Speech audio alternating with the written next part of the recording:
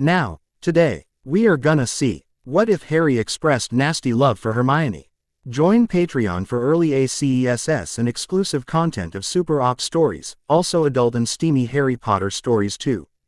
Please subscribe this channel, because definitely I will try my best to provide a valuable content for you all. Also check the description to support the original author for this beautiful creation. A frantic Professor Minerva McGonagall burst into the girls' toilet, followed closely by several other teachers. Explain yourselves, she demanded of the 3 students standing next to an unconscious troll.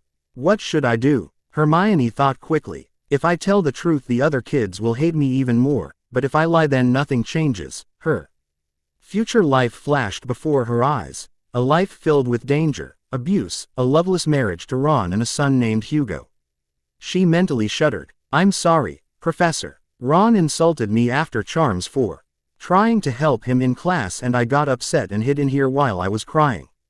I just wanted to be alone while I thought about if I really want to stay here or go home. After this, I want to go home. I want my parents, Hermione said, breaking down in tears. Placing a comforting arm around the distressed girl, Minerva said, "It will be all right, dear. You are safe now." Turning to Ron, she asked sharply, "Mr. Weasley, did you insult Miss Granger?" "Come on, Professor, she's a nightmare. Always telling everyone what to do and how to do magic. Sucking up to you teachers. No one can stand her and she deserves what she gets," Ron stated belligerently. Not happy with what she had heard, Minerva turned to Harry. "Mr. Potter, what is your part in all this?" When Ron called Hermione names, I didn't do anything. I didn't laugh, but I didn't defend her either. I'm sorry I didn't. Now, when we were told about the troll, I knew Hermione wouldn't know. I had seen she wasn't at the feast and went to find her. All the teachers were gone before I could tell one of you, and Percy is the only prefect I know, and he doesn't listen to anything anyone else tells him. So I came to warn her, but the troll got here first. I thought it would be safe going to the 2nd floor because the troll was meant to be in the dungeons, Harry answered, looking at the floor. He was thoroughly ashamed of his lack of actions. I see. All of you go to the hospital wing and I will see you there shortly and talk to you then. Ooh. Once the trio were around a corner and out of sight of the teachers, Ron turned on Hermione and started shouting at her. "What you do that for, you useless little teacher's pet? Now I'm in trouble because of you. Oh, I'm so perfect and can do everything better than anyone else and I like showing off about it." Ron mocked. "Why don't you just go home, Muggle?" Seeing Hermione wilt under the verbal assault, Harry turned and snapped, "Ron, that's enough. Hermione has done nothing to deserve this, so shut it." He took Hermione's hand and said calmly, "Come on, Hermione, I'll walk you to the hospital wing." "Hey, you're taking her side. I'm your best mate," Ron exclaimed. "No, Ron, I won't be friends with bullies. And that's what you are. Leave me alone from now on." And Harry and Hermione walked quietly the rest of the way. Ooh. Madame Pomfrey was expecting them and bundled them into beds and gave them mild calming potions. Trolls in the school, what's next? A dragon? Or a Cerberus? She quietly muttered to herself as she tended to her charges. "Thank heavens that you are both relatively unharmed." "Indeed," said a voice from the doorway. Not many people could take on a fully grown troll and live to tell the tale, especially when they are only first-year students. Looking around as she read the ward, Professor McGonagall saw that Ron was not there. "Where is Mr. Weasley?" "I don't know, Professor. He started yelling at Hermione again, so I walked with Hermione here," answered Harry. "He was trying to bully me again for telling the truth. Harry told him off and we left him behind," added Hermione. "I see. I will deal with him later then. Well, I wanted to tell you a few things. Harry, I am disappointed at you for not speaking up the first time this happened, but you did the right thing to try and rectify the situation and I am proud of you defending Hermione tonight." Harry blushed at the unexpected compliment. "Miss Granger, I will be contacting your parents and telling them what has happened tonight. I would like you to think about whether you wish to leave the school or not, as you said earlier. The choice will be yours and your parents', but I hope that you will stay. The courage to stand up and tell the truth in such a horrible situation is something to be encouraged, and we would be sorry to lose you. I would be sorry to go, but I can't keep dealing with the bullying and the bigotry all the time. I understand. For tonight you will stay here, in Madame Pomfrey's care, and I ask that you think hard about what your decision will be. I have arranged for a meal to be brought to you both. I will talk to you in the morning. Good night, children. Good night, Professor. Both children chorused. Ooh. Professor McGonagall went to Gryffindor Tower in search of her wayward student. She found him with an overflowing plate of food on his knees and was boasting about how he defeated the troll single-handedly. Mr. Ronald Weasley, I thought I told you to go to the hospital wing. And yet I find you here after insulting and upsetting Miss Granger yet again. Every student fully backed away from Ron and left a clear path for their angry head of house. And from what I have heard, you are trying to take credit for something that Miss Granger had to instruct you to do, step by step. Now you may put your plate down and go to the hospital wing as you were originally told to do. Seeing Ron was about to object, she snapped, Now, young man. Or you will be in detention until you graduate. Move. Ron ran from the room. Now, I need to talk to the rest of you. First years, can you please point out who our prefects are? All the first-year students pointed to Percy Weasley, who puffed out his chest in pride. Do you know who the others are? The question was met with a chorus of, No, Professor. I see. Will all prefects please stand? These are the people you should be able to go to if you need help. Because they had not done their jobs, a young girl was almost killed tonight, and a student who wanted to tell her of the troll danger did not know who he could turn to for assistance. Because of this failure on your prefect's part, we almost lost 3 students. This is not good enough. I will not tolerate this any longer. You are all on probation for the rest of this term. Any more slacking off and I will appoint new prefects to replace you. Sit. Minerva took a deep breath and then continued. It has been brought to my attention that there is a bullying problem here at Hogwarts. Can anyone tell me about it? Everyone started just calling out their grievances. The Slytherins are always trying to start fights around Professor Snape, and even when he sees them start it, he blames us. Older kids push the smaller ones around all the time. Or they hex us when no one is looking, saying they need to practice. The Hufflepuffs try to exclude anyone who isn't a Puff from the after-class clubs. Professor Snape picks on anyone who isn't a Slytherin. A lot of purebloods try and push around anyone who isn't pure, and keep trying to make us believe that we are inferior to them and calling us the M-word. The Ravenclaws always take all the books we need for assignments from the library and don't return them until after the assignment is handed in. And they won't share them if we ask. I tried talking to Professor Flitwick and he just told me to get to the library earlier. The Weasley twins, a timid voice said hesitantly. What? Asked Minerva. Sir, prized, what makes you say the twins are bullies? Neville stood up. They think that everyone thinks they are funny. I don't. I have had 2 pairs of shoes ruined already because of them, and I have had Omfrey a few times because I couldn't undo what they did to me. I don't like making a fuss, but I don't like not being able to relax because I don't know when they are going to pick on me again. It makes it harder to learn anything if I'm always looking over my shoulder for the next prank. The other first and second year students all nodded and murmured their agreement. I see. This is going to take some careful thought before we can change much. For you all, there are a few new rules I am making for our house. No more pranks. A prefect is to be in the common room at all times to help anyone who needs it.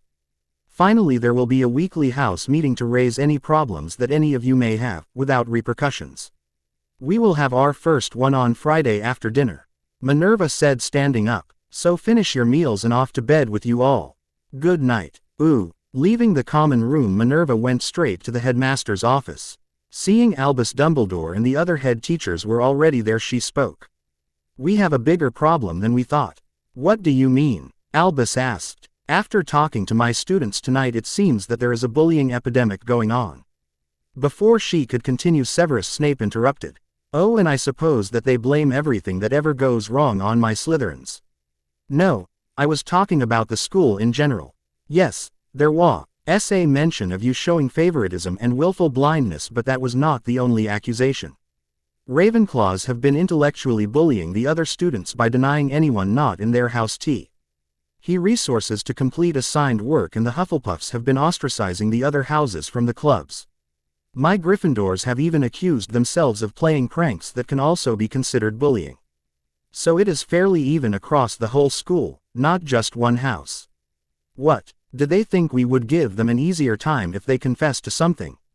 Severus began to rant. There were also complaints of being actively persecuted by pureblood students. No houses were mentioned, but many of the half-blood and Muggleborn students said the same things. Minerva spoke over Severus. What do they expect? That everyone welcomes them with hugs and cheers while they tear down centuries of tradition? Severus sneered. Enough. Now that we are aware of the problems, what are we going to do about it? Asked Albus. I was hoping that we could come up with some ideas before I contact Miss Granger's parents, so that I can tell them that we are working to make sure that this will not happen again. Miss Granger is thinking seriously about leaving the school. Let the insufferable brat go then. Severus snapped. No loss there. Severus. That is enough, thundered Albus. For any NT in this school to be feeling so persecuted that they would give up their magic willingly is cause for concern. Does anyone have any constructive ideas? Actually, consistently enforcing the school rules would be a good start. Said Pomona Sprout. It would mean that no matter your house, the punishment would be the same. Phileas Flitwick added. What about consistency for point giving and retraction? I know that some teachers give 20 points to one person for doing something and only 1 or 2, if any, for someone else for doing exactly the same thing. I think a few new classes would be helpful. The Muggle-born or raised would take a class to learn about the magical world and traditions and why they happen, and the magically raised would take a Muggle studies class to understand where certain beliefs and behaviors come from. If we start them in first year, we could eliminate a lot of the problems. Minerva suggested. Albus was scribbling down the suggestions as they were given. Severus. Do you have anything to add? No, the little brats will ignore them anyway, so why bother? Severus sneered. I do have another idea, said Minerva. I think we need to enforce the teaching rules as well. There have been numerous reports of unprofessional behavior and staff bias, and I think we should lead by example. How dare you? How dare you accuse me of being unprofessional and biased? Severus shrieked, jumping to his feet. Did I mention you by name, Severus? You must have a guilty conscience to immediately think I was speaking of you. Minerva replied coolly. Sit down, Severus. No one accused you of anything. However, as the saying goes, if the shoe fits. Albus said sternly. I agree with what has been suggested as a start to combat the problems you have raised, Minerva. I think a school meeting tomorrow morning would be beneficial to everyone. We can announce the changes and have the students write out any other concerns they may have and place them in a box. Oh, that there can be no repercussions for speaking out. Minerva, when will you be writing to the Granger family? I was going to visit them personally tonight. Then please tell them that we are trying to rectify the problems and that they may visit their daughter tonight if they wish. Does anyone else have anything constructive to add? No? Then good night. We will have a staff meeting at 6 a.m. and then the school meeting after breakfast, and please tell your students that attendance is mandatory. Ooh. Minerva McGonagall found herself at the gate of a house she had visited a little over a year before. Unfortunately, this time she was not here to give good news. Ringing the doorbell, she braced herself for what she had to do. It was never easy to say that someone's child had been in a life or death situation. Mrs. Granger, I am Professor Minerva McGonagall from Hogwarts. May I come in? I am afraid I have some news for you. Yes, I remember you.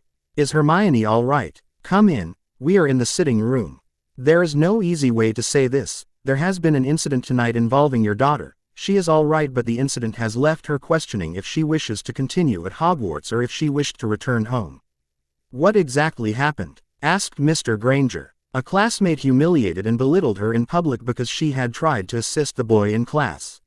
She ran into a GIRLS lavatory and stayed there for the rest of the day. Unfortunately, a troll somehow entered the school and your daughter was trapped by the creature.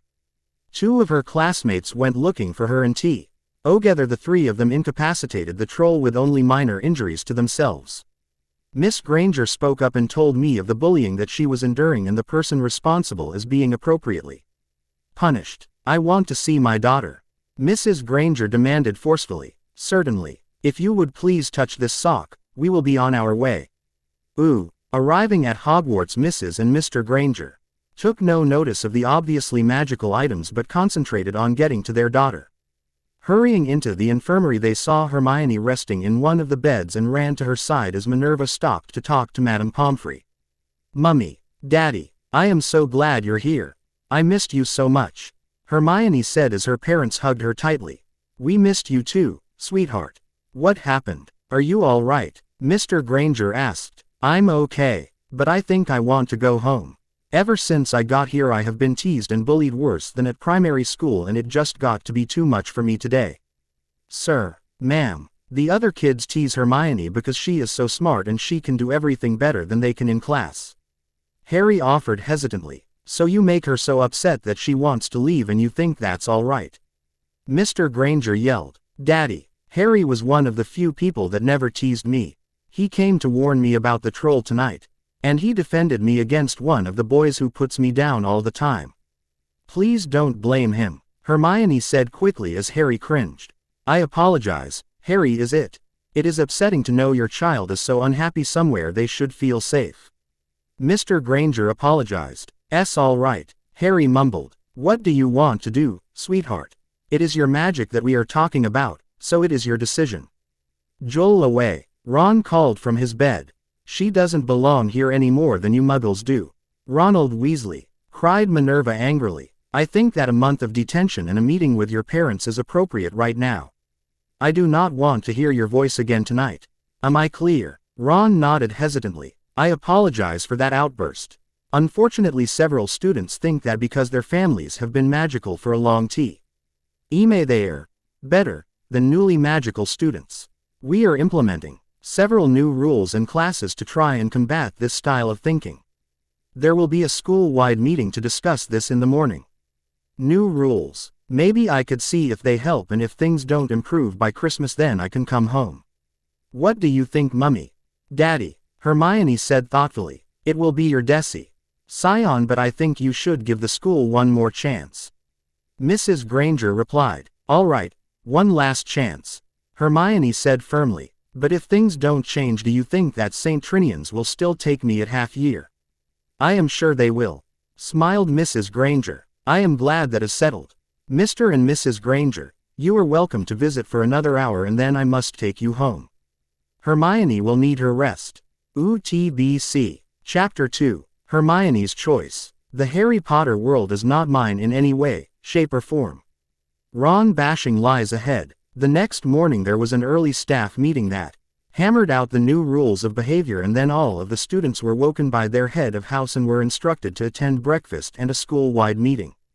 Classes were cancelled until the meeting was finished. "Good morning." To begin, the troll was found and dealt with last night. Unfortunately there were some issues revealed that concerned the whole school, Albus said gravely. "A student who had not been at the feast was attacked, and we are fortunate that she was rescued by a classmate. This student told us of the persecution and bullying that she was suffering, and I say that any and all such behavior will end now." Murmuring rippled through the room. "To end this despicable behavior we teachers are implementing some new rules. I will list some of them shortly. There is going to be a new code of conduct that will be enforced for both students and teachers. We will be giving you printed copies of both for you to read later. Please remember that these are in addition to the rules already enforced. All rules are now being consistently enforced to their full extent by all teachers and members of staff, effective immediately. Some of the new rules are these. No student, member of staff or teacher will disparage, threaten or bully another student or teacher, physically, mentally, verbally or physically, regardless of house, family or personal habits. No student will deprive another of resources or materials needed for class work. If necessary, a compromise will be made by a teacher.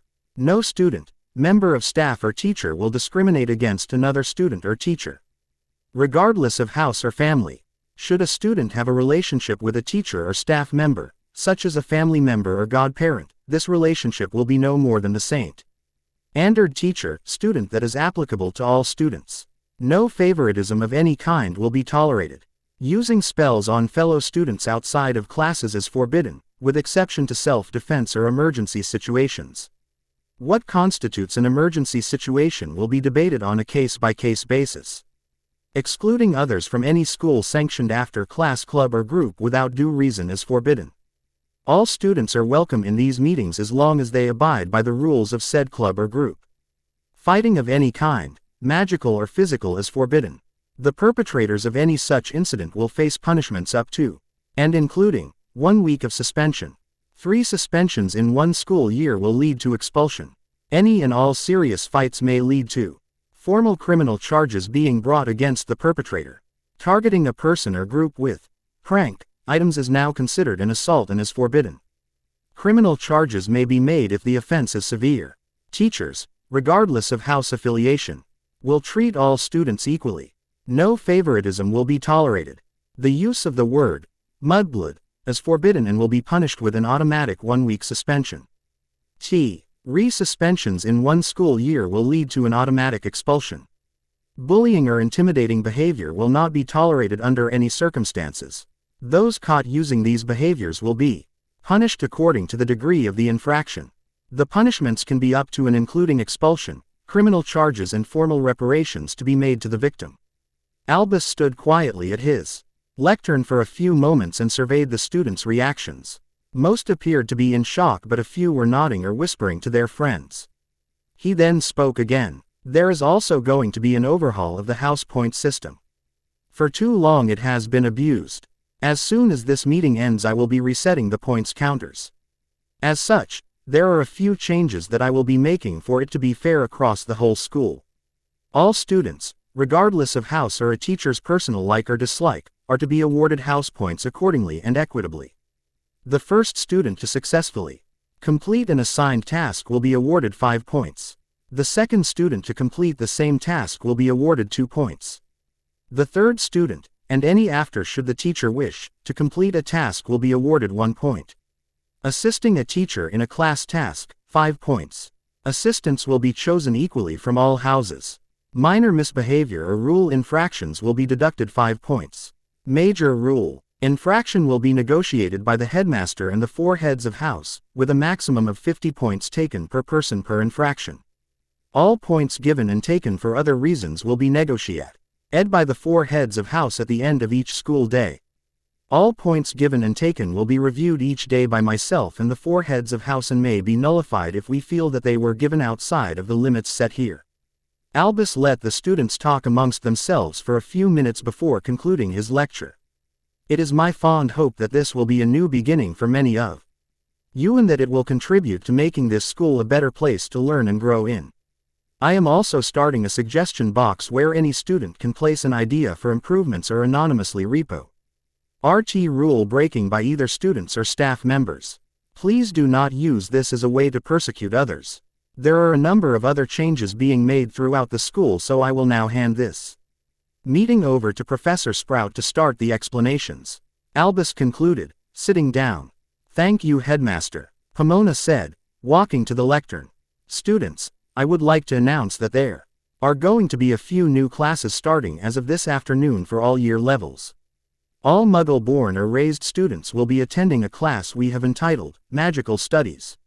This is to teach those of you who were raised without magic about the magical world's traditions and ideals and how one lives in a magical household. About time. Teach those mudblow people their place. Called a voice from the Slytherin table. Detention. Flint. Be thankful you did not complete that disgusting word. Pomona snapped. She took a deep breath and resumed talking. Ahem. To continue. While the Muggle-iced students are in this class, the magical-born or raised students will be attending a class called Modern Muggle Studies. This is to teach the non-magical world's traditions, ideals and how they live without magic. If any of you feel that you were raised equally in both worlds, then please come and see me later and we will discuss which class will be best for you. Pausing for a moment to let the information sink in and then continued. These classes will be mandatory for all year groups, and to pass your year, you must passers are hoping that with greater understanding there will be less friction between those who were raised magically and non-magically. My father didn't send me here to be a mudblood lover. He will, Draco Malfoy shouted, jumping to his feet. He did not get to finish his rant. I have the sad duty to issue the first suspension under the new rules. Mr. Malfoy, As soon as the meeting finishes you will be escorted home for 1 week. Please be prepared to leave. Let me say now, no matter who you are or who your parents may be, no one has the power to stop the changes we are making here. If you or your parents do not like these decisions then you are, naturally, free to leave and seek schooling elsewhere. We would be sorry to see students leave under those circumstances. I am now handing over to Madam Hooch for further changes. Good morning. There are a few changes that I wish to make to the flying rosters and to Quidditch. I have always felt that after you have passed my flying class in your first year, most of you never sit on a broom again. To change this I am requiring all Quidditch teams to hold house-wide tryouts for not only a main team, but a full reserve team as well. This will be a yearly occurrence. Just because you are on the team 1 year does not guarantee a place for your remaining school years. To make the matches fairer to all there is going to be a set of brooms that will be used by all players in school matches. No longer will those who have the best brooms have the unfair advantage. These will be kept and maintained by me and I will give them out at each practice and before each match. There will be anti-tampering and racking charms on them so do not try to alter them, you will be caught. I am also putting a stop to unfair booking of the pitch. Each team will be allotted 2 times to train each week and these are non-negotiable.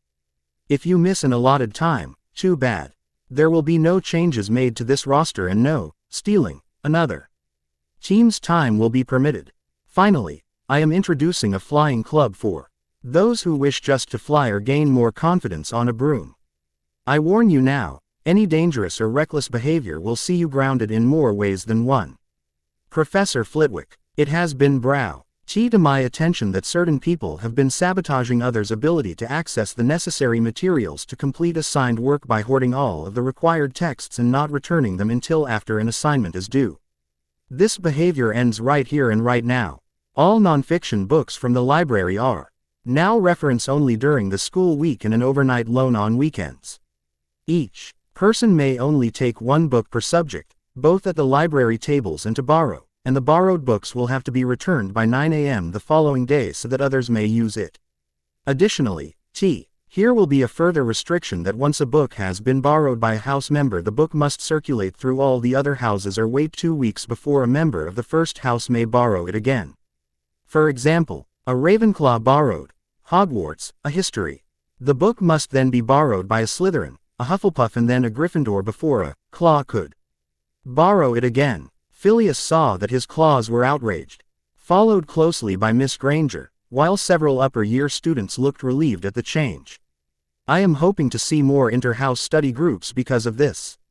Professor McGonagall, do you wish to speak next? Yes, thank you. I am speaking now as both head of Gryffindor House and as deputy headmistress when I say that I am utterly appalled by what has been happening in our school. I had thought that you would all have realized that attending Hogwarts was a privilege, not a right as many of you seem to believe.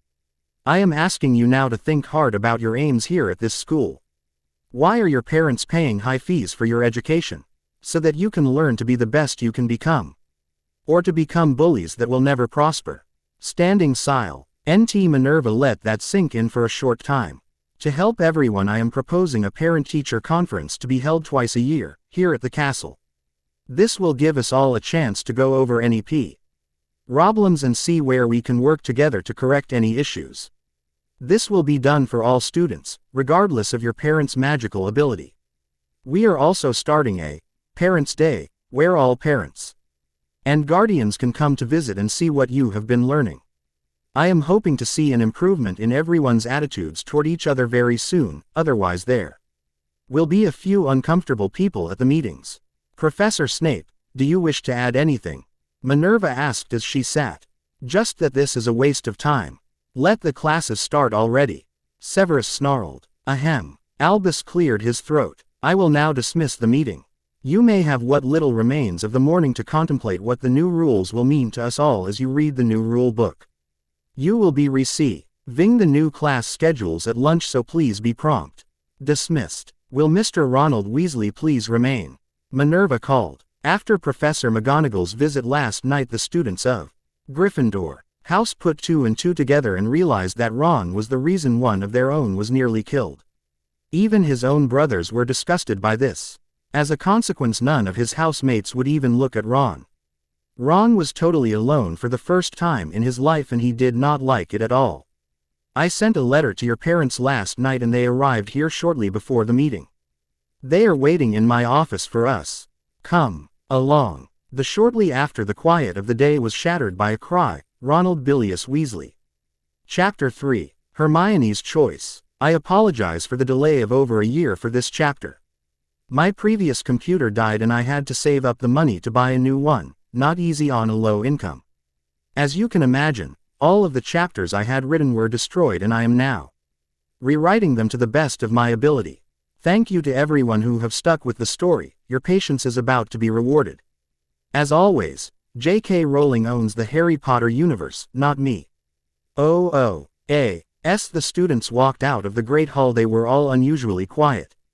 There had been a lot of information given in a short time and many were talking softly and working out what the new rules would mean to them personally. Fred and George Weasley walked around the Black Lake as they talked. Do you think Neville was right? Fred asked. Have we crossed the line? Are we really bullies? Maybe, replied George. I think it all depends on who got hit by what, and if they have a sense of humor, and how public it was, or how much they know about magic, I suppose. Fred said thoughtfully. Muggleborns don't seem to take our jokes as well as magic-raised kids do when we get them. Most of the Muggleborn girls don't know that the hag powder is only temporary. Or things like the itching dust gets worse under a shower. I guess we did cross over. But not intentionally. Doesn't matter now anyway. A school-wide ban on pranks means we need to rethink what we want to do after school is over. Hey, just because we can't prank at school doesn't mean that we can't at home. We can still do the joke shop, but we will need something else as well. You know, joke shop in the holidays, other work for the rest of the year. Quote, sounds good to me, but what do you think we can do? They stare across the lake at the castle when they were startled by a great cry. Ronald Bilious Weasley. Oh. Professor Sprout hurried to the door and intercepted Draco Malfoy as he left the Great Hall.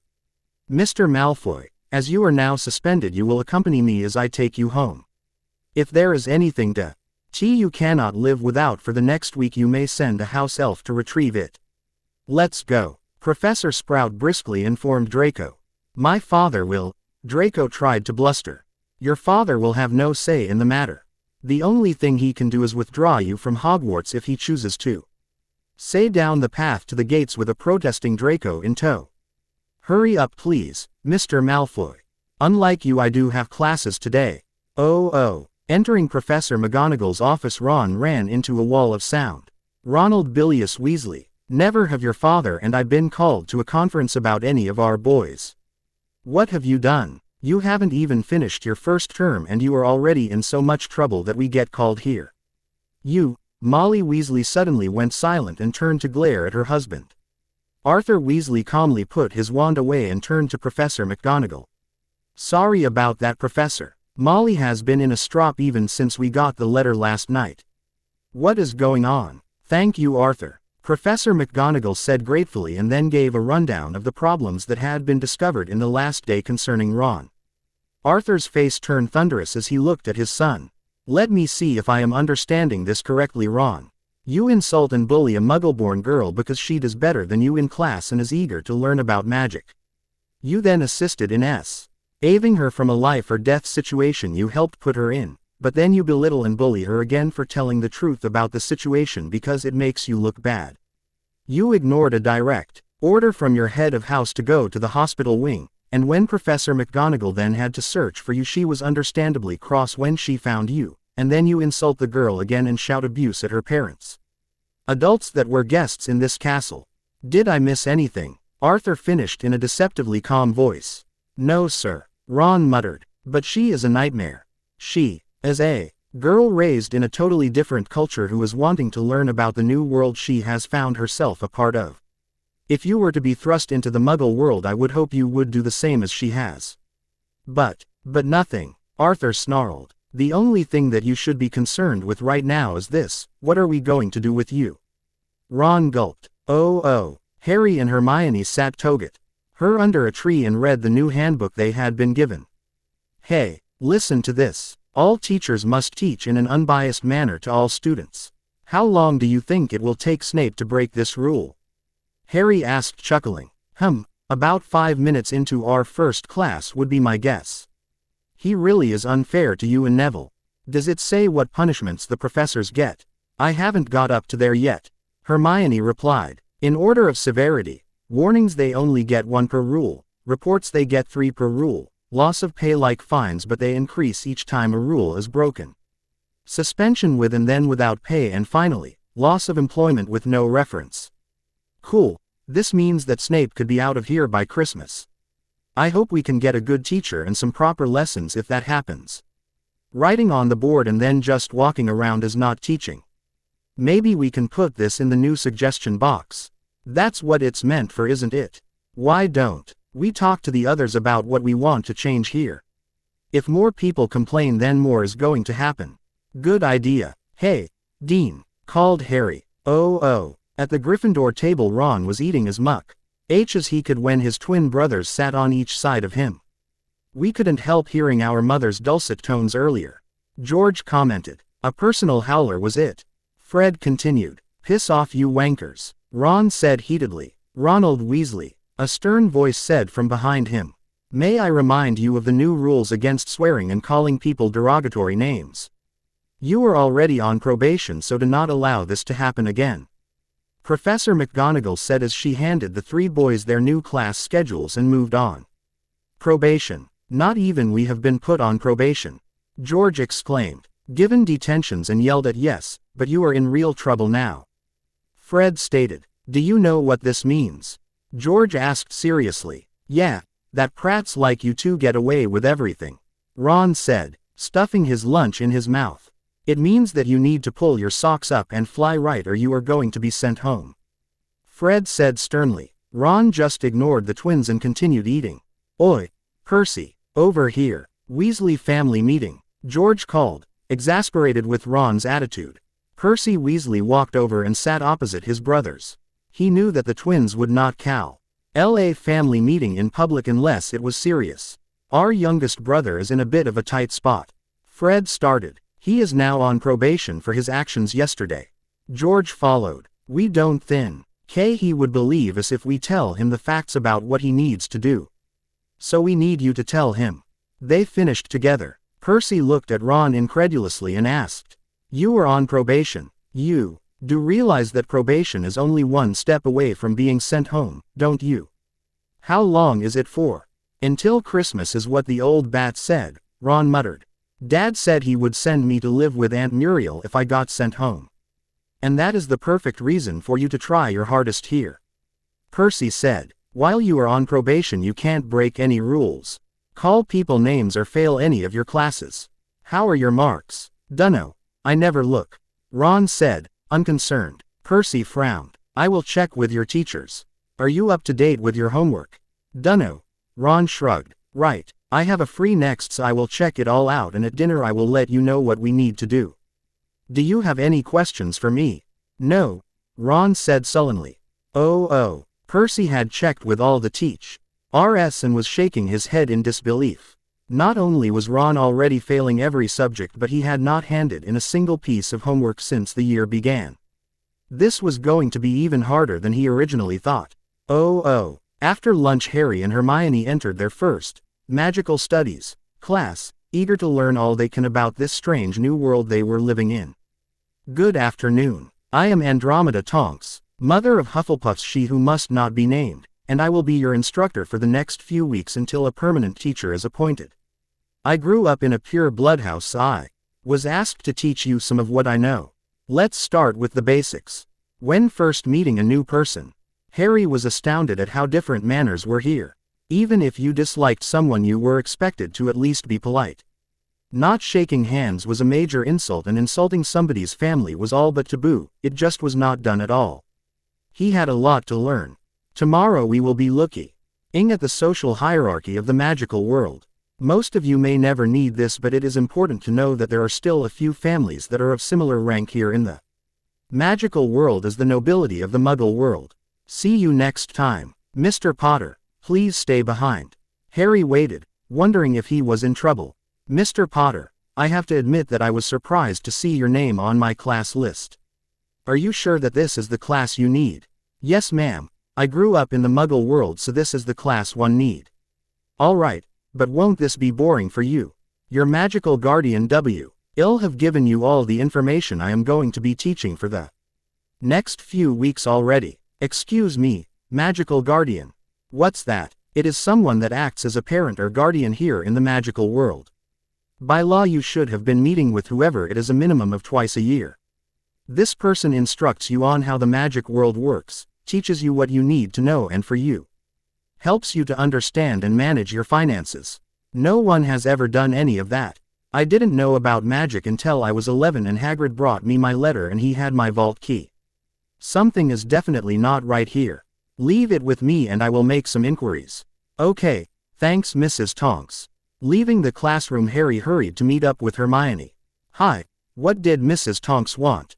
Hermione asked. About magical guardians. Quote, a little bit. Professor McGonagall is mine. She gave me some books to read and we meet up about once a month to answer my questions. Why? I don't know who mine is. I didn't know anything about them until just now. That's not good. AMG has control over a lot of your life. That's what Mrs. Tonks said. She is looking into it for me. Good. Oh. Chapter 4. Hermione's Choice. Thank you to all the people who reviewed, favorited or followed Chapter 3. I was amazed and humbled by the response. I will be updating on or around depending where in He World you are the 15th of each month.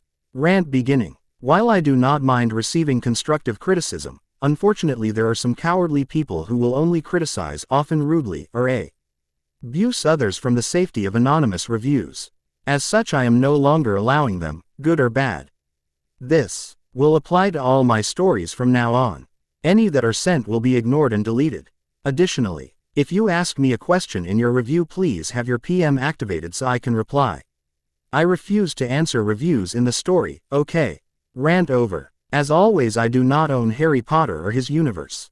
All hail J.K. Rowling, the true owner. Chapter 4. After an eventful day at Hogwarts, Lucius Malfoy strode into the Great Hall at dinner time, followed by what appeared to be over half of the parents of Slytherin House's students. He approached the head table with all eyes watching him. Headmaster, he said curtly, with a small bow, owing to the biased and discriminatory rule changes that you have made to this establishment. Changes made without the advice or approval of the Board of Governors, I might add. I wish to withdraw my son from this, school. Could you please fetch the parchment? Work so that this can be made official and so that you can return the unused school fees to my Gringotts account. I believe that there are a few others who wish to do the same as I for their children. Mr. Malfoy, although I hate to see any student withdrawn from Hogwarts, I will be happy to assist you with the parchment work as soon as the meal is concluded. Unfortunately, however, I will not be able to refund young Draco's school fees to you. Professor Dumbledore said calmly. What? Why on earth not? Lucius exclaimed. A new rule was passed by the Board of Governors last year. A rule that you sponsored, I believe. If I may quote, students must pay the appropriate fees and charges for all 7 years of boarding and education at Hogwarts School after acceptance of a place at said school but before the beginning of the child's first term of education. This money is in no way refundable other than in proportionate amounts in the event of the child's death, or a partial payment may be made in the event of the student's total failure in all subjects undertaken in the ordinary wizarding level examinations. Dumbledore answered, quietly enjoying seeing the sneer fall from Mr. Malfoy's face. So I am afraid my hands are tied on this issue. What are you playing at, Malfoy? Mr. Parkinson shouted. Unlike you, I can't afford to send my pansy somewhere else if I don't get that money back. Many other parents voiced their agreements. Lucius was worried as well. He was not as rich as he pretended to be, and the burden of Draco's school fees elsewhere would be financially disastrous for him. Especially as the Hogwarts fees were paid for by his wife's family. The Black family would only pay for Hogwarts, not Durmstrang like he originally wanted Draco to attend. I see. If that is the case, I would not like to see my son isolated from his friends, as many of their families would not be able to afford such a financial strain in moving their children. I will leave Draco enrolled here for now. Without another word he and the other parents turned and walked out. Oh. As dessert was served, Percy Weasley changed seats and sat next to Ron at the table. He sighed, knowing the hard task ahead of him, and started to explain what Ron would have to do to stay in Hogwarts. You have a lot of work ahead of you. I was told that you haven't handed in any homework yet. Have you even done it? No, I thought it was like at home. You can practice if you want, but it's not important. Mum never asked for it. That was to try and teach you what you would be expected to do. Here, Percy sighed. You have 6 essays that you need to write and hand in for this week and several chapters that you need to read to understand what the teacher is showing you. I have the list of what you need to do. So after dinner we are going to the library and you are going to complete at least a first draft of one of the essays and you will read one chapter of your textbooks. We will be doing this every night and all day. Every day on the weekends until you have caught up with your work. Don't I get a say in this? Ron whined. No, you don't. I am having to give up some of my own study time to do tea. So suck it up and do as you are told. Or do you want to go to Aunt Muriel's? You do know that she wouldn't just be your tutor, you do know that you would have to live with her too. Ron paled so quickly Percy thought he was going to pass out. Faintly Ron said, okay, library after dinner. Oh. At 8 o'clock Professor McGonagall entered the Gryffindor common room for the first house meeting. She could see that most of the students were there. I will have to chase up the others later, she thought. She was about to start speaking when Ron and Percy ran into the room. Sorry, Professor. Percy apologized. Ron's homework took longer than I expected. You were tutoring your brother Mr. Weasley?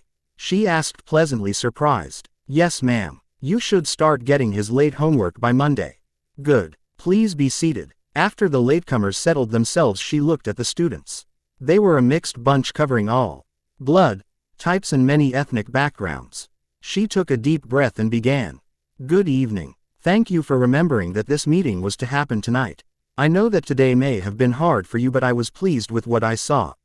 In future this meeting will be held every Friday during term and is to be a place where you can tell me about any concerns you may have about the school or teachers or even how you feel that things can be improved here in Gryffindor House or the school in general. The suggestion box outside Professor Dumbledore's office is a permanent fixture now, so please feel free to place a note in there as you do not want to talk in front of everyone else or to me in private. Quote. She paused and took another deep breath. I am generally pleased with the way that you all settle into this house. Overcoming the differences that you face so well will be good for you all in the future. However, the issues raised last night has brought up concerns that I had not realized were affecting us all. I will begin by asking if anyone had noticed any changes today. I know that it was only one day, but I would like to hear your initial impressions of the changes we are making. Several students said how they had noticed everyone was on their saint behavior, but it was too soon to say anything else. They would all have better ideas of how the new rules and changes would work for the students by the next meeting. To finish up tonight, does anyone have any concerns or comments you may wish to make? McGonagall asked. Fred and George stood up and George spoke. We had a long talk together and we want to apologize to everyone that we targeted with our pranks. We thought we were being funny but didn't realize that other people wouldn't think the same as we did. We are sorry we were bullies. The twins then sat down.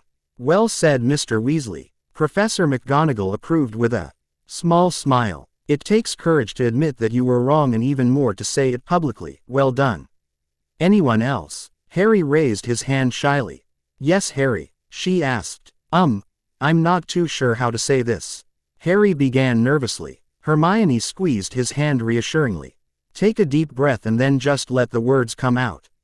Professor, with a smile. Harry took a deep breath and then said, all the teachers call everybody Mr. This or Miss That, but most teachers call me by my first name. Why am I different? Professor McGonagall startled, as though a pin had pricked her. Had she? Oh dear. I apologize, Mr. Potter. You were correct that we teachers are meant to address all students formally. The only reason I can think of for myself is that once they finished school, your parents and I, and several other teachers here, became friends, and I often saw them, and later you, in less formal circumstances. I was so used to thinking of you as Harry, I forgot myself when you arrived here. If it is acceptable to you, perhaps we could discuss this in private. Tomorrow. Yes, ma'am, Harry nodded. Oh. Once curfew began and the students were settled for tea, the heads of house met in Professor Dumbledore's office to discuss how the first day with new rules went. Dumbledore placed the new suggestion box on his desk. It was the size of a shoe box but had feather light and unlimited expansion charms of it. As he tipped the notes out onto his desk, everyone was surprised that the desk was soon overflowing and it appeared there were still many more to come. When the torrent finally ended, everyone sighed. It would be a long night. We'd best get started. Please place them in piles related to classes, teachers, students and general suggestions. The headmaster said resignedly, creating several tables to sort the notes onto. After a solid hour of sorting, there were several large piles but none larger than the complaints about Professor Snape and his classes. They needed a table to themselves to hold them all. Incendio! Snape snarled, pointing his wand at the piles concerning him. Professor Flitwick quickly raised a shield around the notes. Quote, "That is quite enough of such childish behavior, Severus," snapped Professor Dumbledore. "You may not like what is written here. None of us like to be criticized, but we will read each and every one of these notes and then discuss them like the rational adults we are. We will begin with the notes concerning you and your classes." As the professors read the notes, they noticed a disturbing pattern. Points taken for blinking too often. Taken for asking questions. Giving points for greeting a teacher.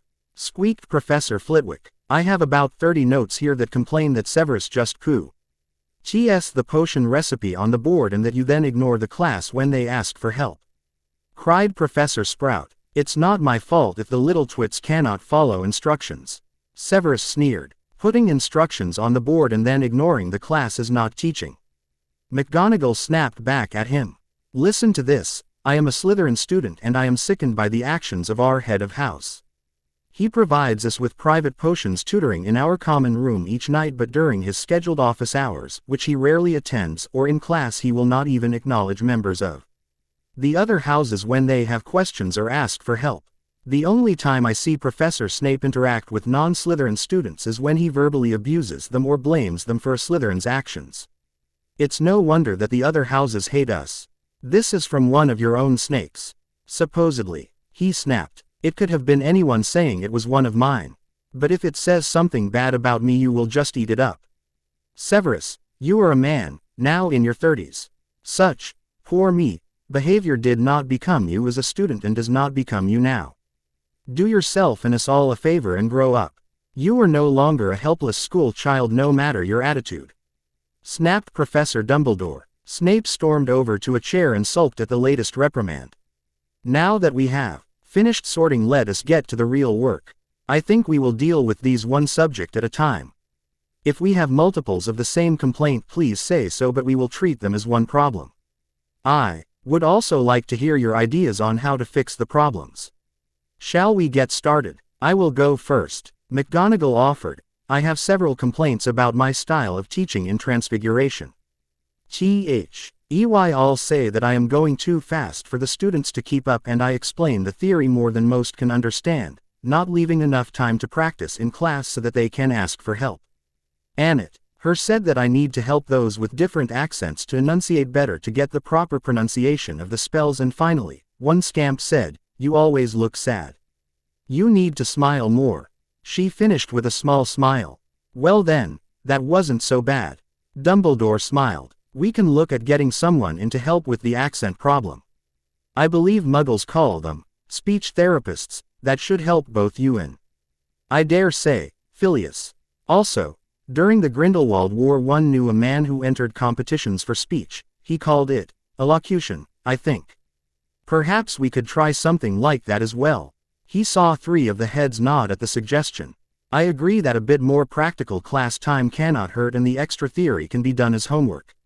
I also agree with your scamp. You should smile more often. It lights up your whole face." "Who is next?" Pomona Sprout said. "I only have a few here about me in my classes. Several students want to be able to have their own little spaces to grow things as a hobby. I would love to do that, but we just do not have the room to allow it. We would need another greenhouse just for the hobbyists. We can make an appeal to the beaux. Ard for funding, and if that fails then we can appeal to parents to help fund a new greenhouse and supplies. Next, another asked why all the after-hours and weekend assistant positions were taken by my Hufflepuffs. I had not realized that they were all my cubs, but I will say that to be an assistant the students must apply to me in writing each week, and only those with good grades in herbology will be accepted. I will tell each class this at the end of each year's next lesson. The last few notes all ask variations of, why is the school not more self-sufficient? We all know Hagrid grows the giant pumpkins for Halloween. But why can't we grow more of our own vegetables? Again, it comes down to room. To supply the school it would take another 2 or 3 greenhouses that would be exclusively for food production. And then there would be the question of who would care for them. I am already stretched for time and I don't see how I could take on such a project along with my other duties without me neglecting something else. Perhaps combining the hobbyists with the growers to start with. Later it could be supervised by upper years. Dumbledore suggested. Or perhaps, if we could get the greenhouses, it could be a work-study program. I read of a school that used the gardens as a way for students to earn some pocket money as the vegetables grown were saving the school so much money. It worked out to only a few sickles each weekend per student, but in the course of the school year the school still made a healthy profit with the savings they made. Could we try something like that? Sprout enthused. I think the governors would like to hear the word profit involved with this. If you could get some prices for the materials needed and an approximation of how much can be grow. N versus bot, I will present it all to the next meeting when I make the requests. It could also be a productive way of assigning detentions. Anything else? No, that was all for me. Phileas, you next. It's getting late and we still have to do Severus, so I will make this quick. I have had the enunciation problem several times. That we have already dealt with. I have a few who have pointed out that they are left-handed and as such need a bit more help as the wand movements are slightly different. I can begin a club or study group to help these children.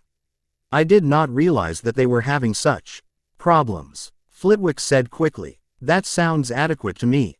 Next, I have been asked to move to the center of the tiered classroom and row a spell so that everybody could see me and the wand movements more clearly. I don't see a problem with that, but the phrasing could have been better. I almost thought the note writer was suggesting I do something rude. He giggled. They all smiled at that. That's it for me, Severus. Nothing that you haven't already seen. Snape said petulantly. Dumbledore pinched the bridge of his nose and sighed. Severus, we are going to have a long talk about your attitude in the near future. We will work out a time later. For now let me see those papers. To sum them all up. Ignoring students, only giving recipes on the board, not explainin'. The different cutting methods. I got 20 points taken for slivering instead of slicing, but Snape wouldn't tell me the difference between the two. Points taken unfairly, willful blindness during student altercations, bias to your own house. Bullying both Neville Longbottom and Harry Potter in each class, examples are listed here and seem very consistent. Quizzing the students on ingredients and potions that are above their year levels. Encouraging students to sabotage others' work. Incomplete or incorrect recipes given to students and blatant rudeness to all, including your house. Does that sound like what you have read? Yes. Now get on with it. Some of us want to see their beds tonight. Snape growled. Very well then. After reading these notes I have no hesitation in doing the following. I am going to investigate each of these notes. For each rule proven to be broken you will receive a warning or a report. If there are more than 3 reports for any major rule violation I will then consider using the financial penalties. Should there be more than 5 reports for any major violation you will be suspended without pay until the matter is resolved. If I find that there are n more reports then I will have no choice but to dismiss you from your employment with the school. Do you have any questions? Snape had been getting whiter by the second. He knew that his behavior would not stand any scrutiny. Instead he took what he felt to be his only option. I understand what you have said. As to save us all a lot of time and bother I am submitting my resignation, effective immediately. It is Friday so you will have all weekend to look for a temporary substitute. If that is all, he finished saying standing to leave. Very well, Dumbledore said, not surprised but saddened by the response. You may stay in the castle until Sunday afternoon to give you some time to organize everything. Do you have somewhere to go? Yes, I do, Snape replied while thinking. Like I'm going to tell you where, you nosy old codger. I am sorry to see you go like this. May I wish you good luck in your future endeavors. Thank you. Now if you will all excuse me, I need to start packing. Good night, Snape said as he swept from the headmaster's office for the last time. A good night indeed, McGonagall thought victoriously. What was that song running through her head? Oh yes, happy days are here again. She would be humming it for days to come. On that note, I think we can leave the rest of the notes until the morning. Good night, my dears, Dumbledore said quietly. Oh, Chapter 5, Hermione's Choice 5. Here is the real Chapter 5. Thank you to all who offered good wishes for my health problems, and an even bigger thank you to those who understood that real life gets in the way of hobbies. As always, none of the places or characters belong to me. J.K. Rowling, like Voldemort, doesn't share power. Oh. The first Saturday of November started slowly, as most Saturdays do. That quick, Cayley changed as Professor Dumbledore stood to make an announcement to the few students at breakfast. Less than a quarter of the students were there. Ahem. Good morning, students. It is my sad duty to inform you all that last night our beloved Professor Snape resigned effective. Immediately, whatever else he was going to say was drowned by the riotous cheers coming from the students. Who knew so few children could make that much noise? He wondered to himself as he sat down. The word was quickly spread. For once none of the students minded being woken early on a weekend morning. Everyone was busy celebrating, even quietly and surreptitiously, in Slytherin. Fireworks were set off in the corridors, students were partying in the halls and unused classrooms, and even the teachers seemed to be in good moods, turning a blind eye to all but the most extreme parties and activities. Oh. After breakfast in the headmaster's office, the headmaster and the remaining heads of house were continuing discussions about the student complaints and comments. I need to make this a short meeting. I have arranged to meet with Harry Potter to discuss some problems he has. McGonagall stated as she sat down.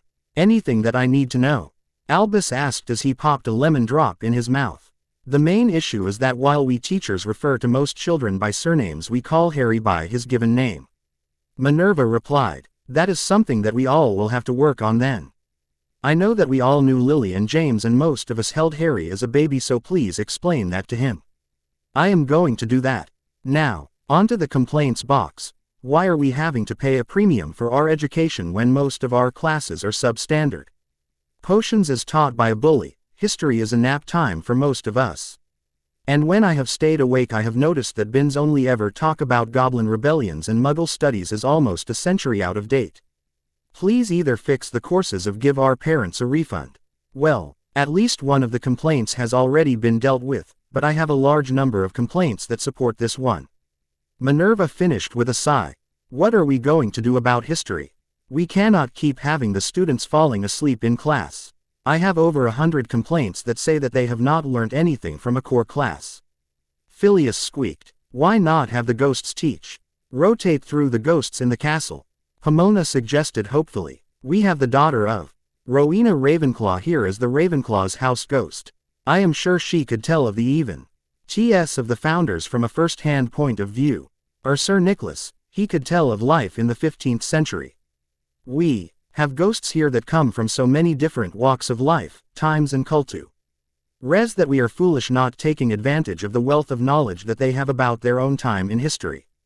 That sounds acceptable, but what will we do with Cuthbert?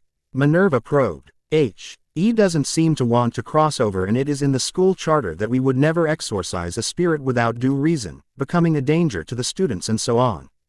Change the classroom. Cut. HBERT only goes from the staff room to his classroom and back again. Phileas suggested. That might work. If it doesn't, then we will revisit the issue. Finally, Muggle studies. Is it truly that bad? Albus asked. Unfortunately for us, the Muggle world has changed dramatically from when I was a child. Minerva said quietly. After the Muggle War in the 40s, they seemed to have a mental and mechanical boom time. I often see items that I am unfamiliar with during the home visits to the Muggleborn students, and I think that this may be one of the reasons that we have such a problem with them adjusting to life here at school. Albus sighed. Well, This is a moot point now since we are not offering the course anymore. But how do we know that the right things are being taught in modern Muggle studies? We could just be making the same mistakes again. Pomona asked quietly. We have a pureblood teaching magical studies because they know the traditions and so on. Why not have a Muggleborn or even a Muggle teach? They would know and understand what knowledge would be needed and could teach accordingly. Phileas proposed. Albus looked happy. Good idea. Minerva, you would know best who to contact, so may I leave that with you? Minerva nodded. Good. Was there anything else for this morning? No. Willet. Oh. Sunday afternoon brought Ron Weasley to Professor McGonagall's door. Mr. Weasley, what can I do for you? She asked curiously. It's the new rules. They say that no one can bully anyone, right? Yes. Has somebody been bothering you? Percy. He won't leave me alone. He dragged me into the library and kept me there all day yesterday and today. He wouldn't even let me go to the hall for lunch, but I gave him the slip today, and if I don't do what he tell me he threatens me. Ron finished indignantly. I see. What has Percy had you doing? Nothing important. Just reading and writing stuff. As this stuff, the homework that you haven't handed in. Yeah, but he won't even let me go to the loo by myself. He follows me everywhere and I can't even go to have a pee without him watching me. And what does he threaten you with? He said that if I don't do well I will be sent to live with Aunt Muriel. I see. You do need to do the work that you haven't handed in yet, I hope you realize that. However, Percy is taking this a bit too far. Although the home work is important, you should not have to miss meals. I will talk to him about that later. I am afraid that going to live with your aunt is something that is between you and your family. There is nothing I can do about that. I would suggest that you try hard here so that it isn't even a possibility, but that is just an idea. Okay, thank Professor. Oh. Sunday afternoon saw nearly every student lingering in the castle's entry hall or lining the path to the main gates. The reason for this unusual behavior became clear as Severus Snape walked out of the castle for the last time. Severus had sequestered himself in his quarters from the end of the meeting and only came out when he was ready to leave. As he walked through the door he heard a song that he knew from his youth. Na na na na, na na na na, hey, goodbye. The tuneful chant started softly with just one voice but was soon picked up by all the students present and continued growing in volume until the gate shut behind him, followed by rousing cheers and an impromptu celebration started. Severus could have sworn that he could see several members of staff amongst the crowd. Insolent brats. Good riddance to them, he thought as he apparated away. Oh. Striding into the apothecary later that day, Severus Snape looked around with a sneer. Stepping around the line of customers he approached the sales clerk, a boy he vaguely recognized from his classes several years before, and snapped his fingers at him. Boy, go and tell Mr. Strax that Potion Master Snape is here to assume the brewing position that he advertised in the Daily Prophet. Watching the boy scurry through the door, Severus thought about how his life was about to change for the better. Albus will be begging me to return soon, I might string him on for a while and get a pay increase and all sorts of things I want once I do return when these stupid rules fail. Things will go my way. No more dunderheads to teach, no more melted cauldrons, no more Potter. Seeing the proprietor approaching he left his thoughts and greeted the man. Good day, Mr. Strax. I have Severus was rudely cut off. Save your breath, Snape. You have some nerve showing up here and demanding a job. I wouldn't hire you if you were the last potions master in the world, and I have recommended that you be stricken from the rolls of master brewers. After the crap you led at Hogwarts, I doubt that you would get a job brewing stamina potions at the adult house of fun for Madame Pleather's girls. You, sir, have personally destroyed a generation of potion brewers. To you that meant less brats in your classes. To the rest of our world that means less healers, less aurors, less people able to make medicinal potions, and more potion accidents by desperate people that are being treated by overworked healers who don't have the potions to heal their patients. But I don't want to hear your excuses. Get out of my shop and never darken my door again. Severus's brain ground to a halt and he froze in place. Have I actually done that much damage? No, I couldn't have. It isn't my fault that the idiots couldn't understand. So, You refuse to leave. Mr. Strax snarled. Tony, Jimmy, show Mr. Snape out. Severus came out of his thoughts as he was thrown through the air into a dank alley. Unfortunately for him, there were several people that he recognized from his former classes lingering there. Oh. The Great Hall was silent on Tuesday morning as the headline was read by all students. Daily Prophet. Severus Snape squashed. Late on Monday afternoon, Severus Snape, former potions teacher and former head of Slytherin House at Hogwarts, was found badly beaten on the corner of Nocturne and Diagon alleys leaning against the wall of Baxter's Boxes trunk shop. He was suffering numerous broken bones, lacerations, and had a rather large pineapple inserted in his nether regions. From all indications, the fruit had been inserted sideways. A witness to Mr. Snape's discovery said, "He must have been there a while under a disillusionment spell for a while. Somebody wasn't happy with him, that's for sure. But what a waste of good fruit." Healers at St. Mungo's Hospital commented, "Owing to the shortages of healers and competent potions brewers, we were unable to fully heal Mr. Snape's injuries. The broken bones were healed, but his hands will always have a tendency to spasm and cramp, and his nose will never regain its former shape. Unfortunately, it will remain squashed against his face as it is now. The pineapple was successfully removed, but there is nothing we can do about the incontinence that it has caused. We at the Prophet can only wish Mr. Snape a speedy, albeit a painful one without the necessary potions the wizarding world needs, recovery." Oh. From that day on, whenever there was a potion brewing job advertised in any newspaper, there was always a small addition at the end that read, "Severus Snape need not apply." Oh. Chapter 6. Hermione's Choice 6. As so it shall ever be that I do not own Harry Potter or any rights to the franchise. The story will be finished eventually. Oh. At Hogwarts life was good. It had only been a week, but the new classes were such a success that everyone was wondering why it had taken so long for the school to start them. The amount of understanding between the students was exceptional, and the number of altercations, both physical and verbal, between students had decreased dramatically. On the day Draco Malfoy returned to school from his suspension, Harry Potter saw him sit at the Slytherin table for lunch. Harry took a deep breath, gathered up his Gryffindor courage, and approached the blonde boy. Malfoy, may I have a moment of your time, please?" Harry asked politely, standing a respectful distance away. "Potter, what do you want?" Draco snapped. A number of older students from all the houses frowned at Draco's rudeness. "On the Hogwarts Express you offered your hand in greeting and I ignored it. I wish to apologize for the unintended slight. My only defense is that I did not know better, as I was raised as a Muggle and did not know the difference in customs in the magical world."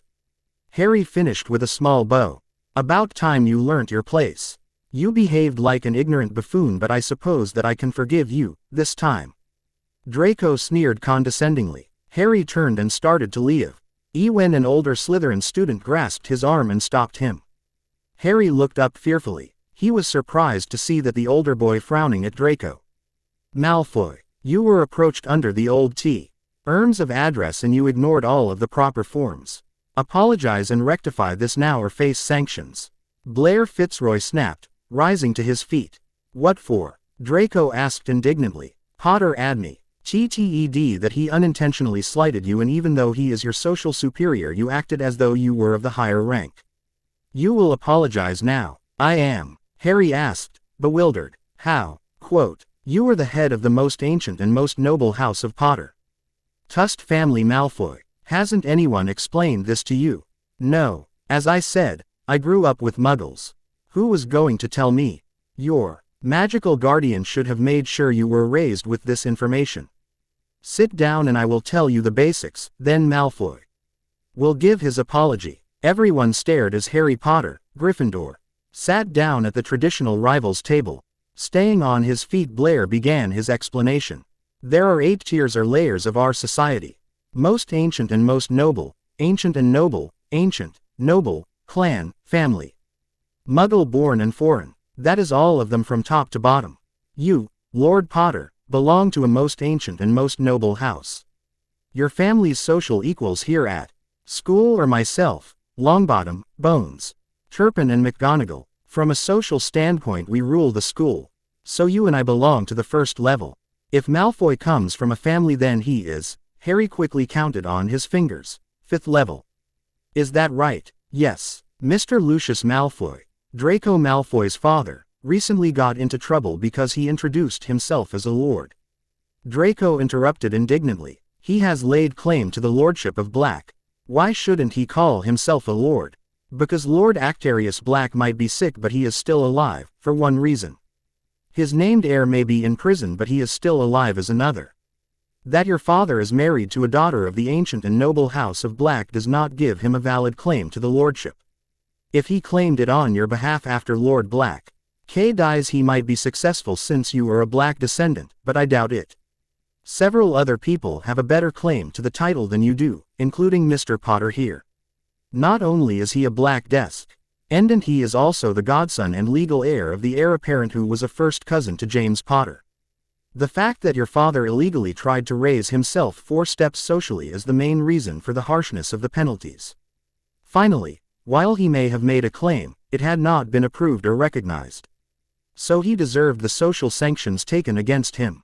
And need I remind you if your father hadn't married Narcissa Black that you would still be a foreign family. Blair sneered. Draco turned red as he stood and stormed out of the hall with many people watching him.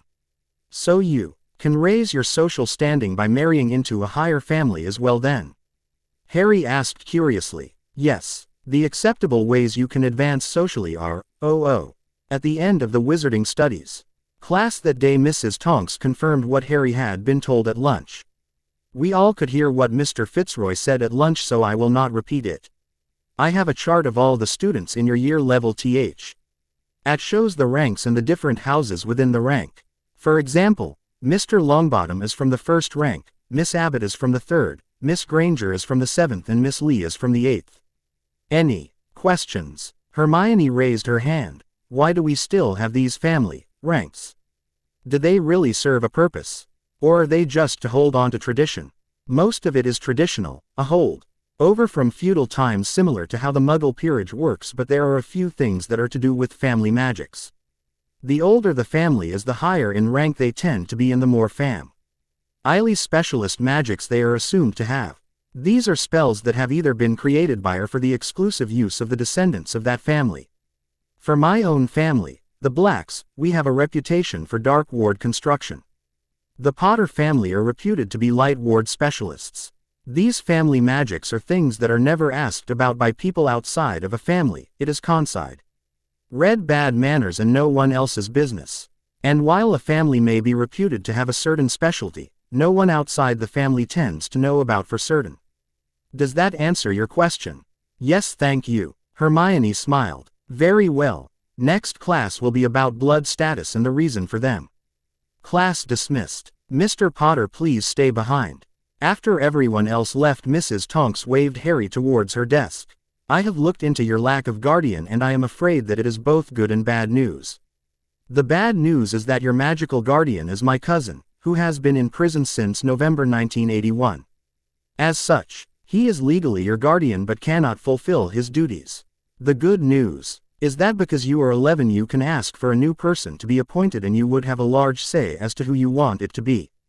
The matter would be taken to the courts at the Ministry of Magic and whoever you choose would then be your guardian until you turn 17. But who can I ask? The only magical adults I know are here at school. Why don't you talk to Professor McGonagall?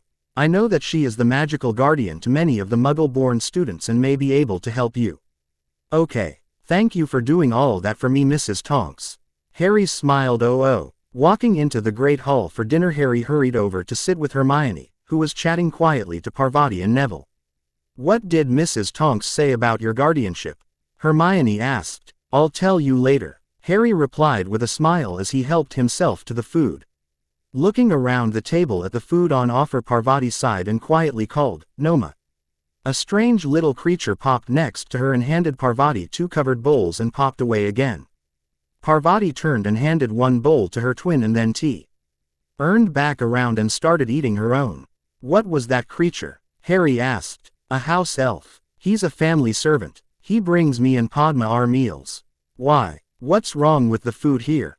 Hermione asked curiously. Pat and I are vegetarians, it's a part of our religion, and all the food here is either meat-based or plain veg. Boring. So we get our food sent to us from home. Have you put a suggestion in the box? Asked if there could be a vegetarian option for you. No. Professor Snape. Oh, I guess I should try again. What did he do? He saw Noma bring me some food and took 30 points from Gryffindor for, as he put it, being a spoiled brat and a picky eater. Speaking of spoiled brats, Neville said, leaning towards Harry, Draco has been punished for not giving you an apology at lunch today. Harry looked over to the Slytherin table and saw that Draco was sitting by himself looking miserable. There wasn't another student within 3 place settings. Truthfully, I was so interested in what Fitzroy was telling me that I forgot all about that. Well, he didn't. He has ordered that no student is allowed to talk to Draco or sit near him outside of class until he gives you a proper formal apology and makes the appropriate restitution to you. If he hasn't done it by Friday, then Fitzroy is going to write to the Malfoys demanding that they pull Draco into line. Restitution. Usually a small gift of some sort. At our age, sweets are something for school, nice quills and so on. The more serious offense, the more expensive the gift, so expect a few packages of nice sweets. Oh. Chapter 7. Hermione's Choice 7. Alas, JK didn't give me the rights to HP for my birthday. I did receive a private message stating, I will be finishing my story after you publish the next chapter of Hermione's Choice. I look forward to reading the finale. You know who you are. Oh. That night many students lay in their beds unable to sleep and thinking about the revelations of the day. Single quote. Why do people accept that they are considered lesser class than others? Is it just social matters that it affects? What about jobs after school is finished? Does the class system affect that? Or what about further education? Is it limited to only apprenticeships? And which group tends to get those more often than others? They mused, not realizing that several others were thinking the same as they were. I will start researching in the morning, was a common thought. Oh. After Transfiguration the next day, Harry approached Professor McGonagall. Professor, can I make a time to talk to you about a problem, please? Certainly. Would you like to meet in my office in 5 minutes? Okay, thanks, Professor. Sitting in Professor McGonagall's office, Harry got straight to the point. Professor, M.R.S. Tonks told me that my magical guardian has been in prison since I was a baby and that I need a new one. The problem is that I don't know any grown-ups well enough to know if they would be any good as a guardian or how to ask them. I see. Do you know the name of your current guardian? No. Mrs. Tonks just said that it was her cousin. She didn't say a name or even if it was a man or woman. I see. Well, normally I would offer to be your magical guardian, but at the moment I am afraid that I cannot. The law only allows for a teacher to have up to 5 children in a single person's care at one time. And I am afraid that my allowance is full. Many of the Muggleborn students will ask a friend's family to take that position after the first year or so at school, but this year has more than the usual number of new Muggleborns. Let me think. Professor Dumbledore cannot take on anyone. What about talking to Professor Flitwick? He may be willing to help. I can ask him tonight at dinner if you would like me to. If he cannot help you, then he might be able to recommend a solicitor that can. I know that he has connections to many of his former students. Okay, thanks, Professor. Oh. The next day, RRY found himself sitting in another office. Good morning, Mr. Potter. I am glad that you received my note. Today we are just going to have a chat to start to get to know each other and understand the situation that we find ourselves in. To begin, I understand that your current magical guardian is incarcerated and you don't know who this person even is. Is that the main problem? Professor Flitwick asked. Yes, sir. It is also that I have learnt that I should have been taught many things about my family that I am still unsure about. Harry replied. Well, I am not sure how much help I can be out your family history or magics. Has anyone explained about family magics to you? Mrs. Tonks told us about it in class the other day. All right then. I won't go over it again then, but you can understand why I cannot help you there. But as for the rest, basic etiquette, handling your vault at Gringotts, everyday wizarding interactions and so on, I am sure that we can work together and see you grow up into a fine and knowledgeable wizard. Flitwick finished enthusiastically. So, I will make the standard guardian's oath and the magic from it will register me as your guardian with the ministry, Wait a moment, Harry. You said that your current registered guardian was in prison. Normally magic would have voided his claim to you. Very strange. Let me do what we Ravenclaws do best and research this a bit. Then we can continue. Until then I will act as your guardian with just my word that I will do my best for you. After chatting for a time, Harry was dismissed and Professor Flitwick sat and thought hard. Coming to a decision, he walked over, threw some powder into the fireplace and called, "Ministry of Magic." DMLE. A young woman's head appeared and in a bored voice stated, "Department of Magical Law Enforcement. How can I help you today? I need to speak with the head of the department, please. As soon as humanly possible." On Saturday, a sixth-year Ravenclaw, Philip Turner, received several parcels of papers in the Morning Post.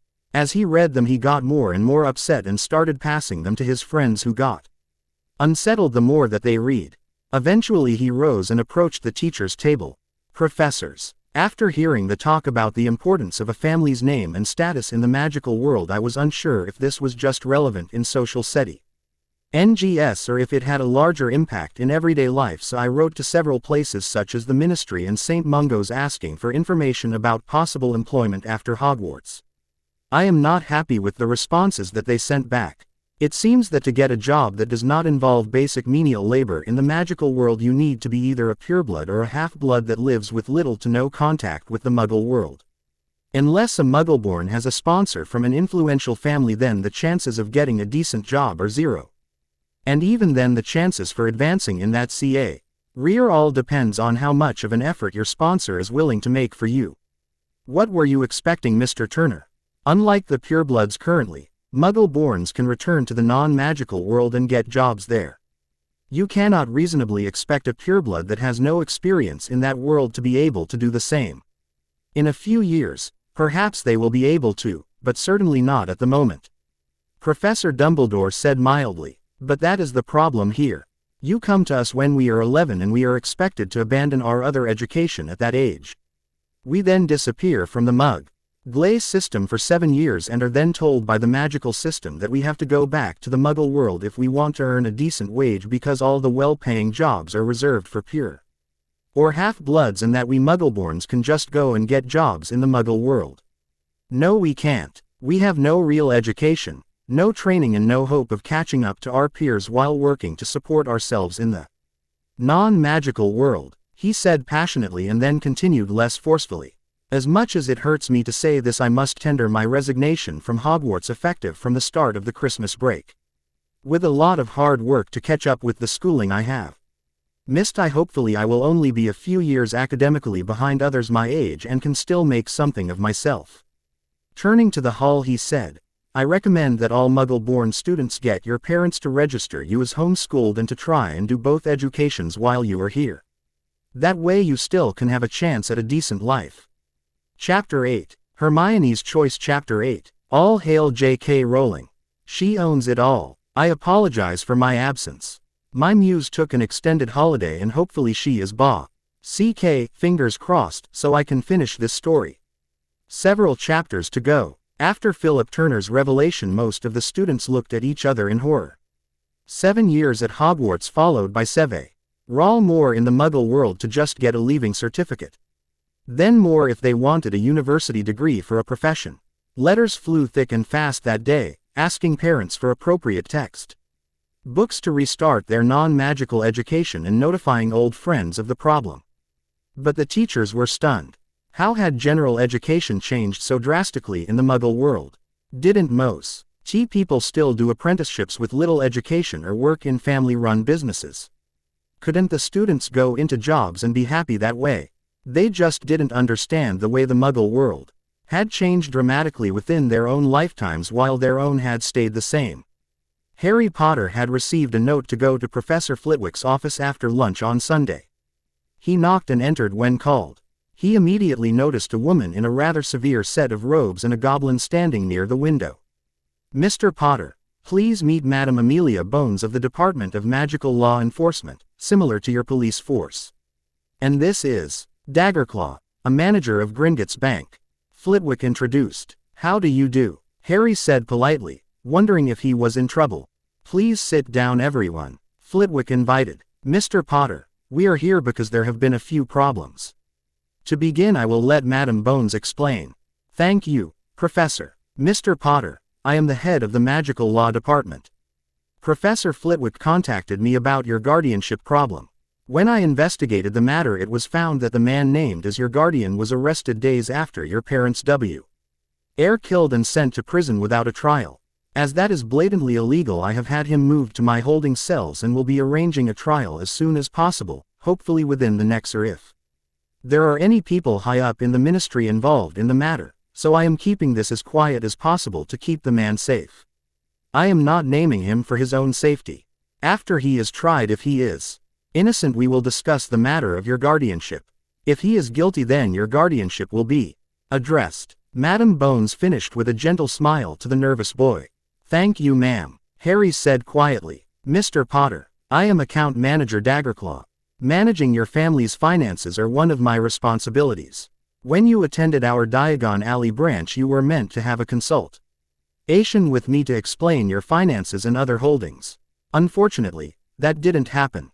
But better now than never, Daggerclaw said. To begin with, your mother never had an account with us, she was added to your father's accounts. As such, we need to perform a heritage test to learn of her lineage and if you are entitled to any dormant accounts. Please prick your finger with this pin and let 3 drops of blood fall onto the square on the parchment. Harry did so, and then they waited. This will take a few minutes to complete, so while we are waiting I will continue with what we already know.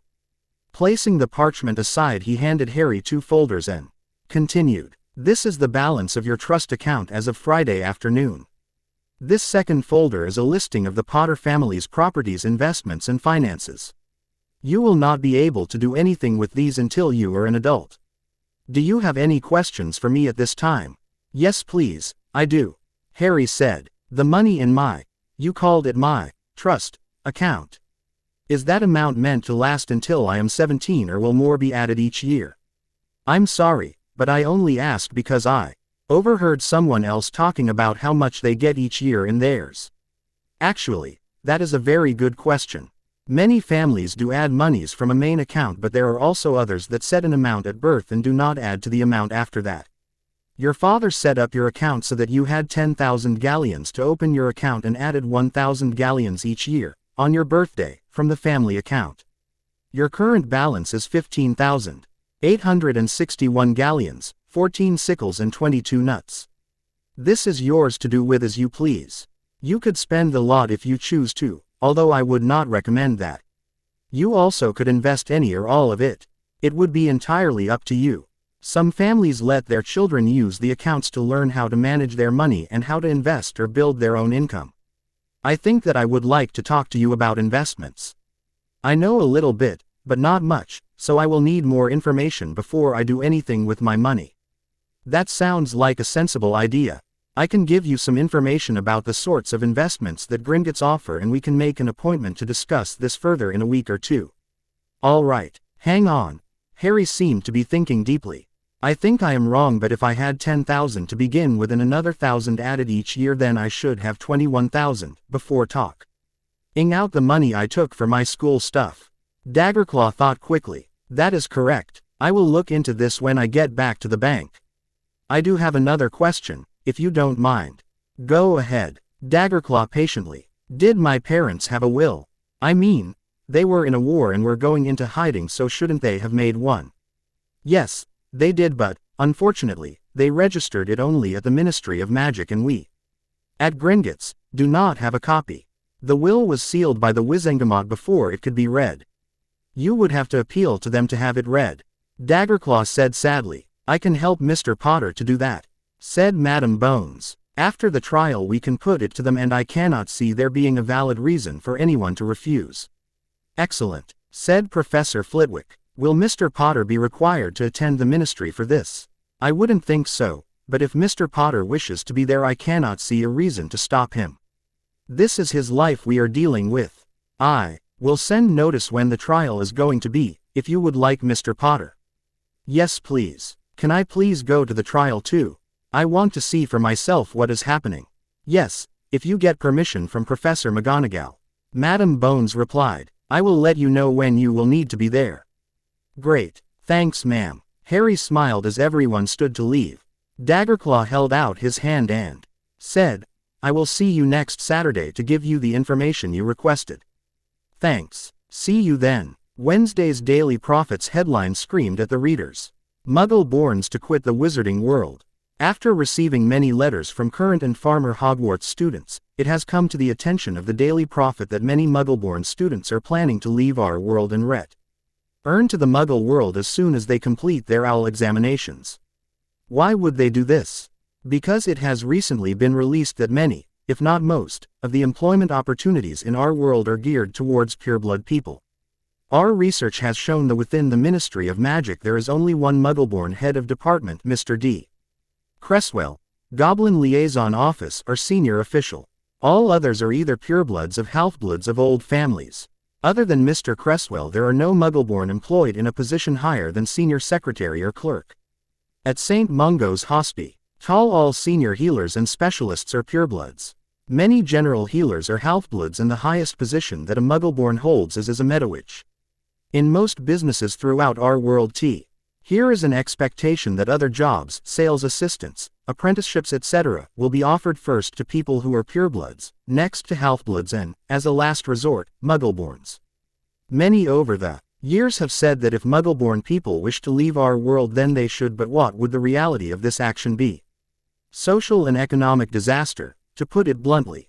Economically, the Muggleborn contribute nearly half of the yearly sales in many Diagon Alley stores.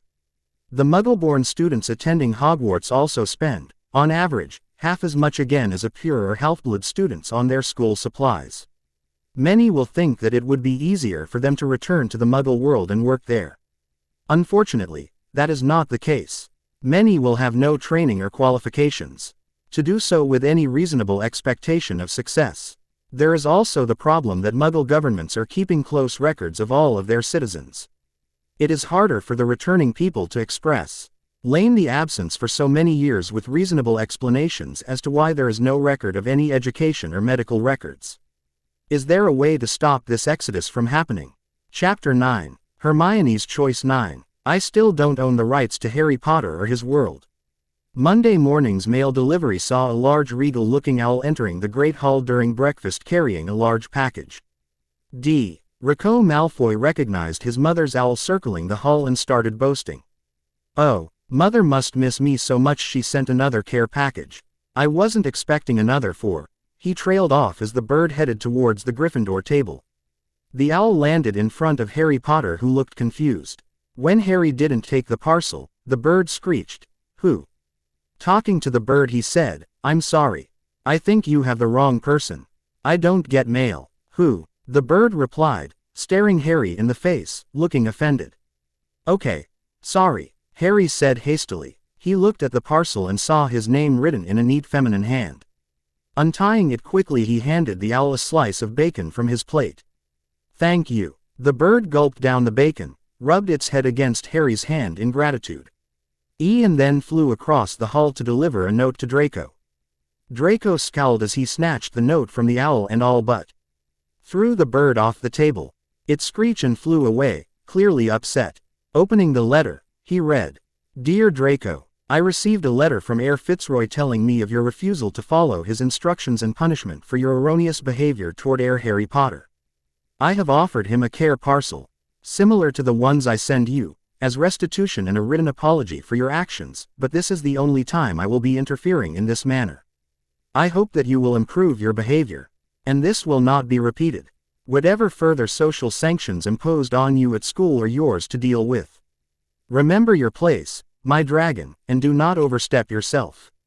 With love, Mother." Draco silently crumpled the letter in his pocket and stalked out of the room. Meanwhile, most of the hall watched as Harry cautiously opened the parcel, some even coming over curiously to see what he had received. On the top he saw a letter addressed to him. "Dear Heir Potter, it has been brought to my attention that my son, Draco, has behaved in an insulting and offensive manner toward you and has yet to apologize and repent for this. As his mother, I am offering this package as a form of compensation for my son's actions, and I apologize for the hurt and insult he caused. At my earliest convenience I will try to correct his behavior. If you find that this package is insufficient, Please contact me for further negotiation. Wishing you all the best for your education, yours truly, Narcissa Malfoy. Harry folded the letter and opened the box. He was amazed at the selection of high-quality sweets, new quills and the luxurious writing materials it contained. Neville looked over at the box and said, "This is the restitution I told you about. The Malfoys must be worried that you will take this further to offer this much."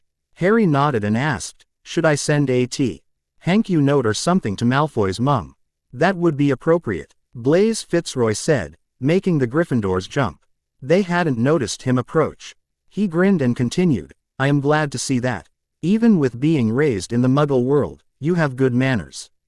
Just say, thank you for the package, that you feel it is appropriate in this instance and that you hope that it will not be needed again.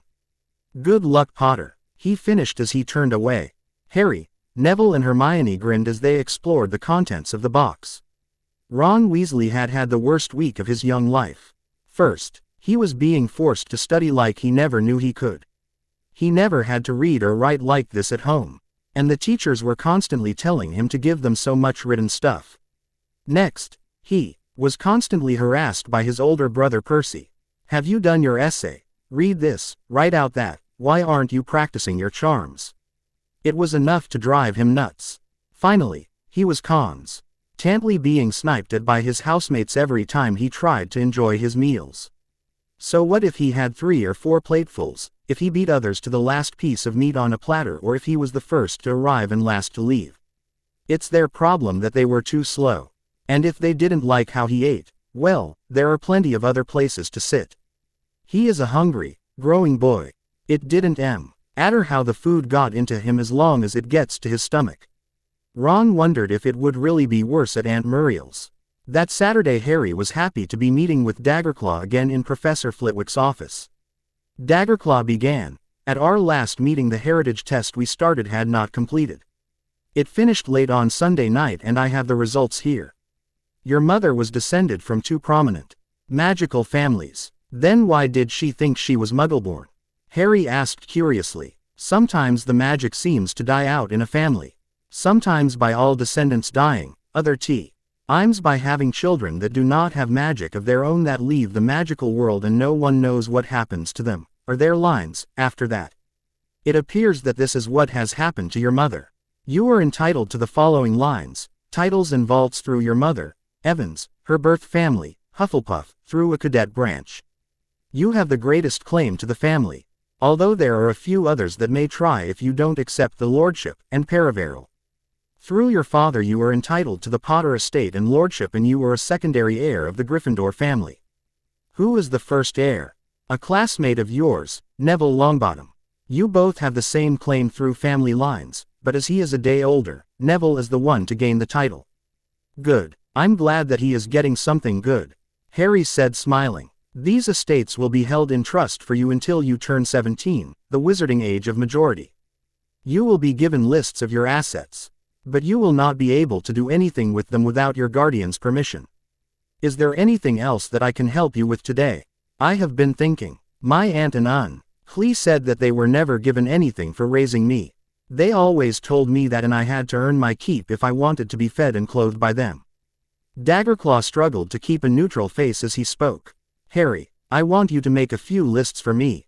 First, I want you to write down what your jobs were around the house and yard, how often you did them and how long it would take you to do each task and at what age you started doing them. Next, I want you to write down what your average meals were and how often you got to eat them. Next is what toys and books they gave you and whether they were new or second-hand. Same for clothes and shoes and so on. All right, but what will that do? This will give me an idea about how much they have spent on you compared to how much your labor is worth and then we will work out the difference that is owed." "Oh, okay, that sounds fair." After Harry wrote down what he could remember he handed the lists to the goblin. As Daggerclaw read the list, his face was getting darker the more he read. Harry spoke quietly. "You don't think I did enough to earn my keep, do you?" "Harry, I am not angry at you. But I will explain my anger. This list of KS that you performed regularly is more than most adults would do in a week. And you say here that you were expected to do most of them daily. Comparing the tasks versus what you received in the way of food, clothes and toys, you more than earned your room and board. I had not mentioned it yet, but I found that the Dursley family have been receiving a monthly allowance for your care that was quite generous. There should have been enough to provide for you with money left to put in the bank for you. This was the discrepancy that you noticed in your trust account. You should have had no reason to feel that you needed to do any more than their own son. But Dudley doesn't do any chores. He just makes more cleaning for me to do. Harry sighed. That makes this even worse. Before I was thinking that without the allowance you would still be owed money, even looking at this with junior wages. But now, Gringotts will be going after the Dursleys for your money to be returned to you with interest. And hopefully, we will get you compensated for your excessive manual labor. All right, what do you think you will do? Daggerclaw gave Harry a smile that did not bode well for the Dursleys. Oh, in a gloomy November morning, Petunia Dursley gathered the mail and placed it next to her husband's breakfast plate. Aside from the usual bills and circulars, there was a large, high-quality envelope that had both of their attention. Vernon opened the letter and read aloud. Mr. Vernon and Mrs. Petunia Dursley, we at Barclays have recently performed an audit on the accounts of our client, Mr. H. Potter. To date we have not received any receipts pertaining to the usage of the yearly £2,500 child maintenance allowance that you have been receiving since December of 1981. Please, provide said receipts by the end of the calendar month at our London office for processing. Yours sincerely, Mr. D. Claw. Theron grimaced, knowing that they had no evidence of what they spent. Most of the money they had gotten had been spent on their son or luxuries for themselves. While they had never exactly starved the boy, they had never allowed him to eat very much, and extras like snacks were non-existent. They were exclusively for their darling Dudley, and Dudley's old clothes and toys were good enough for the little freak, so there were no extra costs there. What were they going to do? Chapter 10. Hermione's Choice 10. I asked Santa for the rights to Harry Potter for Christmas and he laughed so hard he fell out of his sleigh. Owing to that, the rights still belong to Warner Brothers and J.K. Rowling. Thank you to Meggle la Muggle for her help with this chapter. A late-night meeting was being held in the caverns of Gringotts Bank. Leaders of the Goblin Nation were concerned about the reports they had been hearing through the news outlets. Don't the wizards understand that if they lose many more people to the Muggle world that the economy will collapse? At a minimum, it would fall into a deep depression. Rumbleroar, director of Gringotts London, asked heatedly. I don't think many have thought that far or understand the ramifications. Harry Potter's heritage test has raised a few points that we might want to consider. With so many families being squibbed out or having been killed or died out in the last century or so, many humans think that they have no real ties to the magical world. That is one of the reasons why they feel they should leave it. I feel that it is time to reintroduce the availability of heritage testing to the wizards.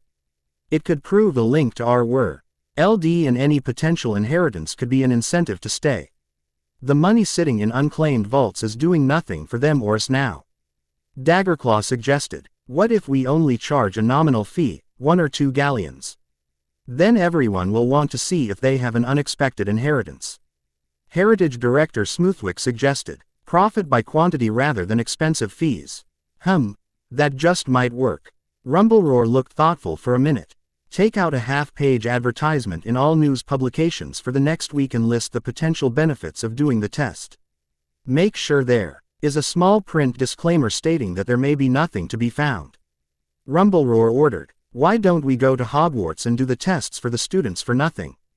Even if we discovered nothing, G knew we would gain goodwill from the humans, showing them that there is more to us than historical uprisings. Daggerclaw asked, and if we do, then they will be able to put the gold back into circulation. What if we offer to teach the children how to manage their money? Show them how to make it grow and use it productively. Using our services, of course. Smoothwick agreed. The goblins looked at each other thoughtfully. Pomona Sprout was worried. She knew that many people would be looking seriously at leaving the magical world. But how to stop it at Hogwarts?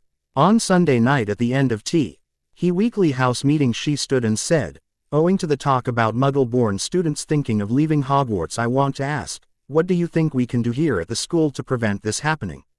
Offering some of the major subjects we would have been studying in the Muggle world would be good. That way we could take the exams in another way. Justin Finch Fletchley said quickly. I do. NT think that it's a secret that I was down to go to one of the best schools in England before I decided to come here. Even before this came up, I have been worried about how I will be able to go back and continue my family business. To do that I need a university degree. What subjects would you suggest and what do they do? Professor Sprout asked curiously. English would be a start. It would also help with subjects here. It teaches how to use the English language, proper spelling, punctuation, grammar and how to structure writing like essays and so on. Justin explained. Maths would be good too. It would help with arithmancy if people started early enough. 6th year student Meg Lee said. How would a Muggle subject help with one of the hardest classes we offer? Sprout asked, shocked at the thought. When I started arithmancy in 3rd year I was repeating most of what I had been taught in primary school. I mean, yes, magical children are taught to add and subtract but most don't. Know how to multiply or divide or use fractions and decimal numbers easily. We spent the first term learning how to do that. Things like algebra or geometry don't seem to be known here. And I was starting to learn those when I was 9. Meg explained. If basic maths was taught from 1st year then there would be no need for the revision. We could just start learning and probably be able to go further with the subject because everyone had the basic skills already. Why don't we learn Latin? Most of our spell work is in a variant of Latin so it would make sense. A lot of non-magical schools still offer it as a language choice. 4th year Ellen Matthews asked. Probably because you don't need to understand Latin to understand the spells. Professor Sprout said thoughtfully. Perhaps we could start a club for those that want to learn more. Professor, I was thinking. If the magically raised students get non-magical high school qualifications, what is to stop them from living in both worlds? Professor Dumbledore said that it is impossible for them at the moment, but what if this was a way to open that door? Getting the best out of both worlds. Who knows, there may be a way. To G.E.T. electricity to work in a magical place and reduce the chance of exposure. Hannah Abbott asked. Explain please. The bewildered professor was getting more than she had expected tonight. In class teacher said that every home in the UK is powered by electricity. He said that people who don't have their houses connected are often considered either radicals or just nuts by a lot of the community. Hannah explained. If magicals had access to things run on electricity, then they could keep up with current events or little things like knowing about TV shows. We were told that this general lack of knowledge that makes us stand out more and more. Especially at our age, Meg interjected. Not knowing any of the latest fashion trends, hit music or movies make you look like you live under a rock. I try to catch up quickly at the start of each holiday but it's hard to talk about things that were released during the term. So, greater exposure to these things could help keep our world secret. Professor Cedric Diggory said respectfully. I have heard about these things in modern Muggle studies but without seeing and using some of them I think we, magically raised, are still at a disadvantage. From what I have learnt, these things are the main entertainment used in Muggle houses. Nearly everyone uses them. 7th year, she who will not be named, Tonks spoke up. My mum is from an ancient pure-blood family and my dad's a Muggleborn so I grew up with knowledge of both worlds. Knowing about things on telly or what's popular has kept me safer than trying to keep everything read in the Muggle world and lets me have fun there too. I see, said Professor Sprout. It looks like there is more that we will have to do to make things work. I will raise this with Professor Dumbledore. This has been very informative. Thank you all. First years, it's almost time for bed. Have a nice night. Good night, Professor. Hufflepuff chorused. Tuesday morning started as usual as most. Students made their way sleepily to breakfast. The early morning quiet was soon shattered by a loud, hysterical scream coming from the Gryffindor table. Rat. There's a bloody rat on the table, screeched Scarlett Harrison. Keep your hair on, shouted Ron Weasley, jumping to his feet. It's only Scabbers. Miss Harrison, Mr. Weasley, please calm yourselves, Professor McGonagall said sternly as she walked over. What is the problem? There is a dirty great rat on the table. Scarlet Sabbers. Ron retorted. He needs to eat too. Mr. Weasley, your rat should be fed from the pet food you brought from home. Not from an at-the-house tables. The professor explained. I can overlook you taking some fresh fruit sometimes, but feeding your pet is your responsibility. Why does he even have a rat? It isn't on the approved list. It's disgusting. I don't want to be in the same tower as that thing. Scarlet wailed. It should be exterminated. Hey, you're not killing him. Ron shouted, snatching the rat off the table and holding it close to himself. I am afraid that Miss Harrison is correct that it isn't approved. We do allow other pets as long as there are no complaints about them. I am sorry, but I will have to take your rat until we can send it home to your parents. As Minerva was explaining this reality to Ron, Amelia Bones walked confidently into the Great Hall and approached Professor Dumbledore with a scroll in her hand. I'm afraid you are in for a busy day, Albus. I have called for an emergency meeting of the Wizengamot and a trial at 10 am today. She explained as she handed over the scroll. I am also here to invite Harry Potter to attend, as this will involve him and his future. Very well. Mr. Potter is sitting at the Gryffindor table. He has my permission to attend. I was wondering if I may ask you to do something in your role as an Auror. You may ask. Amelia replied cautiously. We have an unapproved pet that is being complained about. Would you please perform the usual scans on it? Dumbledore said, looking at the small commotion. Certainly. She smiled, thinking that it would be an easy thing to do. Walking over, she smiled ruefully at Minerva. Is this the pet in question? Amelia asked, smiling at Ron. Don't worry, I will just perform a few harmless spells and then we can get it sent home for you. Ron reluctantly handed over his pet. Amelia pulled out her wand and began. Infect us. Nothing happened. Pollute 'em. Again nothing. Alright, last one. Animus Revelio. She dropped the rat in fright as it began to grow and transform. Stupefy. Amelia shouted. Animagus. I am going to have to take him with me, she said as she conjured a cage. Transforming the unknown person back into a rat, she placed it in the cage and locked it securely. Looking around, she then handed Harry a piece of parchment. Mr. Potter, here are the details of today's meeting and hearing at the Ministry. Professor Dumbledore has already approved for you to attend. I hope to see you there later. Excuse me please. I suddenly have even more work to do before then. Thank you, madam. I will see you there. Harry replied. Mr. Weasley, as this is what you thought was your pet, I need you to accompany me to the Ministry, Amelia said, and Ron gulped nervously. Madam Bones, Percy said, standing up. I would like to come with my brother until our parents can get there. Also, Scabbers was my pet before I gave him to Ron. You may have questions for me too. Professor McGonagall, with your permission. We will need to use the flow, please. The professor nodded. Very well, gentlemen. Come along then, Amelia said, leading the way out of the hall. Striding through her department, she placed both Weasley boys on chairs with instructions not to move or talk to anyone. Once in her office, Amelia places the caged rat on her desk and sent for several people. Arthur Weasley, to be with his children while they were questioned.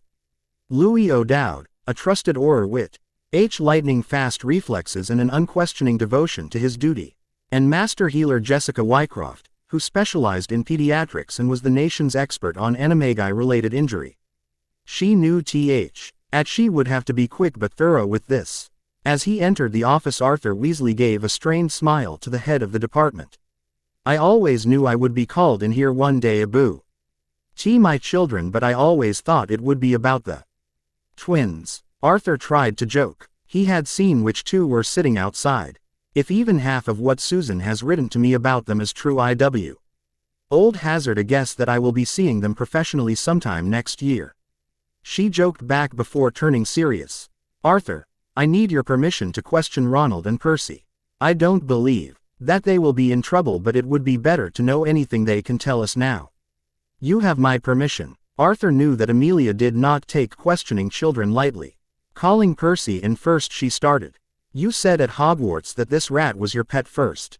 Please tell me how you got him and when. I found him in the garden when I was about 5 or 6. It seemed tame enough, so Mum and Dad let me keep him. Has it always been missing a toe? Yes, it was still healing when I found him. Do you know how long rats usually live for? No, I thought that 9 years was probably old for a rat. But I didn't think anything of it. The normal lifespan is around 2 to 3 years. Percy and Arthur both looked shocked. Oh, Percy exclaimed. I'm sorry, I honestly didn't know. I was just happy to have a pet. There is no shame in that. Amelia smiled at the distraught boy and tried to put him at ease. I had a pet snail when I was a child and loved it to death. I didn't realize that my Slimy was actually a series of snails that my father found for me when they died. Why I asked about the missing toe.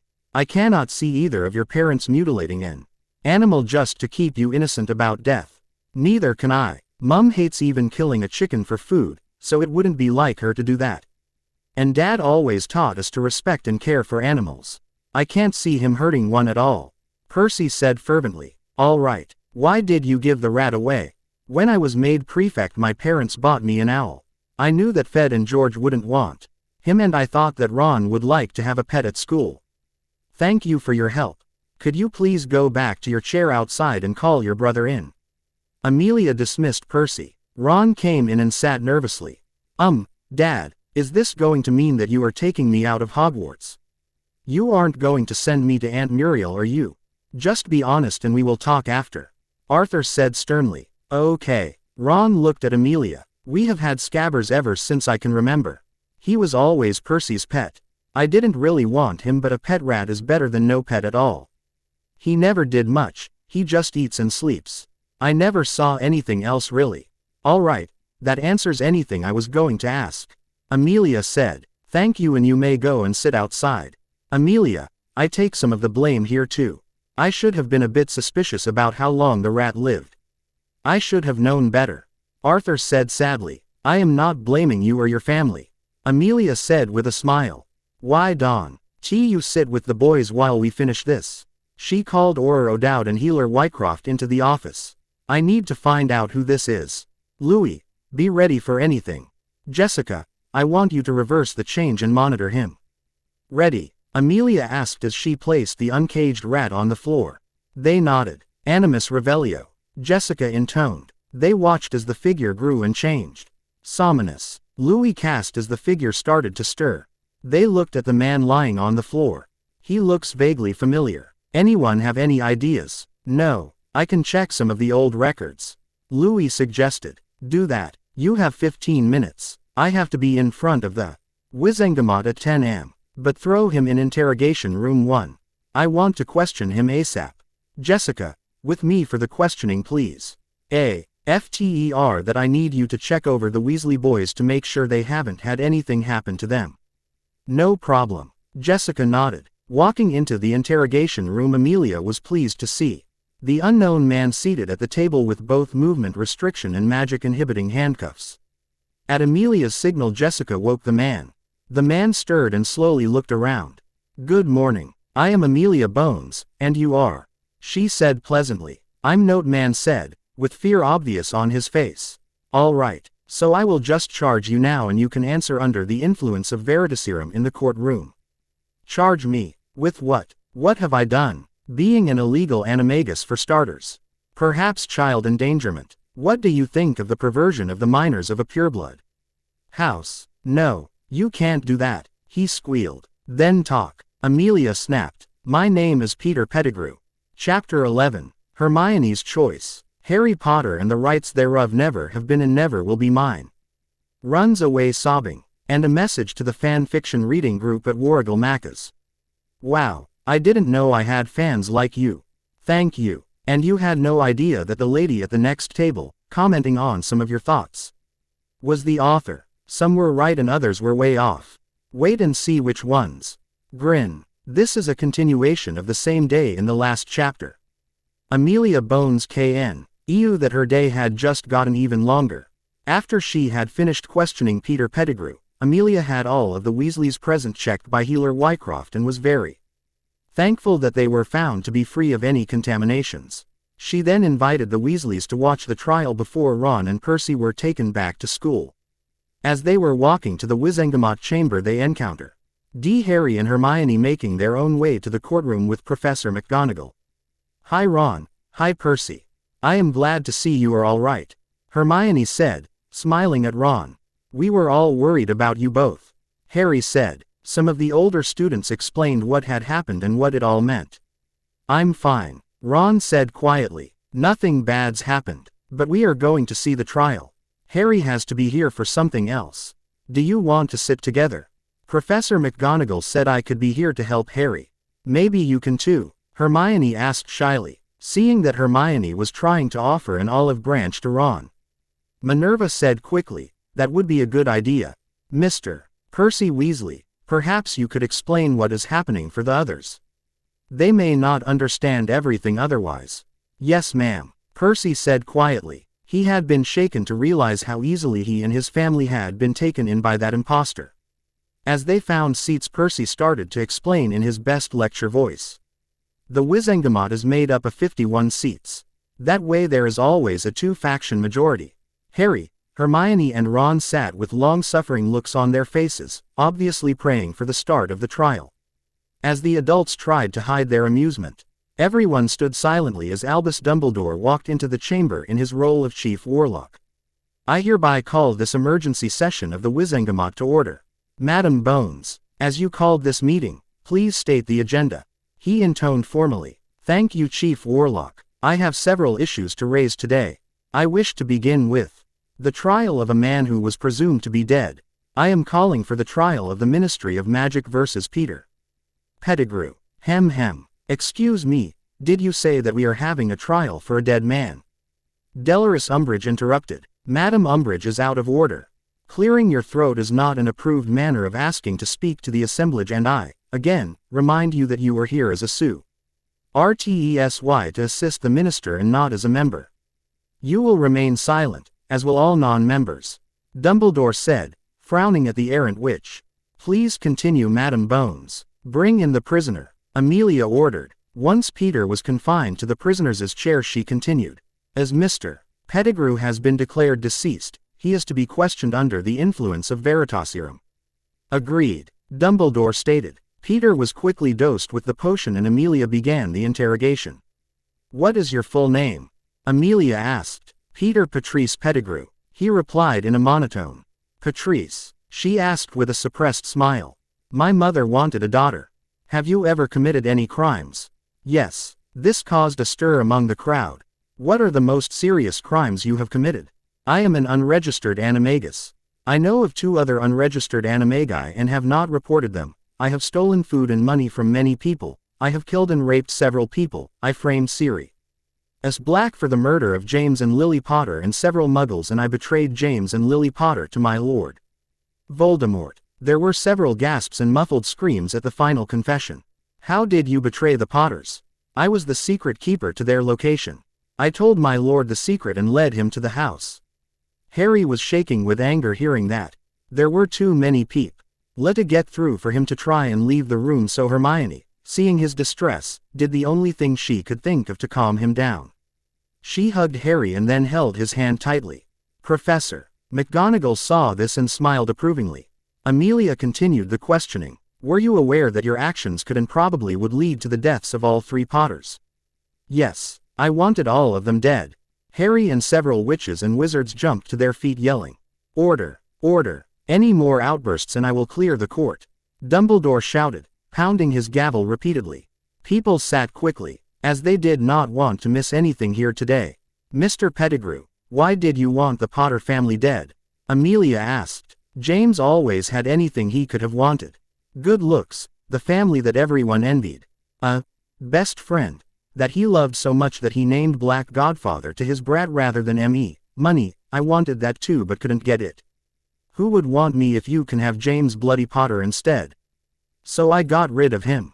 Peter started giggling insanely. Harry was sickened by what he was hearing but bravely sat listening to the bile coming out of the traitor's mouth, trying not to react. Hermione and Ron moved as close as possible to Harry to offer their silent support. How did you frame Sirius Black? When he cornered me in Blackpool, I yelled that he bet raid the Potters and cut my finger off and cast a bombarda at the ground. I think I hit a gas pipe or something because it was a big explosion. Much bigger than I expected. I turned into my rat form and ran away. I thought it was funny you imprisoned the wrong person for so long. How did you live after that?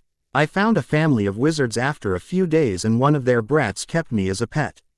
Who did you murder? Marlene McKinnon, Edgar Bones and Robert McGonagall. How did you kill them? I used the killing curse. Why? Because I thought it necessary and for fun. Marlene was engaged to Sirius Black and I knew she was a virgin. I wanted to spoil her for him.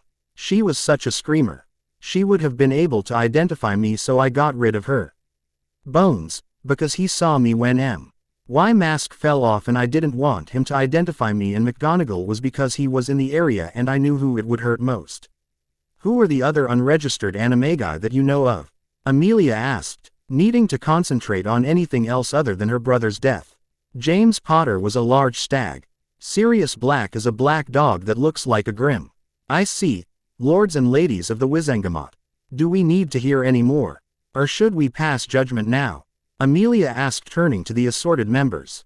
The crimes this person has confessed to this far are enough for a sentence of life in Azkaban, if not the Veil. I think that we have heard enough. The DMLE can question him further at their leisure to see if you can close any unsolved cases. Dumbledore said firmly. Does anyone object? There was total silence in the courtroom. We will vote now. Please light your wands for guilty, and leave your wand unlit for innocent. Instructed Dumbledore. The chamber was suddenly very well lit. The clerk announced, 3 unlit, 48 lit. Dumbledore looked solemnly at the members. With a clear majority, the vote is guilty. As the prisoner has confessed to multiple counts of using an unforgivable. We now call on you for sentencing. Please vote with your wand in the following ways. Raised lit for the Veil of Death, raised unlit for Azkaban, or do not raise your wand to abstain. Please vote now. The room again lit up but not as bright as before. The clerk stated, 1 abstention, 36 lit and 14 raised unlit. Very well. The prisoner, Peter Patrice Pettigrew, shall be remanded into the care of the DMLE for further questioning and then shall pass through the Veil of Death on the last day of this calendar month. May magic have mercy on your soul. Dumbledore intoned as he struck the gavel. Take him away. After Pettigrew was led out of the room, Lucius Malfoy, as proxy for the Black Seat, stood to speak. After hearing that person's testimony, I have seen that we have several other charges to hear today. As he cannot answer to this court, I vote that we fine the Potter estate for James Potter's crime of being an illegal animagus. Lucius said. And also, oi, Harry shouted, jumping to his feet. Haven't you people ever heard of the statute of limitations? Or remember that my dad has been dead for the last 10 years? What about the fact that this looks like you, sir, are personally trying to steal from a prominent family that just happens to be headed by an orphaned child?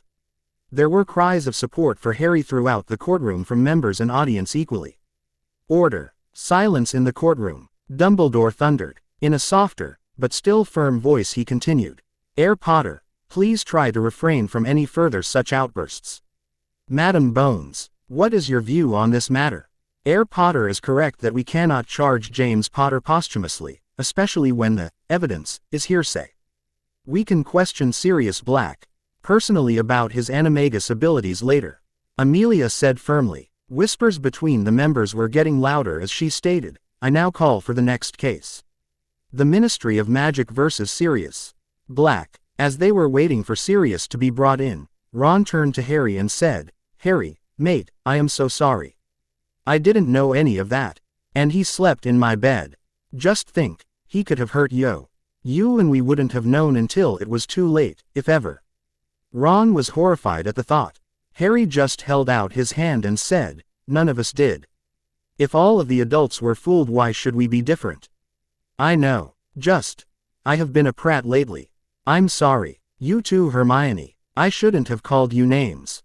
I'm sorry, he finished, looking ashamed of himself. Forgiven. This time, Hermione replied. Yes, I forgive you too.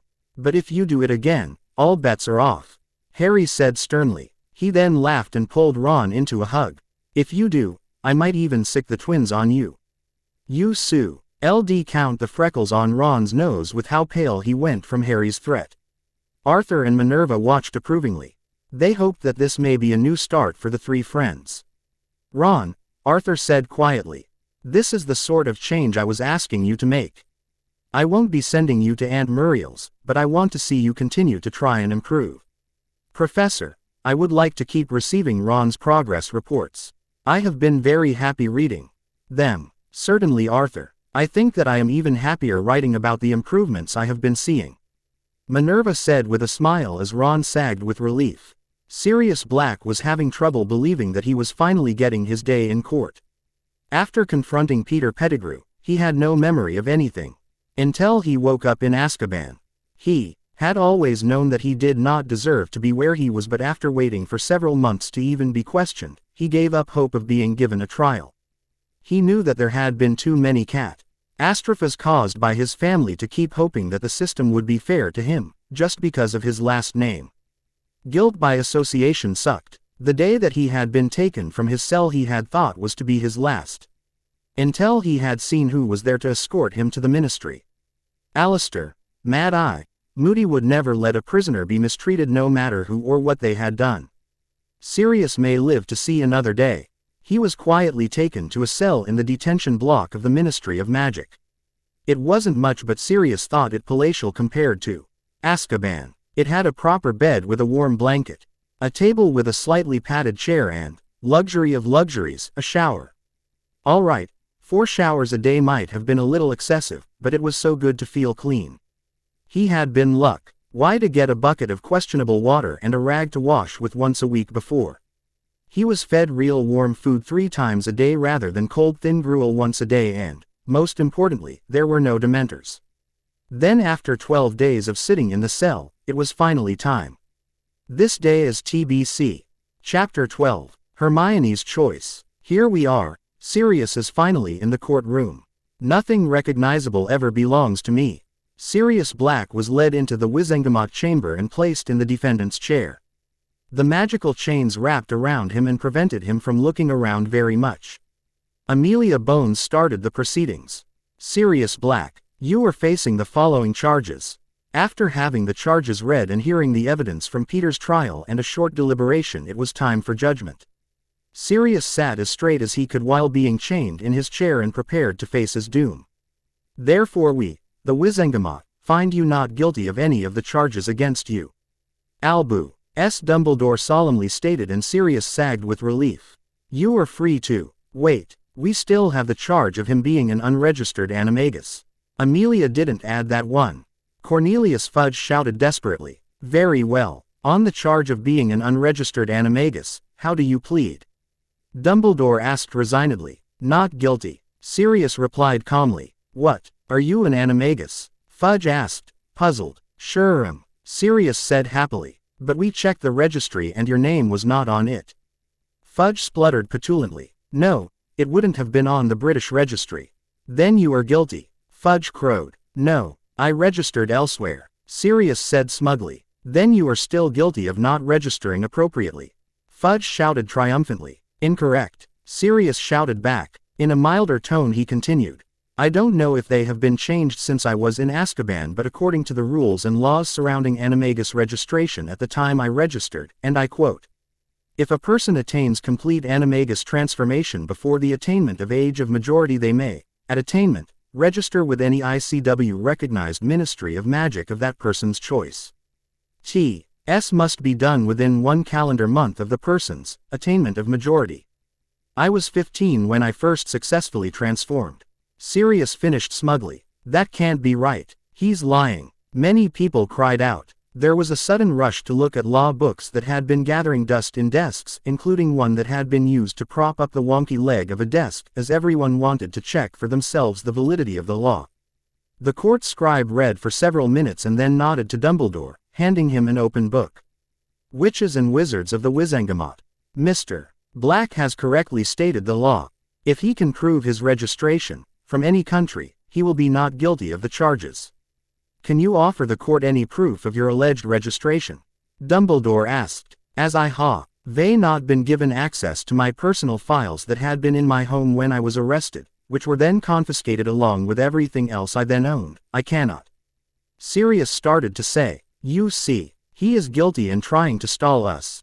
Fudge cried, interrupting Sirius. Sirius frowned at Fudge and continued, ahem, as I was saying, I do not have access to my personal copy of my registration. However, my registration will be on file with the Magical Ministry of New Zealand. As, when I turned 17, war was on our doorstep, I felt that it was safer to not have a local regito make it diff. I called for anyone doing a random search to find it. Everyone stared at him in disbelief. What? Sirius asked innocently. James Potter and I registered at the Magical Ministry of Taumatafukatangian. Gako au automati chiripukakapiki mangahoro nukupokai winu akitanatahu *, New Zealand. We thought it was a great way to obey the law and protect ourselves at the same time. Was that the only reason? Dumbledore asked sternly, but his eyes were filled with mirth. Well, we also thought it was a great prank on the system. Sirius admitted a little shamefaced. You try pronouncing that name in the flow sometime. We will ask that you wait in a holding cell until we can contact the appropriate ministry. Orders, please escort him to the cells. A short time later, this session of the Wizengamot is resumed. Mr. Black, we have contacted the Ministry of Magic in Tuanatwak. You were correct, Mr. Black. It is indeed a difficult name to flow call. We have contacted the ministry in New Zealand, and they confirmed that you are indeed registered with them. Dumbledore stated. Therefore, you are found to be not guilty to being an unregistered animagus. You are free to leave. We will on time to discuss compensation for your illegal incarceration at a later date. The Wizengamot is now adjourned for lunch. We will reconvene at 1 p.m. Bang! Went the gavel and the chains holding Sirius fell to the floor. Before you leave, Mr. Black, may I please have a word? Madam Bones called as he stood to leave. Approaching him, Amelia said quietly, we are discussing the custody and living arrangements for your godson after the lunch break. Would you like to stay? I would even stay in this decidedly uncomfortable chair to do that. Thank you, madam. Would you mind introducing us before then? As they walked to lunch together, Amelia felt that she needed to inform Sirius of some of the changes to their world. And I am very sorry to be the one to tell you that your grandfather, Arcturus Black, died of natural causes last week. You were named as his successor, Lord Black. Damn, the old bugger must have ignored my mother and not disowned me. Sirius said, surprised. When I talked to him a few years ago, he said that he never believed that you did anything to be in Azkaban. He also said, and I don't believe he was entirely joking, why couldn't Sirius have taken me away from the Pia ** family with him? Amelia said with a grin.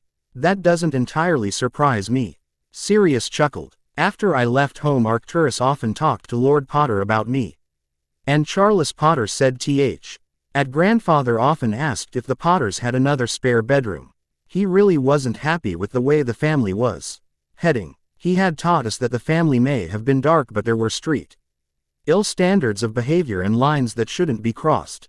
Let's see what I can do to change it. By the way, what was Malfoy doing in the black seat? As soon as Arcturus's death was announced, Lucius approached the minister and claimed the Proxy as his son is in the line of succession. Amelia said with a grimace. He was very convincing, and if we objected to him, other seats Proxies could, and probably would, be challenged too. Sirius hummed thoughtfully. Now that I am here, a Proxy is no longer needed. I think I will tell him when we resume. As they entered the cafeteria, Sirius was led to a side booth that already held a large party of people. Lord Sirius Black, may I have the privilege of reintroducing you to your godson, Heir Harry Potter. Amelia introduced them. How do you do, Lord Black? Harry said politely, standing and offering his hand to shake. Heir Potter, Sirius said with a small bow. After peeing on me, multiple times might I add, when I changed your nap. Pies, I don't think that you ever need to shake hands with me. Can I give you a hug? Instead, he asked hopefully, holding open his arms. Harry would never remember moving, but for the remainder of his life he would remember that first hug. He suddenly felt safe. He could feel that there was someone that cared about him, that there was someone who would protect him. And then he felt something wet hitting his head. Sirius was crying. I'm sorry, pup. I shouldn't have left you that night. I am so sorry. Sirius sobbed, holding Harry tighter. We are together now. Harry smiled through his own tears, squeezing back. That counts for a lot. Sitting down, a smiling Harry eagerly introduced Sirius to everyone. And this is Professor McGonagall. Harry finished. We are already acquainted, Mr. Potter. I'm sorry, Lord Black. Welcome back. I hope you will not be as bad an influence with this Mr.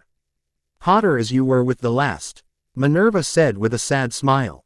Minnie, you wound me, Sirius replied with a grin. Detention Black, she snapped. You do remember that I graduated many years ago. That doesn't stop me from trying.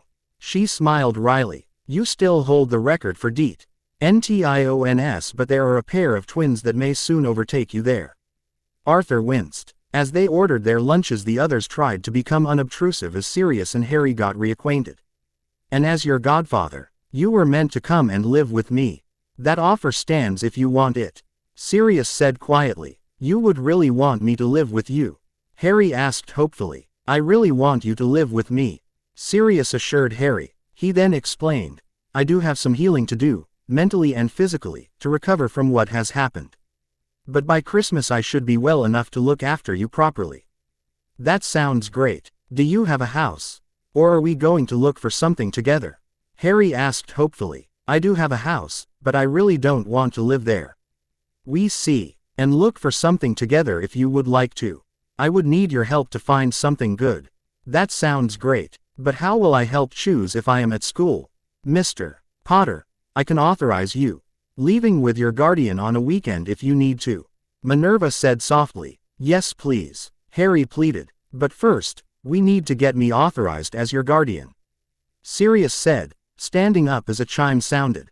As everyone assembled after the lunch break and settled, people were wondering what other explosive surprises they were in for. Hopefully it would be quieter than the morning session. As we resume, I, again, give the floor to Madam Bones for any additional matters. Dumbledore said. Before you do, sir, I have some urgent business. Sirius said, standing in the visitors' gallery. Very well, Lord Black. Dumbledore said, suspecting what was happening. He, like several others, had noticed Lucius flinch hearing Sirius's title. Thank you. Walking to the main floor, he turned to the assembled members and said sharply, Mr. Lucius Malfoy, you have shown blatant disregard to my family's traditional morning time in an attempt to usurp my family's rightful seat and political reputation. You, sir, are churlish scamellerish coxcomb for trying to take advantage of my family's mourning in my absence. As such, I am demanding that you remove yourself from my family's seat immediately, and that any actions that you may have taken as proxy are to be disregarded until such time that I can review them. Sirius paused and glared at Lucius. Why haven't you moved yet? He asked mildly. Lucius's face had been alternating between red and white. He slowly stood and walked away without a word. He had been hoping that Sirius would not be told of his grandfather's death so soon. Oh, and Malfoy. Lucius turned and looked at Sirius. We will be discussing this at length later. Turning back to Dumbledore, Sirius finished by saying, Thank you for allowing me to rectify this matter, Chief Warlock. He then bowed and stalked to his seat, where he cast a cleaning and disinfecting spell before sitting. Thank you, Lord Black. Madam Bones, if you are ready to proceed. Thank you, Chief Warlock. I am. I am now asking that members of the Wizengamot to help a young boy with a serious problem. Through no fault of his own, he Hasardian since his parents were cruelly murdered at the end of the last war. As such, he is needing us to ratify his choice of guardian. Madame Augusta Longbottom stood and spoke calmly. You have stated that this child is an orphan. I would like to ask if this person's parents had wills, and if so, that they be read now. That may answer several questions that we may have. Thank you, Madame Longbottom. We have found a will, but it was sealed by the Wizengamot in the days after the parents' deaths. I would call on the members here to unseal it so that we can ascertain the parents' wishes. Amelia said simply. I second that motion. Several voices called. Albus Dumbledore sighed, knowing who they were discussing. There had been good reason to seal the will at the time, but it was obvious that circumstances had changed. He looked around the room and called for the vote. It was unanimous. The will was quickly retrieved from storage and the clerk broke open the magical seal. The clerk then read, This is the final will and testament of Lord James and Lady Lily Potter. I will only be reading the portion of the will regarding the custody of their son, Harry. It reads as follows. In the event of the death of one parent, the surviving parent automatically retains custody of our son. If both of us are dead, we wish Harry to go to the following people. This list is in order of our preference. Sirius Black, Godfather, Alice Longbottom, Godmother, Melissa Quinn, friend and finally, Minerva McGonagall, friend and mentor. Under no circumstances is Harry to be placed in the care of Petunia Dursley. She hates magic and we fear for our son's safety if he should be left in her care or in any family that has been accused of being in league with Voldemort or any of his supporters. The clerk finished reading and handed the will to Dumbledore. As Heir Potter is now 11 years old, he may have a say in who he wishes to have as his guardian. Heir Potter, would you please come forward? Amelia invited. Harry walked nervously through the stands to the floor of the courtroom. If I can name my guardian, I would like to live with my godfather, Sirius Black, please. He said hesitantly. Amelia smiled. As he is the first person listed, I do not see a problem with that. She turned and looked at Sirius, sitting in his family's traditional seat. Do you accept this responsibility, Lord Black? Definitely. I have already spoken to Heir Potter on this matter and am ready to assume this role. Sirius replied, standing proudly. I know I can never replace James, but I will do my best to be a good role model for Harry. I am also aware that I need to recover from my ordeal with the help of St. Mungo's, but I am confident that I will be ready to assume physical custody by the end of the current school term. Are there any objections to this appointment? The question was met by silence. Very well. I am glad you have thought about your own health so I do not have to order you to seek help. Dumbledore sighed, dreading what mischief Harry may be taught.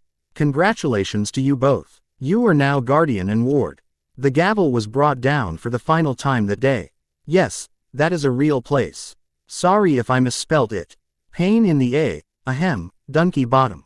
Chapter 13. Not mine, never mine. Always fun to play with though. Thank you to all who took the time to review. For those who keep asking me to update soon, there will be a new chapter on the first weekend of each month. J.K. said that 1 galleon equals 5 pounds, approximately, so I am going to stick to that number. Please don't nitpick my maths. On the 20th of November, Vernon Dursley strode into the London branch of Barclays Bank confidently, certain that taking a day off work would pay off in the longer term. These receipts from what we bought Dudley will show what Pet and I spent the money on. They won't be able to tell which boy uses the things we bought, so they will be accepted without a problem. I wonder if I can get an increase of the allowance out of these idiots. Talk about the rate of inflation and how much extra it costs to outfit the boy and pay for boarding school. I am glad I thought to bring Dud's school receipts too. He thought as he approached a teller. Morning. Pam, he said with what he thought was a charming smile as he looked at her name tag. I have an appointment with a Mr.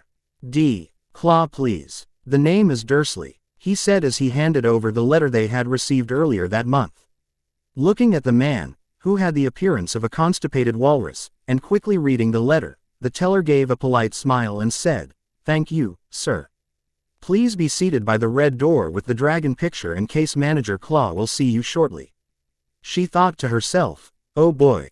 If they are involved, this should be good. I wonder if they would let me watch this time. I will ask the boss and tell him that this should be educational.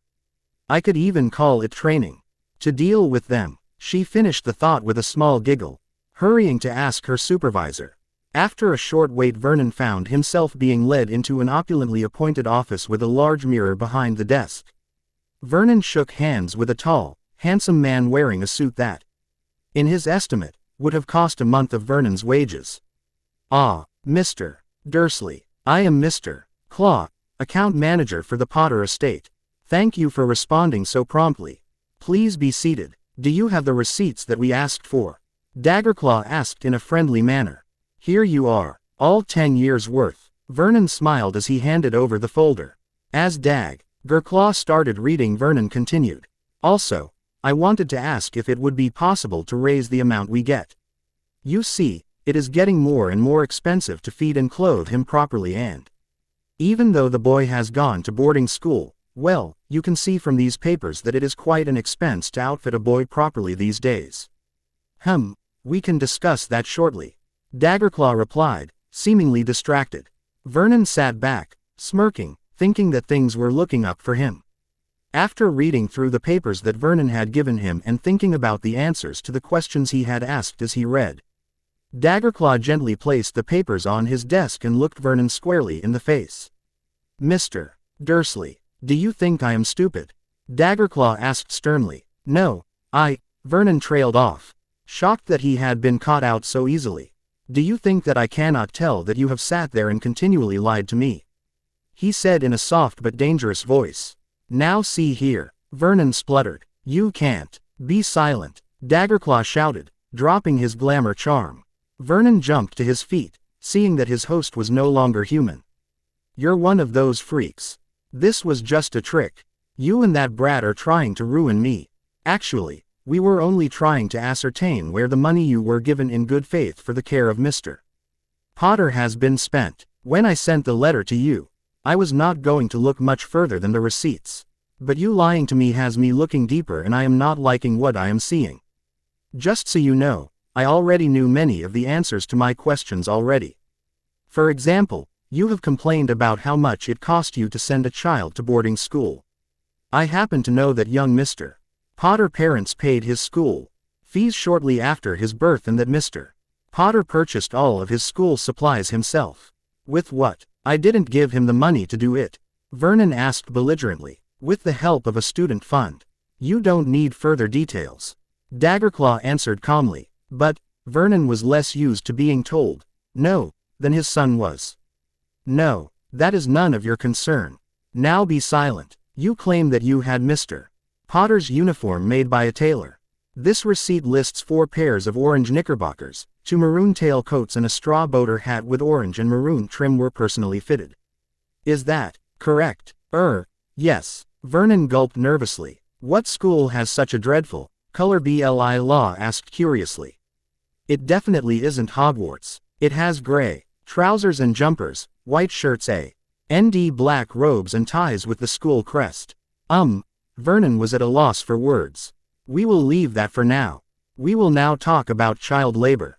You have had Mr. Potter working around your house and yard since he was old enough to follow your and your wife's directions, is that true?" "Well, yes, but we wanted to teach him about how he needed to work if he wanted things in this world.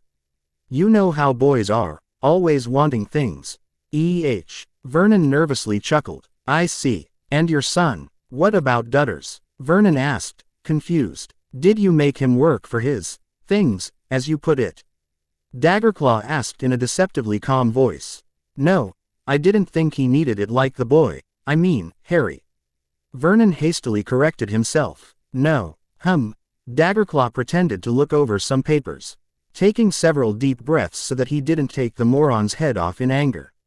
"You see, I have here a list of things that you claim that you have bought for Mr. Potter. But the reports that they here show that they were used and broken by your son. For example, in the most recent receipts, a racing bicycle.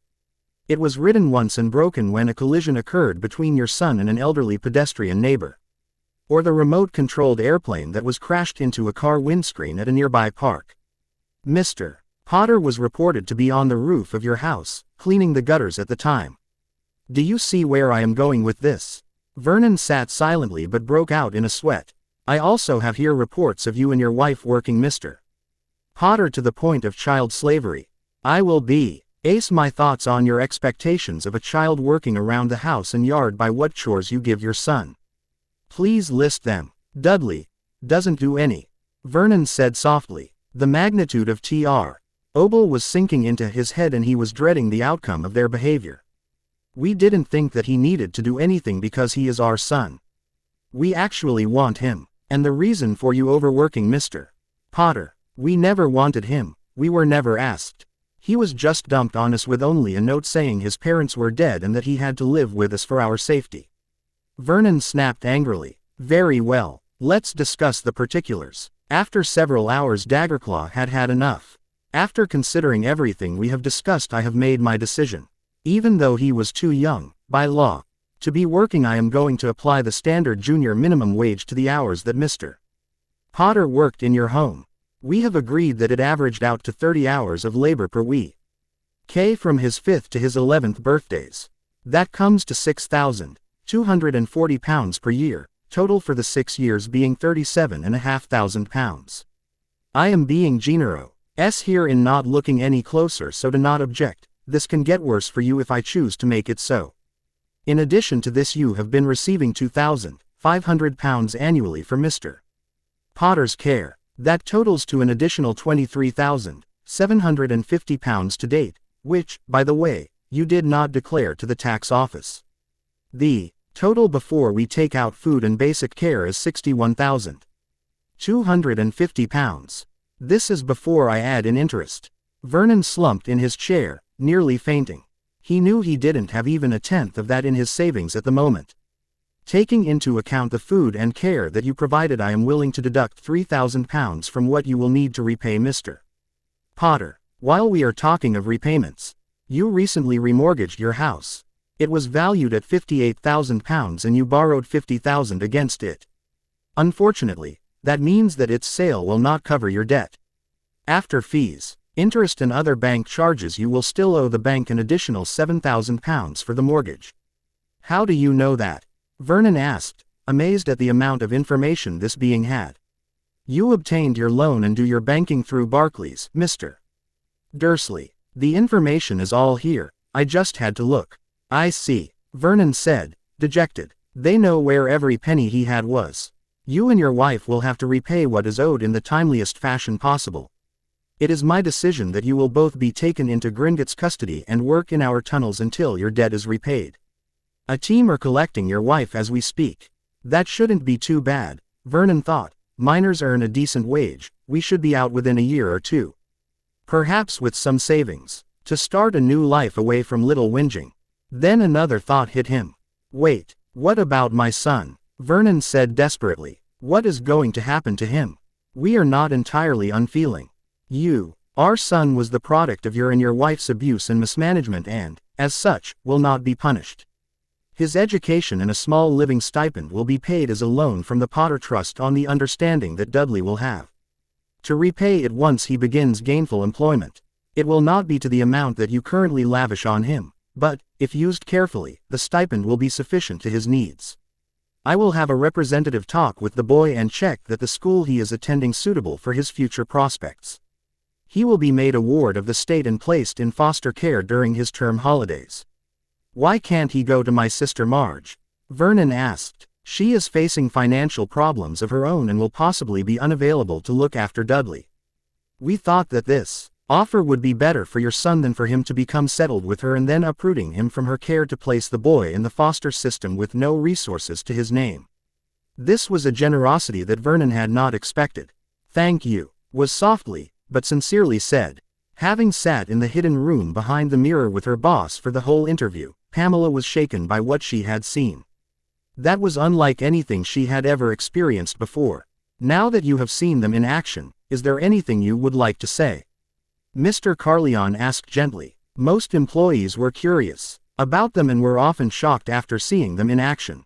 Never let me mess up with these guys, she blurted. I think that death would be preferable to their justice. You will be fine if you keep that in mind in future, was all he said, leading the shaking woman away.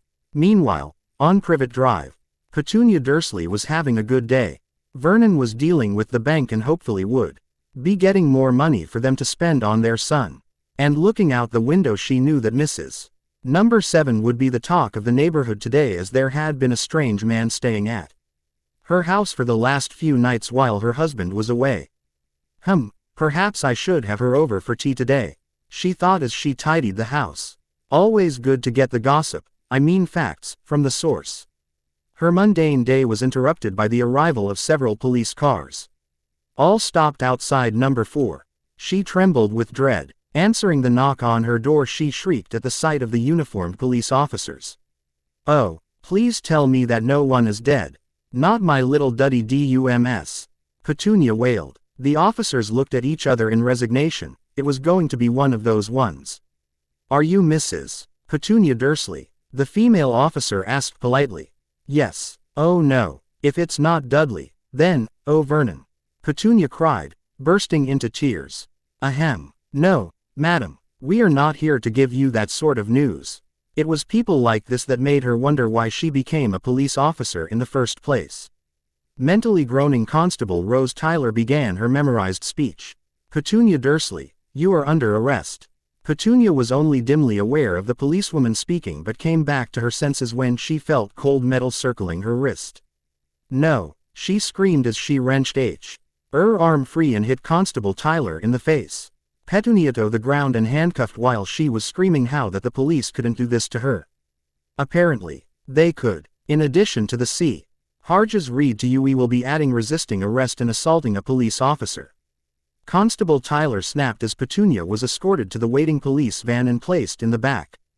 Constable Tyler leaned into the car and said softly, just to let you know, after we finish processing you, you will be handed over to Gringotts, where you will be reunited with your husband.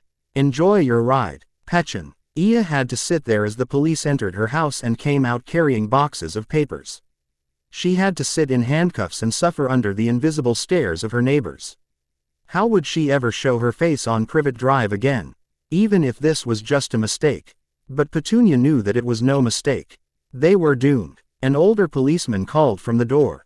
Get the photographer in here, call forensics and start questioning the neighbors. It's even worse than we thought, was the last thing Petunia heard as she fainted into blissful oblivion. Chapter 14. There really is nothing to do. Will you wait for assistance when your car breaks down, except use up your laptop's battery and the downtime to start to write a new chapter. Nothing recognizable belongs to me. On Friday, November 29th, Hermione Granger was given a great deal to think about at the weekly house meeting. There had been a few small matters that were quickly taken care of, and then 7th-year Prefect Jaden Brett had stood and spoken. I have tried to sort this problem out privately, but the other person has ignored what I say. I have to report Hermione Granger for emotionally abusing other people. Professor McGonagall was horrified. She had thought that Hermione, a quiet, studious girl, was one of the few she wouldn't have to worry about. Please give us a few examples, was all she could think to say. In the evenings she takes over the corner table here in the common room and snaps at anyone who is talking or trying to relax or play a game while she is studying. She is often heard bullying her. Year mates are telling them off if they are doing anything other than studying like her. She snaps at them and harasses them until they either get their books or they run to their dorms to escape her nagging.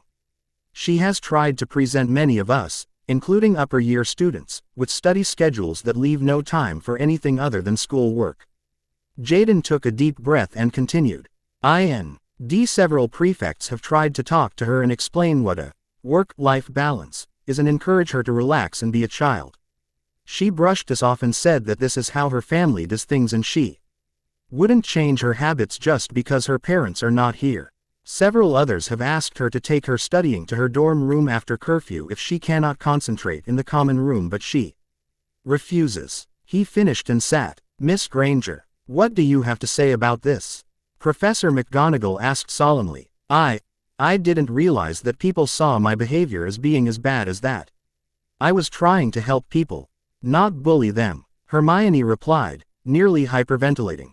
She then explained, in my family we don't relax, like everyone seems to do here. We work at school or work, own home and study or do housework until bedtime. Our relax time is when we go on holiday during the summer, and even then, we study the places and things we see.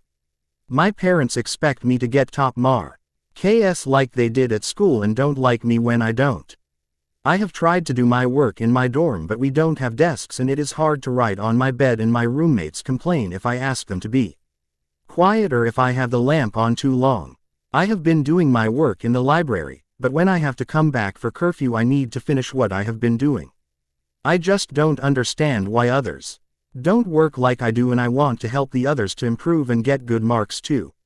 She finished, nearly crying. Miss Granger, I feel that this is something that we will need to speak further, privately, about this. But for now, I would like to restrict you to only 2 hours of homework or study a night. I am going to set you a new assignment, one that will last for the rest of the year. The usually stern professor smiled at the frightened girl. I would like to see you learn how to play like your classmates. Do not worry so much about your marks or your parents' reactions.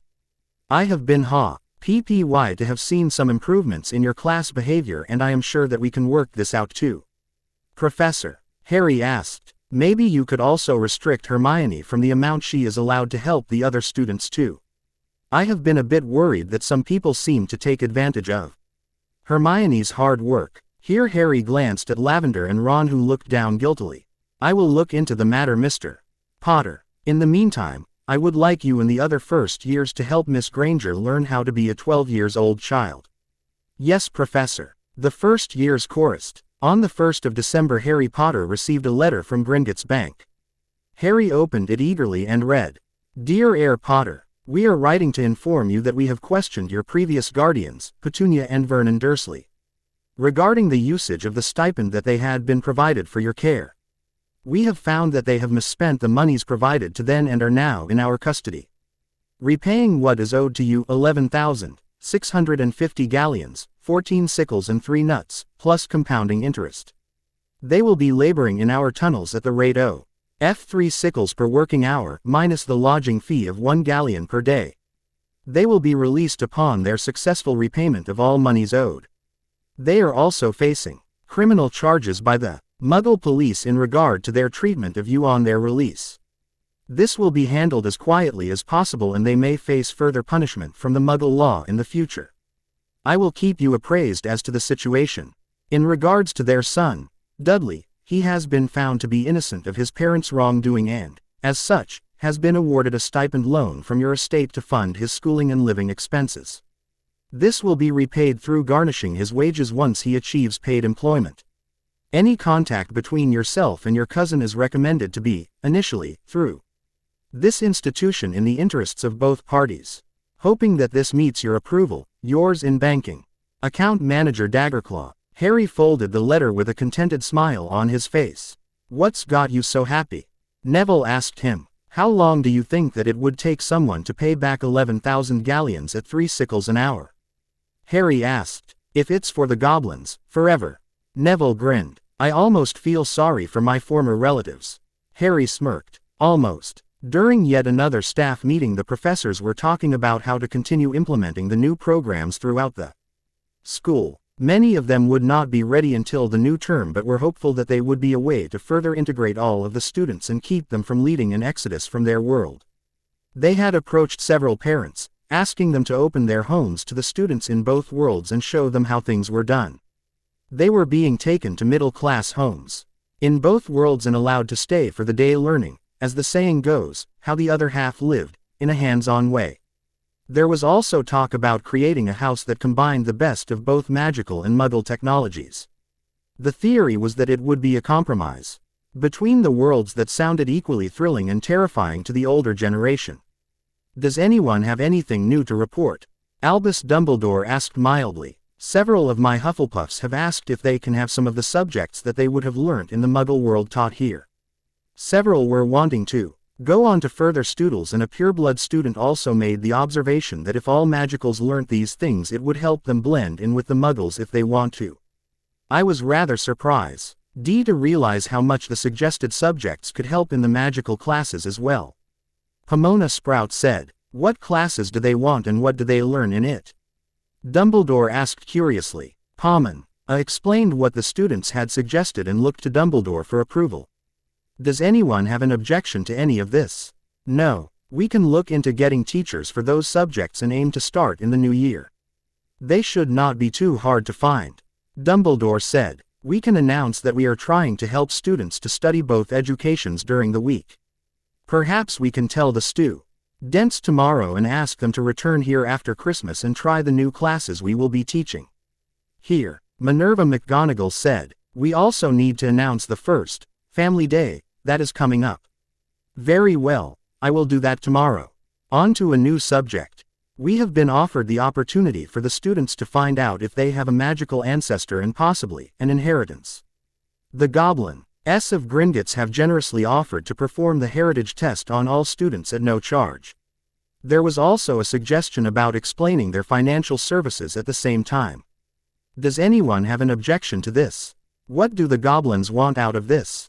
It is unprecedented that they do something for nothing. Phileas Flitwick asked. From what they said, they want to get stagnant gold. back into circulation and to try and help stop the Muggleborns from leaving our world. It sounds like a positive thing to do. I cannot see why we shouldn't let this happen, Sirius said. The other teachers murmured their agreement. Wonderful. I will let the goblins know tomorrow. They also hinted that they may make this a yearly occurrence for the first years. Dumbledore said happily. Finally, for tonight, we have had another new note from one of our students.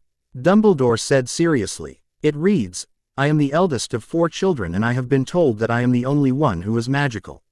I miss them terribly and I am debating if I want to stay here and be separated from them even further because of my abilities. Is there another school or some way to help keep us closer than this? Albus placed the note on the table and rubbed the bridge of his nose. I have lost count of how many times I have had letters from the siblings of students that simply are not able to come here. In one case I know. It caused a deep resentment that led to that person abusing the child of our student. Can anyone think of an alternative? We are starting new non-magical classes, so why not make an EU school for the children that know about magic but cannot perform any? Septima Vector offered. We could make it a pre-Hogwarts age school for all students as well, an elementary school I think they are called. Then the students could continue into secondary school without problems. Pomona added. But where would we be able to place it? Muggle children would not be able to see Hogwarts, so here is out. But where could we build without Muggles noticing? Minerva queried. There is a property that I know of that, I think, was owned by the Dagworth family. It has been empty for as long as I can remember, but it might be suitable. Sirius said thoughtfully. What do you know about it? Dumbledore asked. Not much. I only know that it is a large property that has been empty for the last XTY years or so and that it is being managed by Gringotts since. Sirius finished. Would you be able to arrange a tour to see if it would be suitable? Dumbledore asked. And inquire as to the terms that they would want for us to use it as well. The following morning at breakfast Professor Dumbledore stood to make the announcements. Good morning students. I have some good news for you all. Firstly, after the Christmas break we will be starting a new series of classes for those that wish to continue or gain a non-magical education. These lessons will be held on weekends and I hope that why of you will take advantage of this opportunity. There was a buzz as the school started to discuss the implications of yet another change. Secondly, he continued, we have been offered a wonderful opportunity for you all. Next week the goblins of Gringotts are coming to Hogwarts to perform a heritage test for anyone who wishes to participate. For those who do not know, this is a blood test that will show your family tree and, for some, perhaps a possible inheritance. This will not cost you anything and I hope that even if you think that you know your family lines that you will still come along. The goblins have also offered to host a class on managing your money and how to invest it. This is an optional class, but I urge you to attend. It promises to be very informative. The buzz was even louder. This was an amazing chance. Most of the students had never heard of anything like the tests, that they could trace any family, find where their magic came from. It was unbelievable to many of them.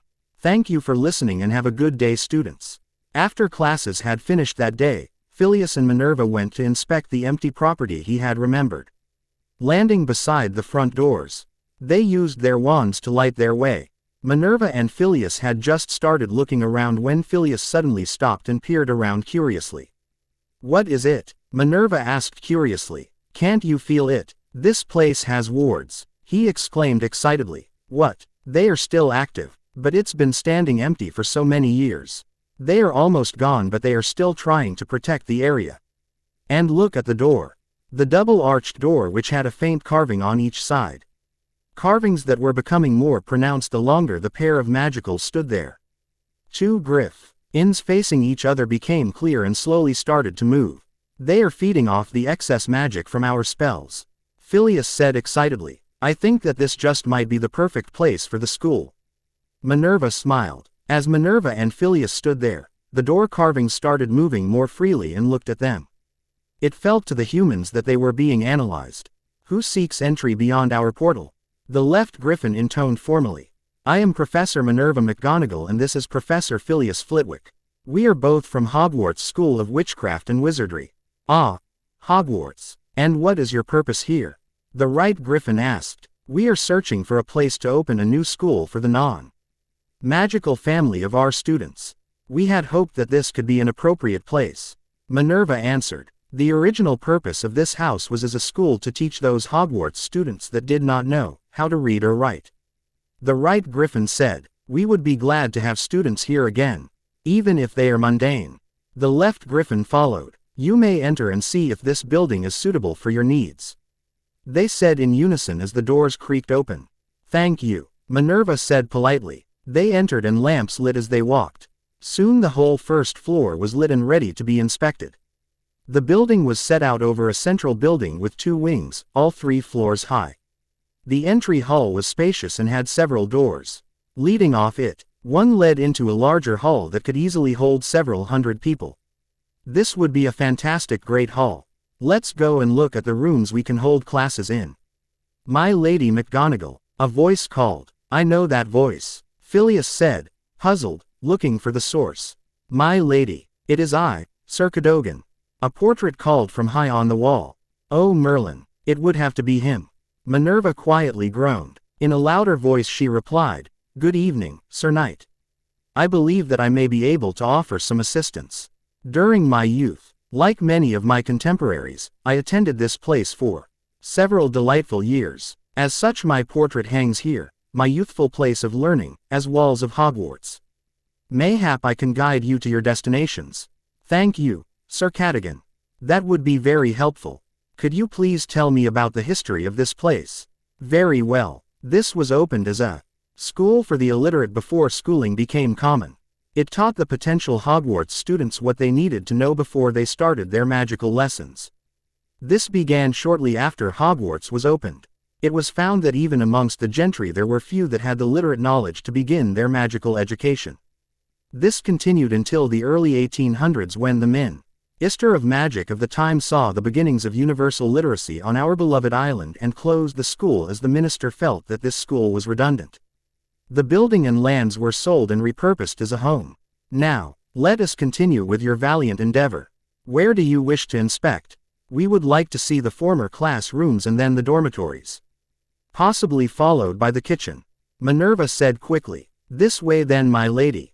After seeing the whole building, Minerva and Phileas were enthusiastic. There was the potential to house around 400 students and a new class rooms to have over twice that in-day students. I think this may be perfect. Minerva enthused. The only problem I can see is staffing. We could get some house elves to do the cleaning and cooking, so that wouldn't be a problem. Teachers. Well, we could just start advertising as a selective private school and offer the posts initially to qualified Muggleborns or Muggles that know about us and expand the staff as we gain more students. We would need the basic subjects covered and we also need people to supervise any boarding students. And how would we sort them into classes? Do we just have male-female dorms for each year or have houses? Phileas asked, overwhelmed at the thought of the work to come. They are all some of the things to be considered. We also have a slightly bigger problem if we want to be open by next September. What on earth are we going to name the school? Minerva asked with a strained smile. Chapter 15. Hermione's Choice 15. Why can't we ever get what we ask for? J.K. and Warner Brothers refused to share. Oh well, thank you to Meggle la Muggle for all of her help in editing this chapter. May I also say that I appreciate the reviews that people are sending me. Unfortunately, I can only read English. Fortunately, my daughter can read a little French. My congratulations to those people that are talented enough to read in more than one language. In his speedy recovery in St. Mungo's Wizarding Hospital, Sirius Black had read through the many decisions that Lucius Malfoy had made in the 2 weeks that he had held the Black family proxy in the Wizengamot, and it was safe to say that Sirius was not happy. The drafts of new laws Lucius had written were terrible. They would restrict anyone not pureblood from holding a Wizengamot seat or heading a family, even in proxy. Laws forbidding business and land ownership to everyone except the older or pureblood families. If it would advantage the pureblood movement, it looked to be there. Sirius took great pleasure in tearing them up, and then he demanded a meeting with Lucius and Narcissa Malfoy, set for the 3rd of December. On the day of the meeting, Sirius had planned out what he was going to do. He had studied the marriage contract and had found several ways that the Malfoys had breached it. This should be good, he thought with a smirk. He had rented a warded meeting room at Gringotts and had hired 2 goblin guards. He didn't want to give any impression of weakness here. He sat facing the door with papers surrounding him, and at the appointed time there was a knock at the door. "Enter," he barked. Lucius swept into the room, trailed by Narcissa. Lucius sat and stared at Sirius without uttering a word. Narcissa gave a small bow and murmured, "Good morning, my lord." "Good morning, cousin. Please be seated," Sirius said, ignoring Lucius's bad manners. "I asked you here today to discuss some problems I found with your marriage contract." Sirius began, looking at Narcissa. Lucius interrupted. "There are no problems with the contract," he snapped. "The dowry was paid and I have paid the bride price. There is nothing more to be said. Actually, there is quite a bit more to be said. Now please be quiet while I talk to my cousin Lucius." Sirius replied deceptively softly. Turning to his cousin, Sirius continued, "Narcissa, I must ask, do you have any, female health problems? The reason I ask is that in your contracts you were required to have a minimum of 2 children. One is heir to Malfoy and the other is a potential heir for Black, but I am only aware of one child, Draco, my lord," Narcissa corrected gently. "My apologies, I must have misread his name," Sirius said carelessly. "Thank you. As far as I know, I am in good health. Unfortunately, my husband has refused to give me another child, even when I have begged him. I always wanted a daughter as well as a son. Since the confirmation of the pregnancy of our son, my husband has never been to my bed again." Narcissa answered, "I do know that in my marriage contract we were given 10 years from our wedding day to have both children, and we are at fault for not having them. I am glad that you understand this. I hope that you also understand that I must take action on this breach of contract." Sirius said sternly, "I understand, my lord. I have no excuses and I await your judgment," she said submissively, bowing her head. Sirius hummed as he leaned back in his chair. "You said that you have asked your husband for another child and he has refused you. What do you say to that, Lucius? I feel that 1 child is more than enough. 1 child can be heir to 2 or more houses." Lucius sneered. "I would hate to see my wife end up like those, Weasleys." I see," Sirius said as he made notes. "The next thing is that you, Lucius, have been accused of being a Death Eater. I understand that you claimed that you were under the Imperious curse, but, unfortunately, you were never tried, so I have some doubts on that. I want you to swear a magical oath that you never a willing participant of terrorist acts under the orders of the person known as Voldemort." "What has this accusation got to do with my marriage contract?" "It has quite a lot to do with it. You see, the contract has a clause that states that you are not to knowingly associate or allow Narcissa to associate with known criminals or terrorists. As such, I am wanting to be assured that my cousin has not been exposed to such types of people. This is outrageous. It was proven that Lucius spluttered and was interrupted by Sirius. "Nothing was ever proven," Sirius shouted, angrily jumping to his feet.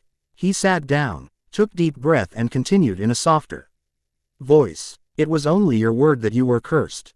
You never had any of the tests done or have ever offered to swear an oath to prove your innocence to the world. If I had such a thing hanging over my head, I would have moved heaven and earth to have the matter cleared years ago. But you have continually refused to do so. This is one of the reasons why I do not trust you." Sirius said, "There are 2 options for you. You will either swear an oath that you were never a marked or willing Death Eater, that you have never knowingly given support or aid to the person known as Voldemort or his followers of your own free will, and that you were used to follow his orders." "Never," Lucius snapped obstinately. "Option 2 is where I go through every contract, starting with your betrothal and marriage contracts, between the houses Black and Malfoy, and find every single thing that I can to penalize you." Lucius paled rapidly. He knew that he would be, at best, a financial and social pariah. At worst, Lucius shuddered. "I will impose every penalty, financial or otherwise, and, I warn you now, I will not do things by halves. I can, and will, ruin you if I do not get that minutes. Here is the wording of the oath I want you to take. The wording is non-negotiable. The choice is yours." Sirius finished by handing Lucius the oath, looking every bit the pissed-off head of house that he was. Lucius read the oath and went, if that were possible, even paler. I cannot, or will not, Sirius asked, unsurprised. Cannot. Lucius knew that he was beaten. Very well, I will confer with Narcissa and will have your penalties ready for you shortly. You may wait outside. One of the goblin guards escorted Lucius out. As the door closed, Sirius turned to face Narcissa. Cousin, you have only one chance at saving yourself and your son. You need to swear this oath and only then I can help you. He said sternly. Gladly. I may have agreed with some of the Dark Lord's ideals, but I never wanted to have people, especially children, hurt. I was never Imperio used, but any assistance I may have given those people was at the behest of my husband or close family members, and I was fearful of the repercussions on myself and my son should I not obey. That is acceptable, Sirius said. One oath later, Sirius asked, what would you like me to do? I have several things that I can do for you and your son, but all of them have consequences. What do you mean? Narcissa asked curiously. I can start by having your marriage annulled, if you want. That would mean that you would be free to remarry, if you choose, and your dowry would be returned to you. Your son would remain a Malfoy and heir to the family, but there will be little left after I am done with Lucius. I am calling any and all debts owed to House Black due and be.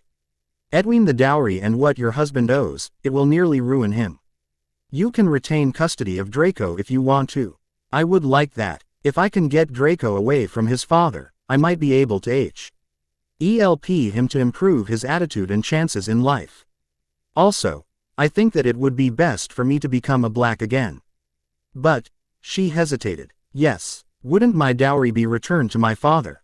Narcissa asked curiously. Only if you want it to be. The disbursement of the reclaimed dowry is at the whim of Lord Black. So, Sirius said with a grin. If you really don't want it, I can. Yes, I mean no. I mean, Narcissa trailed off helplessly, for once at a loss for words. You would like the dowry to be given to you? Sirius smiled. Yes please, my lord. She replied gratefully. I will need to know how much it is so that I can start looking for a new home for Draco and I.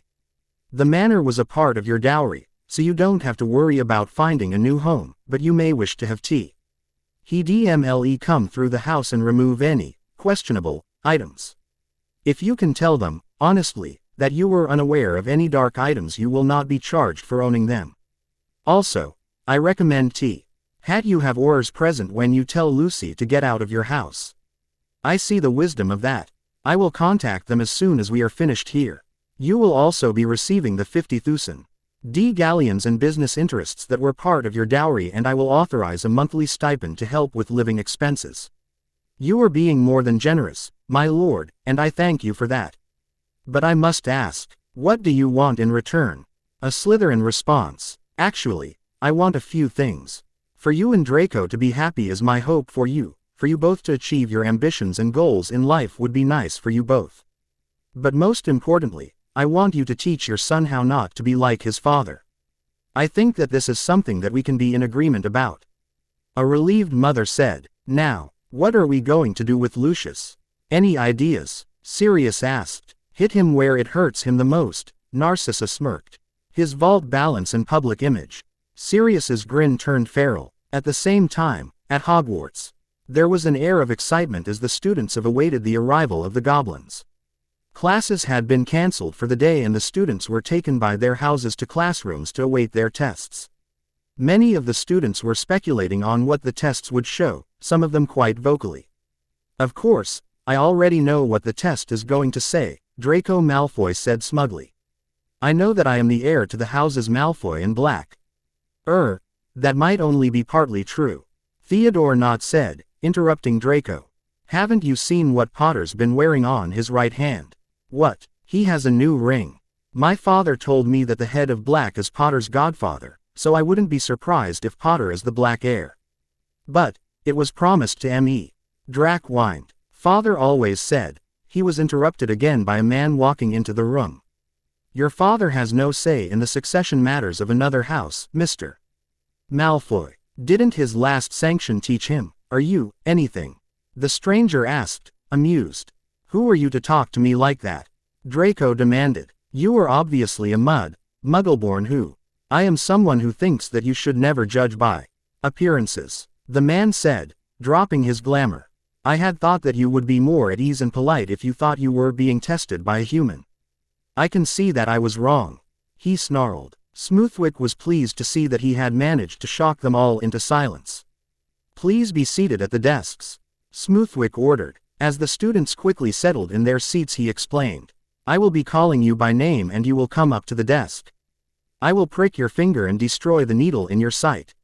You will then place 3 drops of blood onto the marked parchment. You will then be healed and sent to await your results in another room. I can assure you that Gringotts values your privacy and that no one else will see your results unless you authorize it. Let's get started. Leslie Aronson. Many students were shocked to find that they were not the first in the family to ever have magic. It turned out, in each and every single person, that the magic had Imply died out for a time in a family line and was re-establishing itself in a new generation. There were mixed emotions as the results were given to the students. Many former Muggleborns, that thought that they had no connection to the magical world suddenly found out that they not only had a magical heritage and that many had been attending school with relatives they didn't know they had. One particular couple found out that they were second cousins. They publicly said of their immediate, amicable breakup, if we are related closely enough to be recognized as family, then we are far too closely related to date. Others were alternately pleased or disappointed to find that they were or were not the heirs to families as they had assumed. There were many raised voices and wands drawn before it was brought under control. Amongst the Gryffindor first years, Neville Longbottom was shocked to find out that he was heir of Gryffindor as well as Longbottom. Lavender Brown was found to be a lost heir to the McKinnon family. Dean Thomas shocked that he was a secondary heir to the American Pedigree family, and Ronald Weasley was shocked to find that he and his brothers were all various heirs to the houses Weasley, Pruitt and, very surprisingly to him, Black, through his grandmother. Ron did not know how to react to being related to so many Slytherins. Hermione Granger received the biggest shock when she found out that she was heir to the famous Dagworth Granger family through her grandfather's great-aunt, an extremely frail, elderly lady that Hermione actually knew and loved. As a all child, she had always thought the fanciful stories that Aunt Willow had told her about a magical world and amazing creatures were just made up to amuse her. Now, knowing about the magical world, Hermione wondered if her aunt had guessed about her magical ability. And the leather-bound volumes on Aunt's highest bookshelf looked suspiciously like some of her own textbooks. She would need to talk to Aunt during the Christmas break. The Ravenclaws were less surprised, as many had been encore our own genealogies by looking through the old school albums and records, and, as such, most had a fair idea of where they had stood. Although former Muggleborn, Aaron Davies had publicly said, "The shame of this is that we cannot deny the relations we want to avoid mentioning," and went into a small coughing fit that sounded suspiciously like he was saying, Malfoy. In Hufflepuff, Justin Finch Fletchley was happy to find that he was associated with the Greengrass family. He was not close enough to be an heir, but was close enough to be considered a cousin. In Slytherin there were a few surprises. Very few thought they would be finding anything new. Several were higher or lower on the lists of heirs and they thought, but other than that they thought their social positions were fairly well understood. Except by Draco Malfoy. Even after talking to Theo Knott, he was shocked to find that he was not the Black heir. "But, I was told all my life that I would be Lord Black," he whined at Smoothwick. "Others may have told you that, and it may even have been true at the time, but the current Lord Black has named his heir and it is not you. There is nothing more to be said about it," Smoothwick said and then sighed. "Heir Malfoy, I am not in the habit of offering unsolicited advice, but right now I am feeling compelled to do so. The advice is this: do not be like your father. His actions have dragged your family name further and further down to the point that it is only the vast amounts of gold that he spent that gave him any political influence or social standing at all. Surely you understand how precarious that position is for you. I would hate to see the sins of your father," repeated Draco Cetually started to think as he was led to the door. Chapter 16. Hermione's Choice 16. As always, I only own my imagination and give thanks that the magnanimous J.K. lets us play with her creations. The Morning after the heritage tests, Hermione Granger was a girl on a mission. While having breakfast sitting at the Gryffindor table in the Great Hall, she was watching the door closely. When Draco Malfoy entered, she rose and walked over to him. "Heir Malfoy, a word if you please," she asked politely. "What do you want, you filthy Muggleborn?" Draco spat. "For you to remember that the heritage tests have proven that there is no such thing as a Muggleborn," she asked innocently. Several nearby students laughed at that. "Heir Malfoy, you, as heir of House Malfoy, are responsible for the debt that is long outstanding from your house to my house, Dagworth Granger. As such, I would like this rectified at the earliest possible time." "What debt? If you want payment for something, talk to my father," Draco said, knowing that his father would never give her so much as a canute. This matter was contractually set between the heirs of Houses Malfoy and Dagworth Granger. It can only be rectified by the two of us. If you are unable or unwilling to do so, I will be forced to hand the matter over to the Gringotts Debt Resolution Service," Hermione said sternly. Draco went pale. That was something that no one ever wanted to deal with. He had learnt that the Muggles said that the Spanish Inquisition was so terrible, but they had nothing on the Gringotts debt collectors. "Or we can come to terms between us.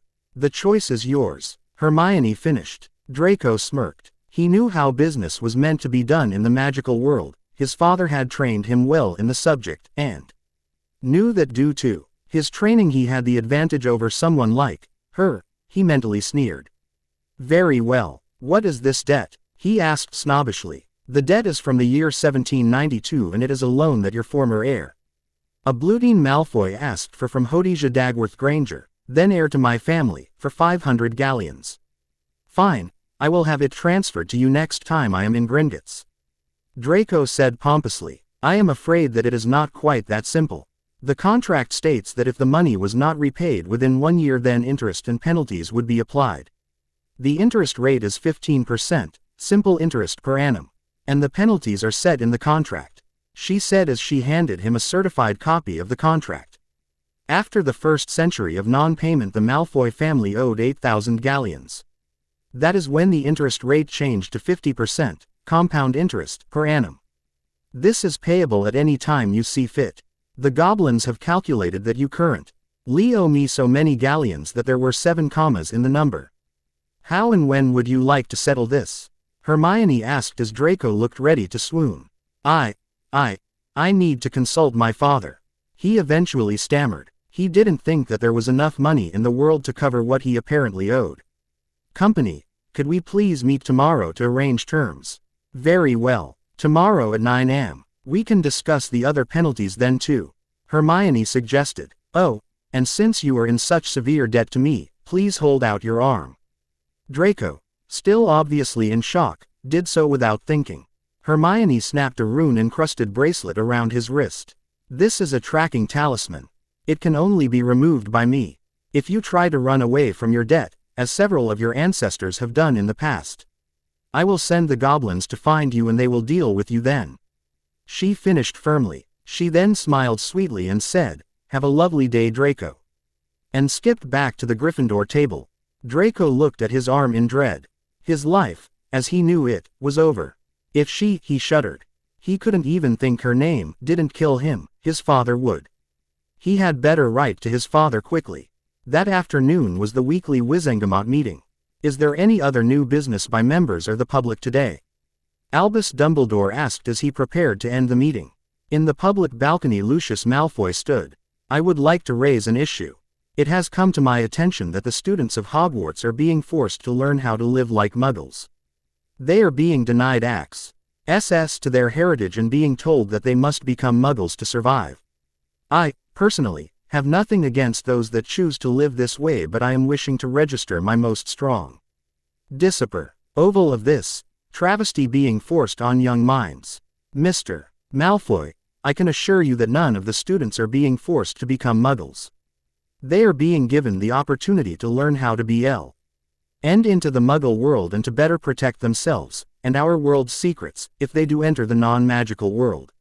What they do with the information given is entirely up to them.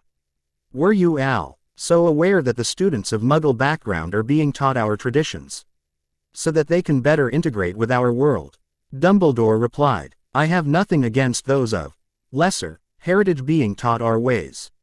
But what is to stop them from destroying our core beliefs and traditions by bastardizing these sacred rites, mixing them with their celebrations, more than they already have?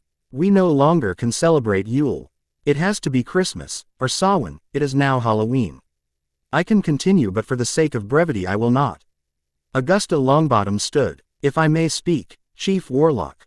She asked politely. Certainly, Madam Longbottom. Dumbledore replied. I can assure Mr. Malfoy, and any others that may be concerned, that the old ways and rites are still being taught. Just a few weeks ago I personally led the Samhain rites at Hogwarts. It is optional for all students if they want to participate or witness them. All students and teachers are welcome as long as they come with an open mind. Madam Marchbanks stood and added, I led the autumnal equinox rites this year, and that was before all the changes at Hogwarts. I have been doing this for many years, even when you were a student, Lucius Malfoy. And I hope to continue to do so for many years too. Come, does that satisfy you, Mr. Malfoy? Dumbledore asked. Thank you. I can see that I was in error, Lucius said with a nod. He knew better than to cross those 'twere any other business. Mr. Malfoy, you are free to be seated, Dumbledore asked, reaching for the gavel. Actually, Chief Warlock, I have one more piece of business for this court. Very well, proceed, Dumbledore sighed, leaning back in his chair. While, like many, I have been celebrating that so many families and houses are being re-established. NKS to Gringotts Bank's assistance in finding missing or unknown family members. Unfortunately, this also means that there has been a sudden glut of people demanding payment of historical debts and contracts, some of which date back centuries and should have died with the parties involved. You mean like the debt that your heir owes to the Dagworth Grangers? Sirius Black called. Well, I was not going to mention my family's personal difficulties specifically, but yes. These demands that are being made are ludicrous, and I move that the Wizengamot make such actions illegal. These people bringing forth contracts that were written centuries ago for what is now considered small amounts of money, and these people are doing everything in their powers to strip good and noble families of their hard-earned wealth. For the contract that affects my family, my son has informed me that the original amount borrowed was 500 galleons. With the contractual interest applied, it has become the largest number I have ever seen, Lucius said passionately. Heir Dagworth Granger is a close friend of my godson and heir and has approached me for advice on this matter, Mr. Malfoy. She called the number a sextillion, and that it was 21 numbers in line. Sirius clarified. People started whispering to their neighbors. Was there really that much money in the world? Sirius continued. I am also aware that Heir Dagworth Granger has asked for a meeting tomorrow to discuss terms between herself and Heir Malfoy. To my knowledge, she is not asking for the full amount but is seeking a fair and just resolution for all parties. Mr. Malfoy, how is this, stripping wealth from anyone? Dumbledore struck his gavel. Thank you for that clarification, Lord Black. Mr. Malfoy, the matter of private loans is not one for this court to decide. According to the Treaty of 1847 between the wizarding populace and the Goblin Nation, we, the Wizengamot, have no jurisdiction over any private financial matters. Gringotts Bank has a department that anyone can talk to about negotiating these matters if you wish to use them. And as to the sudden glut that you referred to, it has only been 1 day since these people learnt of their heritage. I doubt that many of them have even looked into historic debts, owed to or owing by them. Is there any other business? Lucius sat down, defeated. Since the annulment of his marriage he barely had a roof over his head and so little left in his vault that he knew that he could not afford Gringotts' services even if he wanted to. Lord Blah, CK had taken so much that he had barely left him with a pot to piss in, let alone enough to help his son repay the loan. He had been successful, so far, in keeping the information about his new situation on private, but he also knew that it was only a matter of time before his decline in circumstances became public knowledge. The following morning Lord Sirius Black met Heir Hermione Granger in the Rance Hall to help her through the coming negotiations. They sat in the meeting room to discuss what Hermione wanted to achieve. I was thinking that I could offer to reduce the amount to 1 million and see what they will counter with. That sounds reasonable. Personally, I would ask for 2 million and let them talk you down to 1. It will make you look even more reasonable to the other families but not stupid either. What about the other penalties? Well, I don't believe in slavery, so taking the heir as an indentured servant is out. And truthfully, I don't think I could stand to have a Malfoy that near me for long. From what I have heard, I don't blame you.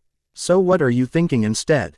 I thought that I would wait and see what types of attitudes they bring and base it from there. Hermione said, if they try and get too snooty with me, I can always up the penalties, but here is a list of possibilities. She handed Sirius a list and he started to laugh. There was an impatient knock at the door. Enter. Hermione called primly. Lucius strode in, acting as if he was in charge of the situation. Draco followed his father and gave a small bow. Good morning, Heir Dagworth Granger, Lord Black. Draco said quietly. Good morning, Heir Malfoy. Hermione replied cheerfully. And good day to you, Mr. Malfoy. Morning, Draco. Lucius. Sirius said politely. Lucius sniffed disdainfully and sat, uninvited. Draco stood humbly behind him. Please be seated, Heir Malfoy. Hermione invited. As Draco sat, Hermione looked at Lucius. Mr. Malfoy, please be aware that you are only here in an advisory capacity. All decisions are to be made by Draco and myself without undue influence or duress. Lord Black has kindly offered his own assistance and counsel to me if I feel I should need it and, like yourself, will not be influencing the outcome of this meeting. Should either you or Lord Black breach this, I will have the offender removed. Lucius did not look pleased but nodded reluctantly. To begin then, I think that we can all agree that the amount owed is a little ridiculous. Hermione said. As such Lucius interrupted. Yes, and we are prepared to offer the sum of 10,000 galleons. That is all you will get from us. Lucius snapped. No, that is not acceptable. Hermione said calmly. And if you cannot be quiet while Draco and I talk, then you will be removed. I will not remind you again. Hermione handed Draco the list of penalties. Heir Malfoy, as you can see, the penalties listed are rather substantial and all are punitive to a greater or lesser degree. I do not wish to see you fail in your life because of this, but some of them may be enacted if we cannot come to terms today. Draco silently nodded as he read. This was not going to be pleasant. My wish is for us to agree on a set amount that you will have to repay, and then, Lucius interrupted Hermione again. You refused our offer, so we will not be giving you a canute, you worthless whore, Lucius yelled, rising from his seat. Sirius jumped to his feet and pointed his wand between Lucius's eyes. Be silent, Sirius thundered. You are in breach of the terms of this meeting and you will show some decorum. Stepping between Lucius and Hermione without lowering his wand, Sirius continued speaking. I know that you think that you can run roughshod over a young girl that is trying to be reasonable and help your heir in this matter. But you will not get away with this behavior. Hermione, what do you want to do about this? Thank you, Lord Black. Mr. Malfoy, as you refuse to listen to me, I am invoking the interference penalties in the contract. Hermione snapped as she held the contract in her hand. As you are interfering, without cause, on the matter between your heir and myself, I am implementing that penalty. You, Lucius Malfoy, are to formally name me as heir to the family Malfoy until such time as the loan has been repaid. You are also to pay for all of my educational needs, school fees and all books, writing supplies and uniform needs, until the loan is repaid. This is in accordance with the penalties set in the contract. Hermione finished shakily as the contact flashed brightly, indicating that the penalty had been magically enforced. You may leave now, sir. You cannot do this, Lucius screamed. You are trying to ruin me. I will not let you do this. Then I will inform the goblins to begin their own proceedings against you.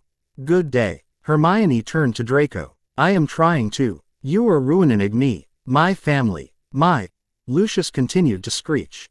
Mr. Malfoy, if you truly want to blame someone for this, go dig up your ancestor and yell at him. Yell at your ancestors who failed to pay this loan. I tried to do the right thing by your family, but you couldn't. Hermione mocked. I tried to offer an alternative, but you refused to listen.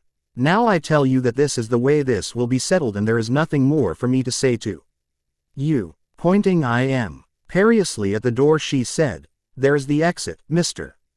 Malfoy. You may use it immediately." Sirius grabbed Lucius by the arm and propelled him from the room calling, "Be back in a few minutes, kids."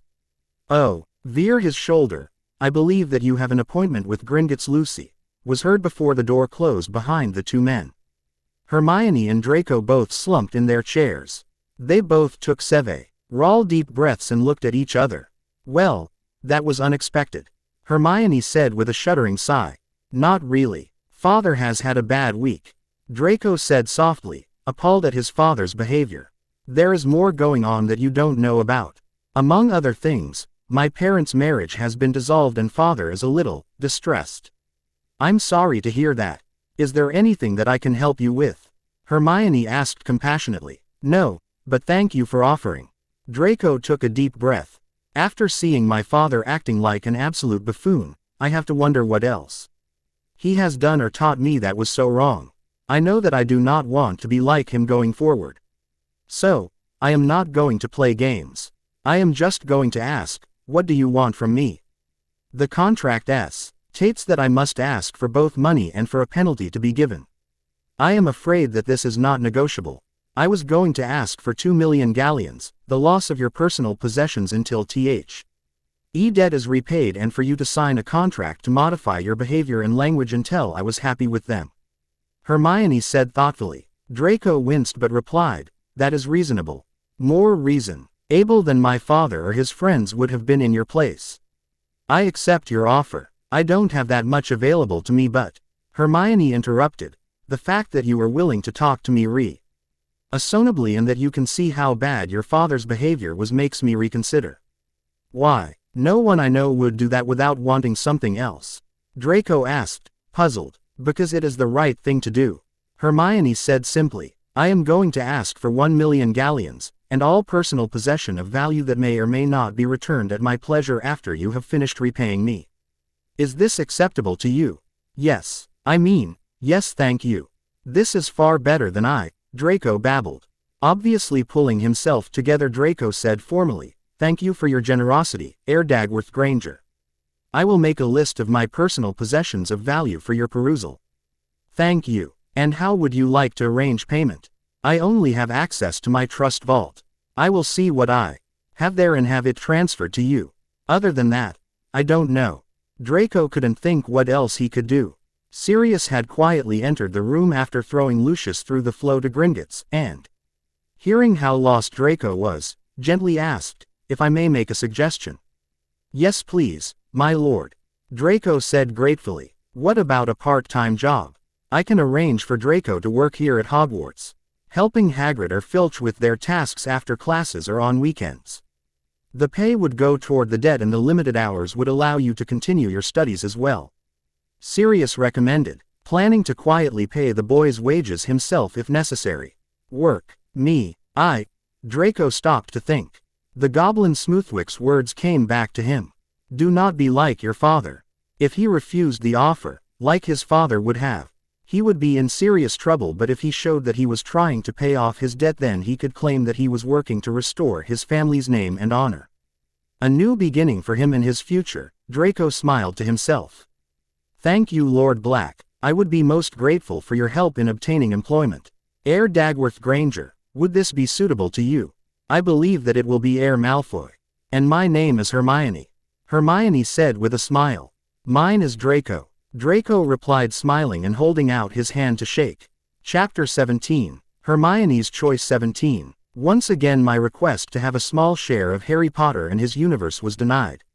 So no, I don't own any of it. I would like to thank everyone who takes the time to review my story. It is greatly appreciated. I would, however, like to request that people keep things civil. I do not mind if people disagree with me, including one person who has said they will no longer read my work, but please do not swear or abuse me because you do not like where I am taking the story. I will say that the cowardly anonymous reviewer whose explicative-laden review that has been removed AC Chuli taught me a few new swear words so obscure I had to look some of them up. So to that person, sorry, wrong gender, and most of your suggestions are physically impossible even with magic or dismemberment. Harry Potter had been waiting in the Great Hall for Hermione to finish her meeting. She had told him that it wasn't necessary to wait, but he wanted to be sure that she was all right. Eventually she emerged, chatting with a nervously smiling Draco Malfoy. Seeing Harry, Hermione hurried over. "I told you that it would be fine." She smiled. Sirius took care of Mr. Malfoy when he tried to interfere, and after that everything worked itself out. "Hi pup, good to see you." Sirius smiled, walking over and gave Harry a quick hug before handing Hermione a scroll. "Hermione, the goblins need you to fill this out and send it to them as soon as possible. It is to tell them the penalty that you are imposing on Lucius." "Okay, see you both soon." He waved as he left the hall. Draco came over to the and hesitantly held out his hand to Harry. "Potter, I have been shown the error of my previous attitude. I apologize for my undeservedly rude behavior towards you." Harry looked at Hermione, who gave an encouraging smile, and then shook Draco's hand. "I think we both were at fault and I apologize too." "Fresh start." "Agreed." Draco smiled. "So, has anyone explained the differences between school and professional Quidditch to you yet?" The three sat down at a table and started to chat amicably. "Harry, what are you doing with that bloody slimy snake?" Ron Weasley shouted as he entered the hall. "Piss off, Malfoy. You aren't wanted here." Weasley. Draco nodded calmly at the irate boy. "Potter and I have agreed that we both acted erroneously and are trying to form a friendly acquaintance, if not begin a friendship. Is that something that offends you?" "Harry, mate, you can't trust this slimy git. You know that all Slytherins are evil." Ron ranted. "You mean like your grandmother?" Harry asked. "You said that she was the reason you were related to the Blacks and I looked her up. She was a Slytherin prefect for her last 3 years here." "No, I don't believe you. My grandma is a good person, not a slimy snake." "But, by your reasoning, she is evil," Harry explained patiently. "Never, and don't you ever talk about her again," Ron shouted, not noticing a professor heading towards them. "All Slytherins are bloody evil. You can't tell me they are not all wanting to serve you know who or someone like him." "Mr. Weasley," an angry Scottish voice said. "Congratulations, you They've just broken your twin brother's record for the most detentions in a single term. 3 for the insults to Mr. Malfoy and Slytherin House, 1 for deliberately trying to ostracize another student and another 2 for swearing. Combined with your endeavors earlier this term, I had hoped that we had gotten past this sort of behavior. I am afraid that we will be needing to have another meeting with your parents." Ron winced. As Sirius Black dragged Lucius Malfoy to the flow fireplace, Lucius wondered how his life had come to this. He was soon to find out. "Gringotts!" Sirius shouted as he threw some powder in. A goblin's head appeared in the flames. "I have an interference violator of the Granger-Dagworth Malfoy contract meeting. He may come thray air to fill out," the goblin said as a roll of parchment landed at the man's feet. With a smirk Sirius said, "Have fun, Lucy. Enjoy the trip," and pushed him into the green flames. Lucius stumbled out of the fireplace and landed on his back. "We'll come to the correction cells of Gringotts, Mr. Malfoy," a goblin said. "Be seated." Picking himself up from the floor with as much dignity as he could muster, Lucius sat in the indicated chair. It grew vines that tied him tightly. "We need to wait until Heir Dagworth Granger has completed the paperwork and then we will deal with you. I will be back at that time." With that the goblin left Lucius to his thoughts. After an indeterminable wait the goblin finally reappeared. He waved his hand and the restraints disappeared. "Mr. Malfoy, we have received the demands of Heir Dagworth Granger and have taken the liberty of creating the contract for your penalty payment. Here is your copy. Please read and sign it." Lucius could not believe what he was reading. Naming her as his heir until Draco repaid the debt he expected. But repaying her parents for her school fees, paying for high-quality uniforms and supplies, and she wants a book budget of how much per year? That was almost as much as he spent on hair tonic. This would ruin him even further. He had always pretended that he was wealthier than he truly was, and once Black had reclaimed Narcissus' dowry and all the money he had borrowed from the Black vaults and other debts, there was less than 300,000 galleons left. With that he had to buy a house, furnish it, and then try to invest what was left to generate an income.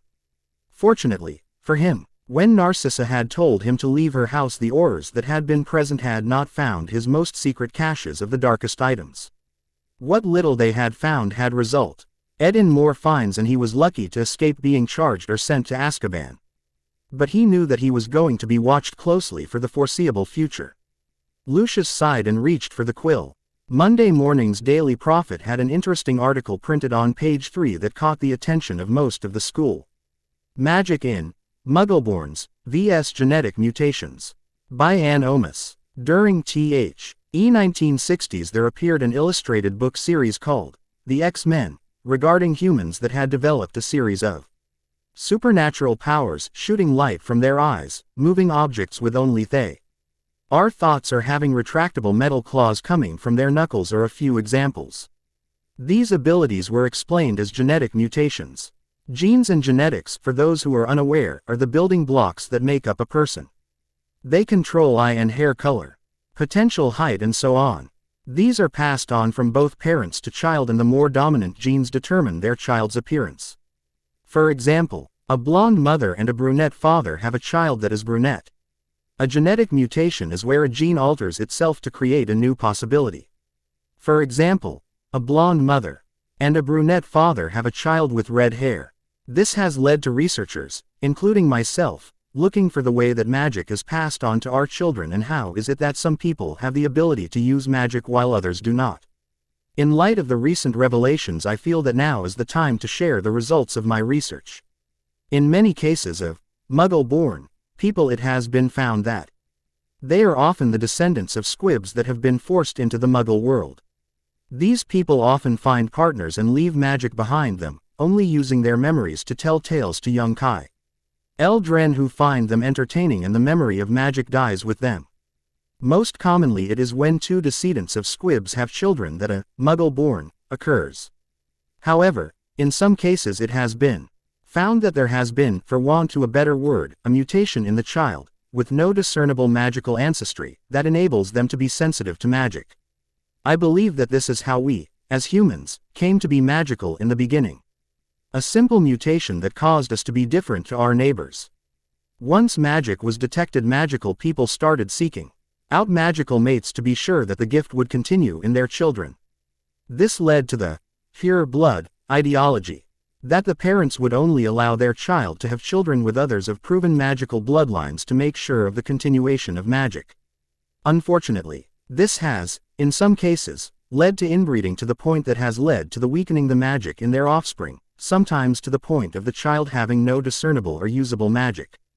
The article continued on with many dry facts and figures that few read and less understood, but the point had been made, which started many debates amongst the whole community. Quirinus Quirrell was worried, or rather, his hidden guest was.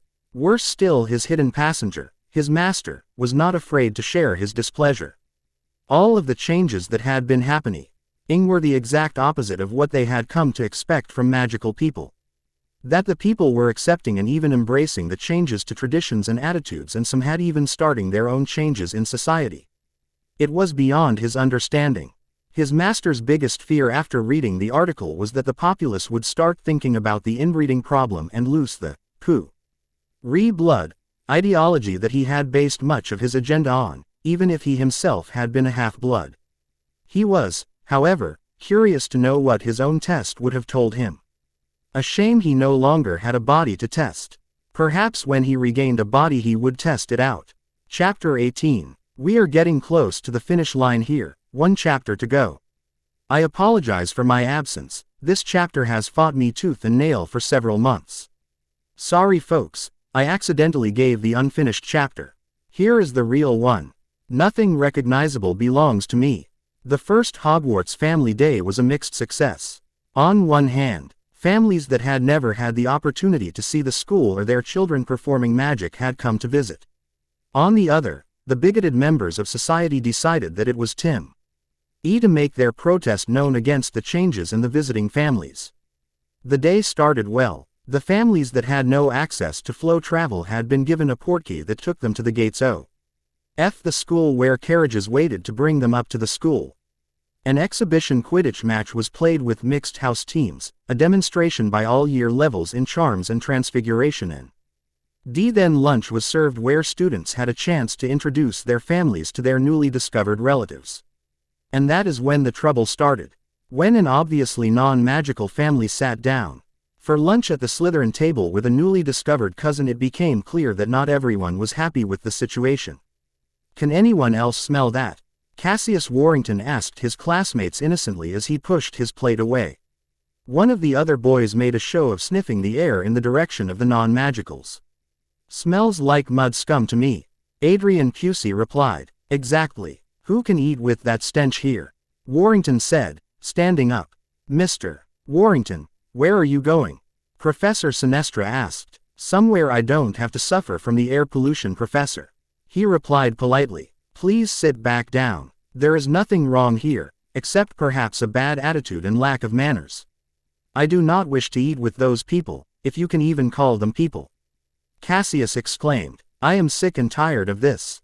My family has avoided those sort of people for over 20 generations, and now you are telling me to cuddle up to them.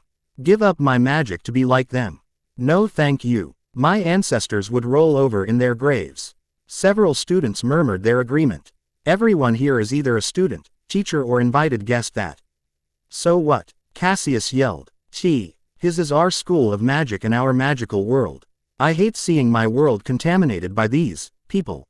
It's bad enough they're freaks of nature that don't deserve to be among decent magicals, let alone being taught here. But I refuse to keep pretending that I am happy that my world is being destroyed. If you or anyone else here don't like that, then go live like a muggle. Stop changing everything," he whined petulantly. "Mr. Warrington, I think that you fail to see the problem you are wanting to create," Professor Dumbledore said gently. "You see, we are here to educate all magical people, not saint the select few that you feel are worthy of knowledge. We are trying to give all of you the information so that you do not have to be bound to our world if you choose. I, personally, don't care if someone is new to our world or if their family has attended Hogwarts for 50 generations. All will be treated equally. If I were to do what you suggested and only have students that have no non-magical ancestors whatsoever, then the school would be empty. All of us have a Muggle ancestor somewhere on our family tree, even if it was a very long time ago. I can understand that you dislike the changes that have been made here, however. There is a time and place for airing such grievances. During the meal and in front of our invited guests is not one of them. You will serve detention with Profe Zur Sinestra and myself for your outburst tonight, and we will discuss this like rational people then. This is not for your words or opinions. It is for the disrespect that you are showing these guests today." "Yes, Professor," Warrington said sullenly as he sat down and sulked. Professor Dumbledore walked back to the teacher's table and faced the hall. "Despite that outburst, I believe that today has been a great success. As such, I am announcing that this will be a twice-yearly event. It will be held at Halloween and again in March. I hope to see many of your families joining us then," he said before sitting and finishing his meal. Hermione Granger had been thrilled to see her parents and even happier to see her Aunt Willow accompanying them. She would be able to get some answers. Both of the Doctors Granger were very happy to be able to see the school that their daughter had been waxing lyrical about all term. It was beautiful and, even to those with no magic, you could feel the magic in the air. Willow was happy to return to her old school and see her precious niece. They had all been worried about a letter that had arrived a few days prior. Hermione was bullying other students about their homework. That didn't sound like their girl. After meeting with Professor McGonagall and hearing Hermione's reasoning for her behavior, the adult Grangers turned to Hermione in surprise. "Hermione, we encouraged you to study hard, yes. But when you had troubles socially, you took it on yourself to study more, to not play and so on. You never had friends to show you how to play like a child, and we were too busy getting our dental business up and running in the early years to play with you. By the time we did have the time to play with you, you had no interest in it. That is why we so rarely do anything together. You never seem interested," Mr. Granger said. "We are proud of your high marks and want you to do well, but we still love you even if you fail. That is a part of life too," Mrs. Granger added. "I know you will love me, but when I didn't get good marks in my last sports exam, Dad, you didn't talk to me for 3 days. And Mum, You just said try harder and walked away. What am I meant to think other than you were disappointed and didn't like me for not doing? Well, Hermione cried. When was Oh, Mr. Granger said in realization. Honey, that wasn't about you, I mean. I was trying to figure out how to deal with a new practice that was threatening ours. Not just undercutting our prices, but they had started to subtly threaten to destroy us by having us deregistered and worse. We tried to keep it from you to protect you from it all. Hermione, I agree with your father and will just say that you may know what you have learnt in your books, but there is more to life than book learning. You need some lessons in life. Mrs. Granger said sadly. I agree. Professor McGonagall said. I have restricted the amount of time that Hermione is allowed to study each day, and I am also restricting the amount of help she can give to others. Unfortunately, some have been taking advantage of her consistently good marks. But what am I supposed to do instead? Hermione asked in confusion. There is plenty to do other than study. Read for fun, play a card or board game with the other students, or just sit and talk about things that interest you all. Do you have any non-educational hobbies? Professor McGonagall offered. No, was admitted reluctantly. Well then, Aunt Willow spoke up for the first time. I have an idea that could be both fun and educational. What if you started making a list of your classmates and their families? Research how they live and where their magic comes from. When you have finished with your class, ask others the same question. And you could start to write a book about the differences in the families of the magical world. It would be more useful than that pureblood propaganda book, Nature's Nobility. Hermione smiled at the thought and nodded. Now that is sorted, Aunt Willow said, why don't we take a walk and I can tell you a bit about our magical family? I seem to remember that there are a few portraits of some relatives here. Somewhere. In mid-December the magical world was yet again rocked by the headlines of the Daily Prophet. Death Eater terrorists uncovered. Imperious defense debunked. It cried. But how had this been discovered? After Peter Pettigrew's trial and sentencing, he had been taken to a holding cell and questioned extensively as the Wizengamot had ordered, as his initial question. Ing had been rushed due to time constraints. One of the questions asked was if he had been Imperio used to take the Dark Mark. It doesn't work like that. You have to truly believe in the cause and want to serve the Dark Lord for the mark to stick. If you have any doubts or any disloyalty to the Dark Lord, then it won't work and you would be killed. Peter had answered. That started the ball rolling. Amelia got the names of all Death Eaters that Pettigrew knew and quietly started to have them brought in for questioning, cursing the previous administration for their mishandling of the matter. What were they thinking? She thought bitterly, after bringing in the 25th person. They probably were thinking with their bank balances. Simultaneous raids on so many houses was draining to say the least. But by early December they were ready to start prosecuting the alleged criminals. Lucius Malfoy awoke in a holding cell. He recognized the room from his many tours of the ministry. Only, on that occasion he had been on the other side of the door and able to walk away. He had no memory of arriving there and was, understandably, confused. The last thing he remembered was leaving his new house and then, here. Crap, he thought grumpily. I would bet anything that Black is behind this.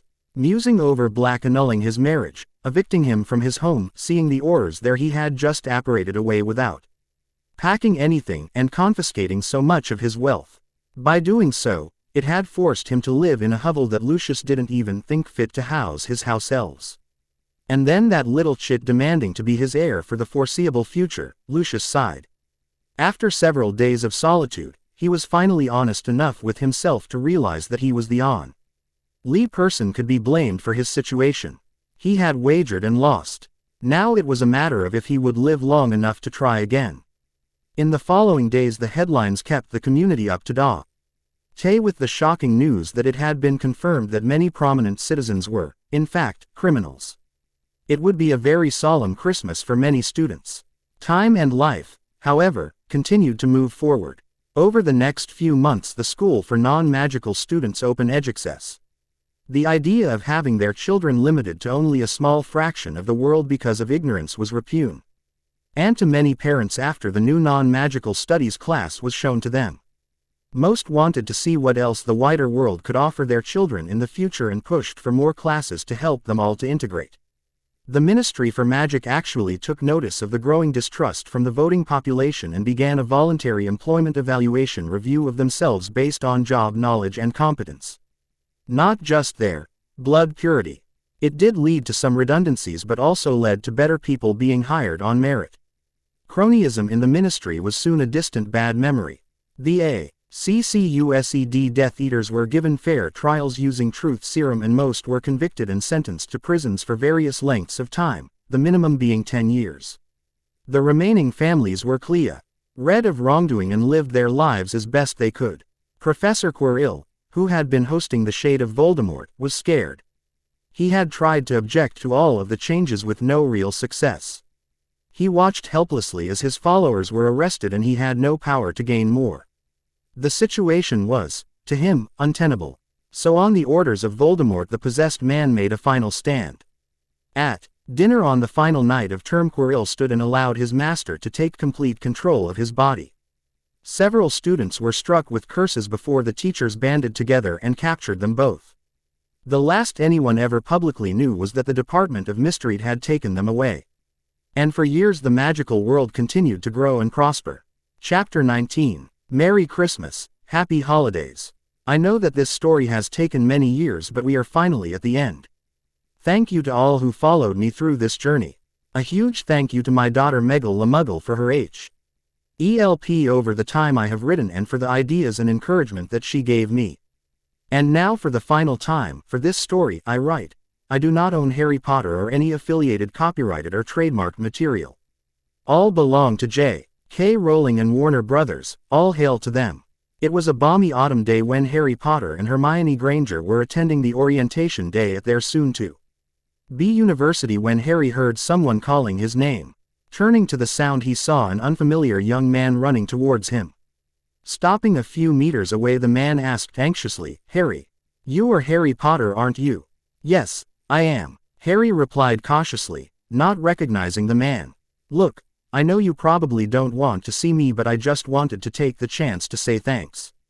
If you hadn't given me that stipend that you did after my parents were arrested when we were 11, I don't know what I would have ended up as," the man said in a rush. "So, thanks. What stip, Dudley?" Harry exclaimed, shocked. "Dudley Dursley." "Yeah," Dudley replied, rubbing the back of his neck awkwardly.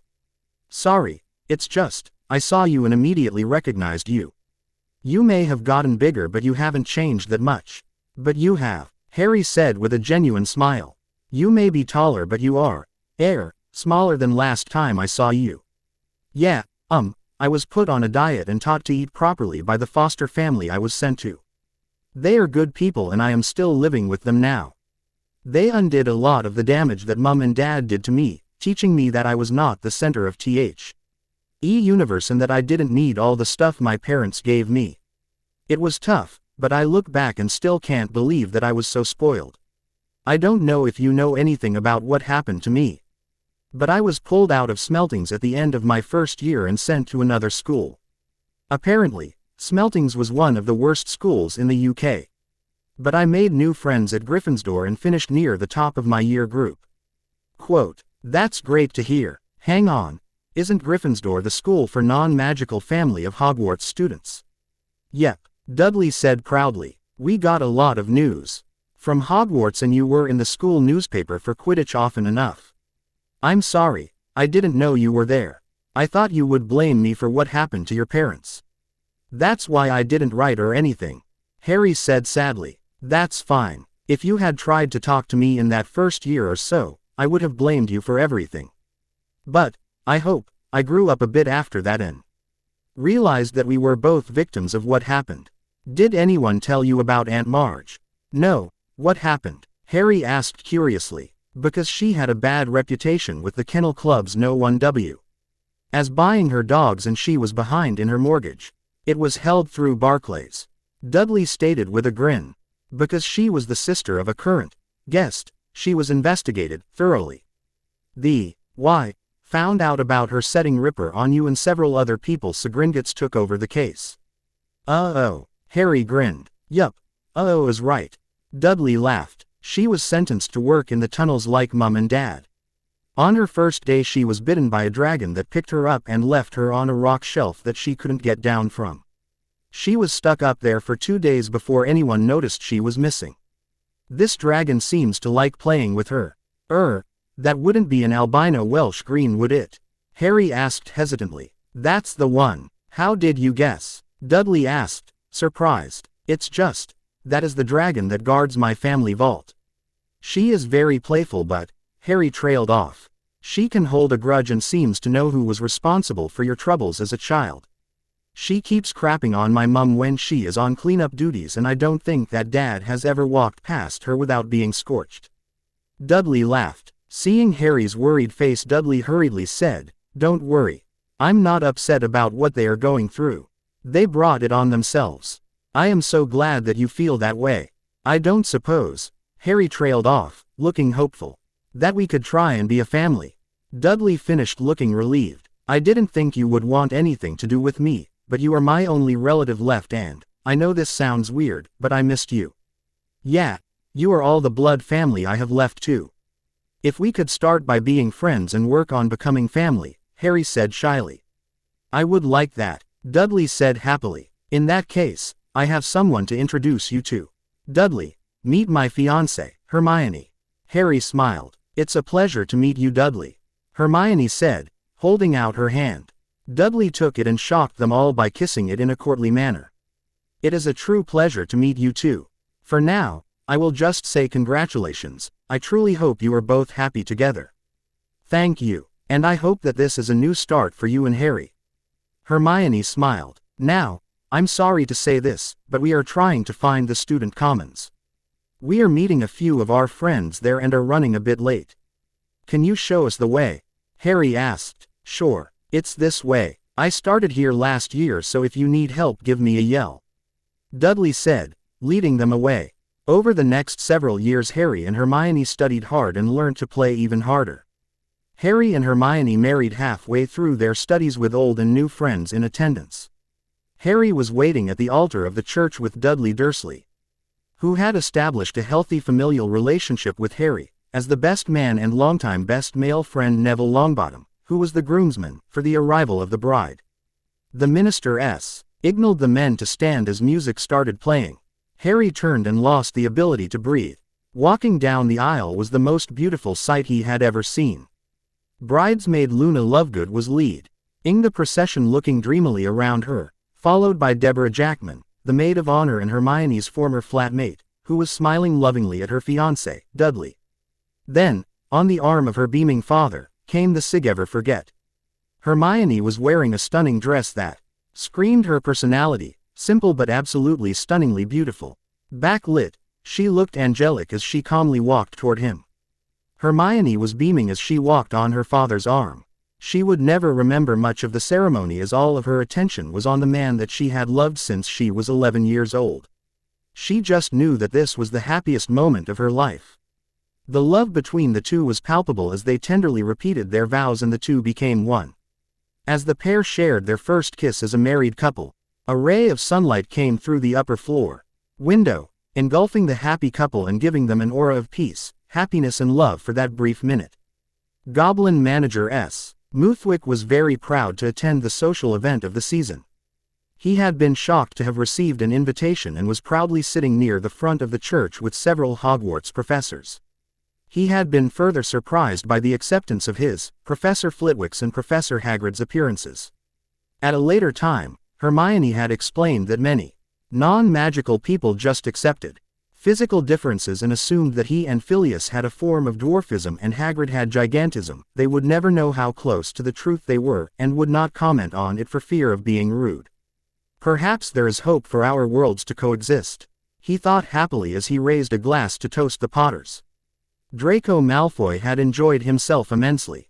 He was unrecognizable from the arrogant little boy that had started at Hogwarts. While he repaid the contract between himself and Hermione, he had learnt that nearly everything his father had taught him was either wrong or inappropriate for someone of his social status. So he worked hard to change himself with the help of his mother and Lord Sirius Black, and eventually became close friends to the happy pair. They may even become Related as Draco was currently dating Hermione's cousin Helen, and she had been very obviously taking detailed mental notes of the wedding and reception. Everyone attending, magical or not, agreed it was the best wedding that they had attended, and that, even without obvious magic being performed, it was a purely magical occasion. An invitation had been sent to Vernon and Petunia Dursley, but no reply was ever received. The year was 2010 and Hermione Potter was moving into her new office. She placed a box of personal items on the desk and looked around the room. The Seiko, N.D. Ever, Muggleborn, Minister for Magic and the first female minister in 20 years, Millicent Bagnold 1980-90. Smiling, she thought about how the magical world was now so different from the one that she had entered as an overeager 11-year-old girl. By the turn of the millennium, blood classifications were all but eradicated. Many of the former, pureblood, families had either been shocked to find that they had either non-magical ancestors or had since married those that were once considered Muggleborn. As such, much of the blood class bigotry that she had faced was no longer relevant. And she was glad that it was something that her children would never have to face. With the mutual educations being taught at Hogwarts, many magicals were now happily and comfortably living in the non-magical world, holding down non-magical jobs, and several were in serious relationships with non-magicals. Others were working on ways to make technology of one world work for the other. Arthur W. Weasley was heading a department to lead the way in making electrical items like televisions and microwave ovens work around magic. His son Ron was doing the opposite and trying to find ways to make magical innovations work in a non-magical environment. There had been a surge of simple potions that hit the non-magical health market over the last several years to treat easily cured by magic diseases. Even though they were labeled, may help with the symptoms of, they were actually cures for some types of cancers, AIDS, type 2 diabetes and several other common ailments. The most important potion was the modified pepper-up potion. It was what the non-magical world had been searching for centuries. It was the cure for the common cold. Similarly, there were diseases and ailments that the non-magical medical world could cure or improve that were deemed almost miraculous. The most outstanding, and publicized, was the treatment of Frank and Alice Longbottom. Magical treatments had done nothing to improve their situation for over 10 years, but after a CAT scan, a course of treatment was applied and, by the end of 1993, both were recovered enough to be released to their home and to their son. Slowly the magical world was integrating into the modern Muggle world, and both worlds were becoming accepting of the other. That is not to say that it was perfect or that there were never any problems. But the problems were often managed quickly and plans were made to prevent similar problems from repeating in the future. A whole new branch was added to the DMLE to handle such issues. They worked closely with MI5 and the police to keep things as calm as possible, informing the other agencies of rumors or potential threats to the other. It worked well, and many criminal LD cases on both sides of the magical barrier were closed due to the collaboration. Sitting at her new desk, she wondered what would happen now. So much change had already taken place, what was there left for her to do? No one ever realized that the changes that had improved their world had all started by Hermione's choice to tell the truth.